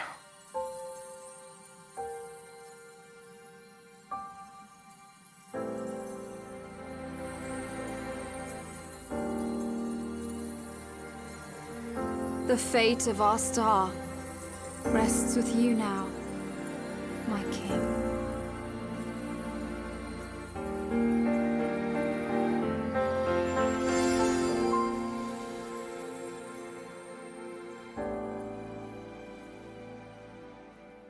The biggest complaint I've heard about Noctis and Luna's romance, and it is a romance, they get married in the afterlife, we're asking to say that but a fucking video game, is that we don't see them together enough. Very fair criticism. I would have liked to have seen more of them too, together, especially in the current day in the game. But there is this very odd byproduct of a geographical distance between the two. It makes it really, really powerful when they do get closer. I guess I'm looking for the positive and a negative, you know, I try to do that. Even in Alticia, when Luna tells the people she ain't gonna let Niflheim raise the prices of local donuts and everyone's gathered round, Noct and Luna share this glance from a little afar. And even that hits really hard, actually. Same principle with Luna's death as she dies protecting Noctis from Ardyn, the world's most trustworthy man. And you've got Leviathan on a rampage as well in Alticia's terrible weather. It's really cool to see them together.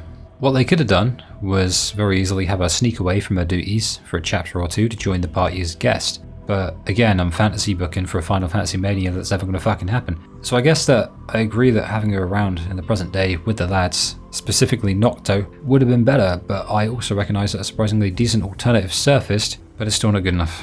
Something that doesn't get talked about enough with regards to, I guess, relationship dynamics, is that in stories and in real life, it's not how much time you spend together or how long you've known someone, it's what you've been through together and how well your personalities mix. Thing is, I'm not really sure how well their personalities do mix, because we haven't even seen them together that much. We saw them as youngsters, sure, but how would they get along now? Would there be good banter? Would it be awkward? We don't know. It's why their dynamic isn't actually underrated. I would have loved to say that it was underrated, but it really isn't because we don't really get to see it.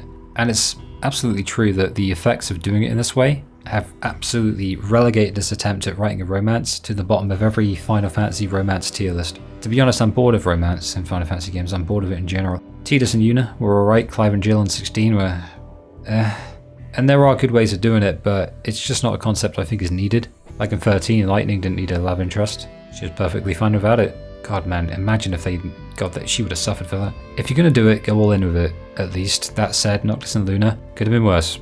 I don't know if that's a compliment or an excuse or a simple observation. That's a hard word to say. Observation. Seeing Noctis and Luna reunite is nice, but it really does diminish the impact of her death in my eyes. Not by a whole lot, but enough to make it hurt a little less when you want it to hurt more, if that makes sense. This is either good or bad depending on what mood I'm in. Seeing the Six summoned, though, incredible scene. Square Enix's borderline unhealthy obsession with graphical fidelity bears fruit in times such as these, and with that, we are through. Ardyn summons Afreet the Eternian to greet us, and we're back to the cold open, finally. Bahamut descends from his heavenly asshole throne to do something admittedly very cool, aiding us in our battle. We don't have to fight him ourselves, and it's like trying to put out a fire with a tea towel. But at the end of the War of Attrition, Shiva appears and helps put a lover out of his misery. If he's anything like Shiva, he'll just become like a male Gentiana or something. Like Mentiana. Sounds like a type of mint. Dude, the Citadel is gigantic. It's beautiful, though. Inside it, we have to face the spirits of the old gods, and it's really difficult when you're not on New Game Plus. Thankfully we are. At the end of each round, it will switch to one of the lads, and they'll have a moment, their own little individual moment, and the final one ends with all of us having one. It's really cool, and here they all are. I've served as your shield through thick and thin. No matter what, I've got your back. Now and always. I will do whatever it takes, no matter the cost.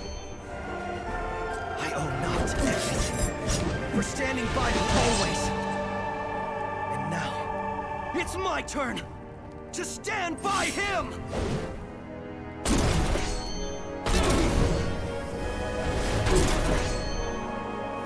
Not on my watch! You're up, Prompto! My turn! Come on, Iggy! No mercy!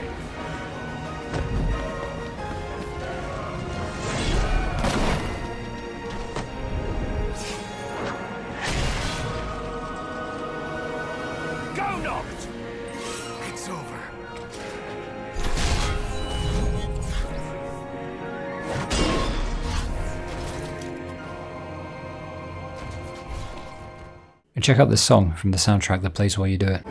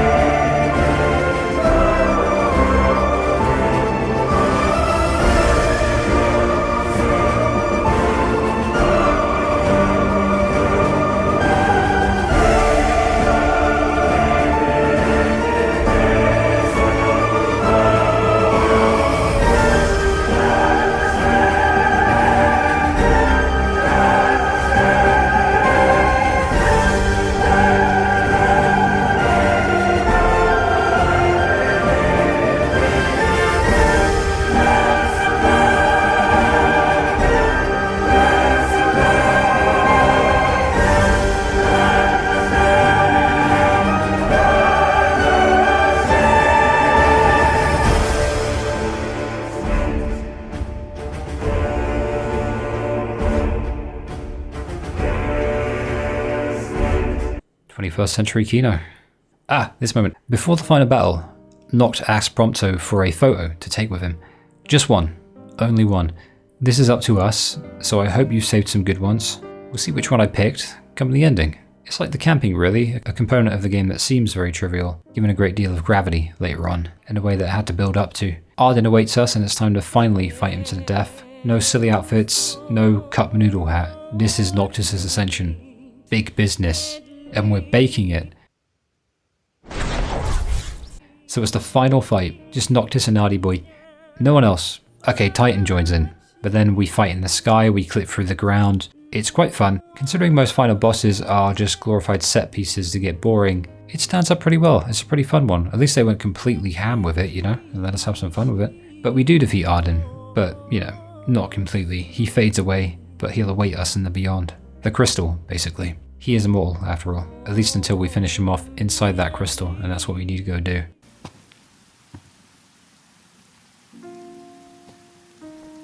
Prompto. Gladio.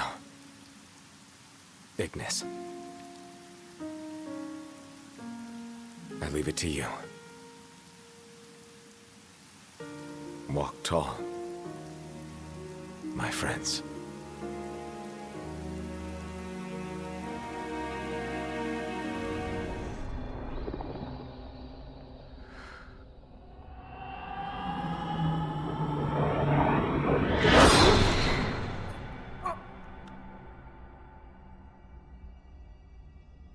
And with that, Noctis as we know him is dead, but his spirit exists within the crystal, alongside Ardyn's immortal one, so it's on him to finally finish off Ardyn for good. I guess Luna had the key code to the keypad because she managed to hack her way into the crystal. She helps us to weaken Ardyn, and then Noctis deals the killing blow.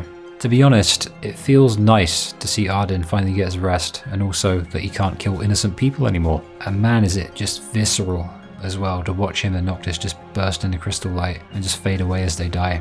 The way in which Noctis has to sacrifice himself as well, it's very violent in how they do it, and I think that's intentional. Can it? Ready? Steady. Really? Push! This thing's so heavy. Unbelievable. Not exactly a fairy tale beginning, huh, Prince Noctis? We let ourselves get carried away. Look, these things happen. Let's just hope this isn't some omen. Gladio, do me a favor. What? Push this thing by yourself. All by myself? You won't even notice if we just let go. Prompto, don't even think about it. Save some breath for pushing. Ignis, come on, time to switch. Nuh-uh, we just switched back there. And it's my turn, Noct. His turn. What's really cool is that the pictures that pop up in the credits here are actually the ones that you saved. But unfortunately the picture of the green bird, remember Kenny Crow, the drunk, didn't turn up. I lost it. I lost my picture of Kenny Crow. But we get some extras. A song that will get me copy struck plays, and it's in the form of the one that played in the beginning. I will say, for a game with pieces of itself scattered wildly all over the place, this particular bookend is a sign that there was some semblance of direction. So, since the credits are rolling, I want to talk a bit about Noct as a protagonist. I'd honestly forgotten just how insanely badass he was in this scene, and how the game had been building to it the whole time. It's good to watch Noctis go from boy to man, and the almost apathetic, clueless kid does grow up into a capable guy by the end. Granted, it does seem kinda sudden in one way, on account of the 10-year time skip, but it really wasn't. The time skip was the sudden thing. He'd already grown a lot by then. I guess what I'm saying is he actually grows out of this irresponsible nature over time. Big and little moments gradually ease him out of the dude that we start with and into the mature and capable guy that we say goodbye to at the end. Apparently that beard gave him the wisdom of the world though, and after acquiring the beard he really cements himself as a genuine, awesome character and protagonist. His look is unique because Final Fantasy games love colour. They're so colourful usually. So to see this dude in all black, even his hair, especially in the desert, is a bold design decision. But better that than boring, I guess. Don't know what he's thinking with the quarter-length trousers though. I can't excuse that. Quarter-length pants. He grows out of it eventually, we all do. His understanding of the people around him and the world and his role within it all materialise over the course of the game in a way that feels very natural. And we suffer with him all the way through the experience, through loss, a lot of it actually. He grows to appreciate what he does have, with a great understanding of the value of his friends, which the game has been showing us since the very first scene of the game, instead of telling. So I guess this added dimension allows for another conduit to connect us to Noct, relative to the phenomena that he perceives as we do. Overall, I think he's a great protagonist. He has all the ingredients of one, from the heroic traits to relatability to the comedy. I wouldn't say he's one of the very best ever, but he's one of the good ones. But that's purely subjective. What is objectively true is that the game goes to great lengths to show us Noctis' journey and his growth, both of which are symbiotic. But there's also a symbiosis between every player and every character. Although if I was doing an essay on that, Noctis would be mentioned as a really good example. He's a damn good protagonist. But yeah, this is the end for real this time. We also get a scene of the lads at camp the night before, where Noct nearly breaks down.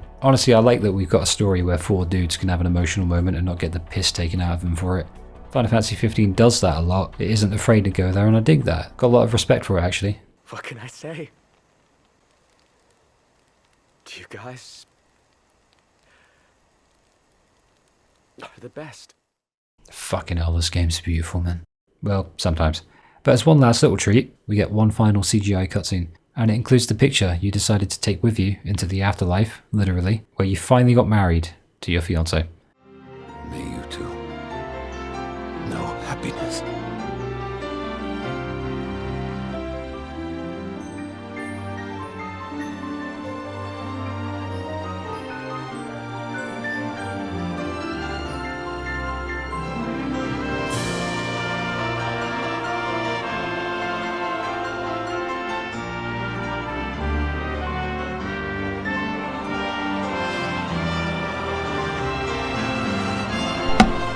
I'm going to fucking kill you, Noctis. And we're done. After this, we have to quite briefly touch on episode Ardyn. Its DLC is actually very good, but I'm not paying for it, so I'm not playing it. It should have been in the main game, modern gaming sucks, blah blah blah blah blah. I've watched it in full and it clears up a lot of things about how he got to be so evil and vengeful, and sheds light on the history of the world we spent over 100 hours exploring. It betrays his betrayal by his brother Somnus, the Founder King and Noctis' ancestor, and the history of this world of Eos is actually very rich, and the well runs deep here. We're told of how Ardyn was betrayed by the gods, as well as his brother, and ultimately just cast aside by all of them, especially Bahamut, the shittiest and seemingly most powerful one. In essence, Ardyn's entire story is that of the game as a whole, because Bahamut said so. That's it. Ardyn's right to be pissed. What he wasn't right to do though was killing Luna, for instance, which was awful. But he's barely himself at this point. I think I read somewhere that he actually absorbs other people's memories. Either way, that is his story, and it ends miserably, with him being told that he has no choice but to either do as he's told or suffer an eternity of pain. So that's why I'm also glad that after that, at the end of the main game, we put him out of his misery, finally. Dawn of the Future was an alternate timeline, wherein everyone rebelled against this bullshit from Bahamut and the gods. But Tabata quit, I don't blame him, and so it was made into a book. At that point, the game had been on life support for years. It's odd because part of me would have loved it alongside the Aranea DLC, but part of me knows it just would have been a separate canon for wish fulfillment. It's odd to say, when you consider how the canon ending is this miserable shite. Ardyn gets no justice, Noctis and Luna die, the lads live the rest of their days without them both, and we don't even get to see Aranea or Iris in the future. It's a mess, and episode Ardyn is the final piece of that mess, while also the closest anything has ever come to patching that mess up. So Ardyn, it's either him or Caius Ballard for best villain in the series for me, so far, based on this little essay series that I'm doing, even with the vast majority of his backstory hidden behind the reinforced gates of fucking DLC purgatory. Ardyn manages to sort of break through that 4th dimension and into the top of the tier list for sheer awesomeness alone. He's likable to the point that it'd be great if he turned out good at some point, but he doesn't do so canonically, and maybe that's actually okay because he's a genuine menace. Dude can't be killed, at least until the end. He's constantly a threat to us, but he's not always around. He appears lovely, but you know he's not. He's like Caius in 13-2, you know? Just knowing he could show up is enough to keep things interesting at times. He joins you from time to time, and his personality being so vibrant and lively instantly makes you feel at ease. It's like, yeah, he's a baddie, obviously, but a fun bad guy. Ardyn's perfect for it. His voice acting in English is outstanding as well. There's a genuine believability to him as a character because of it. It's just more great Final Fantasy voice acting. There isn't a badly voice acted FF game that I can point to. They never sound too much like anime characters, at least the main ones. Even back in the Final Fantasy X days, enough of them talked like actual people. I don't think it's a case of like paying them more. I think it's just something about the culture of Final Fantasy that brings that shit out, because there's a lot of JRPGs where the voice acting is just... Now, I mentioned this in the 13 video. I don't need to go through it again. Shows you how often I go off script though, doesn't it? Now, the DLC shows us that he really was screwed over in a terrible, unjust way. And had it been shown in the game, he'd have been a 10 out of 10, but he's still a 9 out of 10, so it's fine. The fact that Ardyn went from really chill dude who wanted to just heal people to this absolute vengeful madman, alongside the great acting that really sold it, deserved far better than a little DLC. But this is the real world, and this is how his story ends. And so has the main story. So let's talk about it one last time. It's certainly the most difficult game to analyze because it feels like I'm analyzing a giant amalgamation of many separate games that have all been put into a disorganized mess. I can see now why I had such a hard time writing the game off, even in spite of the many things it screwed up. It salvaged some things, completely discarded some others, and ultimately landed on its feet in a way that was passable enough to be a game that I can look back on with fondness. Even after 4 or 5 separate playthroughs, I've lost count at this point. That, if nothing else at all, clarifies the important things more than anything else. There are very few games that I can play more than just the once, and the one thing they all share in common is that they're among my fondest experiences in gaming. Another little, almost metaphysical thing worth committing to memory is that as someone who started writing properly on games as a hobby just about a year ago, I found that when a game is truly bad, and I mean genuinely bad to the point that the negatives just far outweigh any positivity that one could possibly extract from playing it, it's almost difficult to even justify writing about it, in the first instance. So from that angle, I can look at what's my largest script yet, not even counting the multiple little add-ons that I do, and the off-script rants, and surmise that it inspired a genuinely beefy essay out of me, and I think that says more about it than any words really could have. The fact that the words exist, I suppose. I can only hope that I've done a good enough job of illuminating why it is that this one stuck with me. And I think that the most pertinent little bullet point that I've needed to cover, but ultimately left till the end here, is that the polarizing nature of the game's quality, from chapter to chapter, from one gameplay element to another, from one cutscene to the next, and from one incredible character to the next bland one, is exactly the reason why it does stick out in the way that it does. And it works both ways. Every incredible thing the game does is all the more outstanding when you look at the development hell that it went through, and the catastrophically insidious decisions that were made in all of the aspects noted above and scattered throughout the video. But flip it round and every terrible decision is all the more striking as well, and painful in light of the fact that they, despite all of the chaos that surrounded this game, still had all the ingredients to cook up something worthy of the Final Fantasy name. So was it worthy of that name? Well, in my eyes it was, even if only just barely. Started at the back of the grid, and just about made it to the podium, in third, I guess, but it was clutch. The fact that it provokes such intense discussion among people and even incites the passion in me to write obsessively about it in the longest piece I've ever done means that it was an experience worthy of that much at least. But ultimately, for every incredible thing there is a terrible thing too. I don't know the exact ratio. I'm not particularly bothered by it either. I'm not a mathematician. I'm not entirely certain it even matters at this point, not in light of the abstracts, but games are subjective and analysis can only take you so far before you fall over your own ideas. I was curious if that would change once I applied the scrutiny required to write an essay about it, I suppose, and thankfully it held up well enough not to crumble into dust as I did so. Maybe certain facets broke down under the heavy hand of judgment, you know, but the charm, I think, is the foundation that kept the overall structure standing, even as the windows occasionally smashed themselves and let the winds of change blow the fucking door off its hinges. The house still stands, by a fraction. Attention to detail in places you may not even notice, let alone care to look into, is the difference here. Simple little parts of the wider schematic that form a sort of creative adhesive to make sure that when things get really rough, which they absolutely do in this game, the project as a whole could stay upright long enough to see itself to the end. Because I've realised that despite our ideas, creative projects basically become pseudo-sentient at a certain point, and they take on a life of their own. FF15 did exactly this, and it's one of the most infuriatingly charming games I've ever played in my life. Another of the criticisms of the game, that I've seen at least, is most notably the "it's not a real Final Fantasy game" argument. I'd ask that they look at it from a new perspective, I think. I'll concede, myself actually, that the series is a far cry from the early days. For every game that I haven't played, I've seen it played to a good degree, so I get the whole vibe and idea, but evolution ain't inherently bad. It's bad when it's forced, inauthentic, unnatural, but when it's the result of a director genuinely wanting to actualize a creative vision, then I don't really mind, usually, even if I don't dig it. There are Final Fantasy games that I'm not even into, but at least they were true to what they aimed for. We'll get to them eventually, provided I don't die. For the series as a whole though, it's true that we're looking at a series with a revolving door of directors, producers, scenario writers, composers, whatever else. And with 15, what we have here is a fusion of two, possibly even competing, ideologies. But what ultimately manifested from that is something that feels authentic. It feels real, you know, like it genuinely believed in what it was trying to say. It's like me, you know, it has trouble speaking, but it genuinely believes what it's trying to say and is passionate about it. That's why I feel so comfortable with it. Like, for every hour of voice recording I do, I have to like edit out 30 minutes of fuck-ups. I wonder how many fuck-ups this game had to edit out. Absolutely everyone who plays this game, and any Final Fantasy game, has their own unique interpretation of what Final Fantasy is to them. And there's even some consensus among certain things. Example, there must be chocobos. Most can agree on that, but both as a joke, but also seriously. Moogles to some extent must be present. There needs to be a fantasy setting. 15, for instance, is a fantasy based on reality, which in no small part contributes to its allure for me. But one thing it was lacking, I guess, was RPG elements. And I can absolutely see why people would want them. Sometimes I care, sometimes I don't. I don't believe it lost its identity, because the identity of Final Fantasy has always been a moving entity. It's almost sentient as well. But I still feel a little hollow about 15. For what they had to work with, there was some closure, but nowhere near enough. It's an ending more bitter than sweet.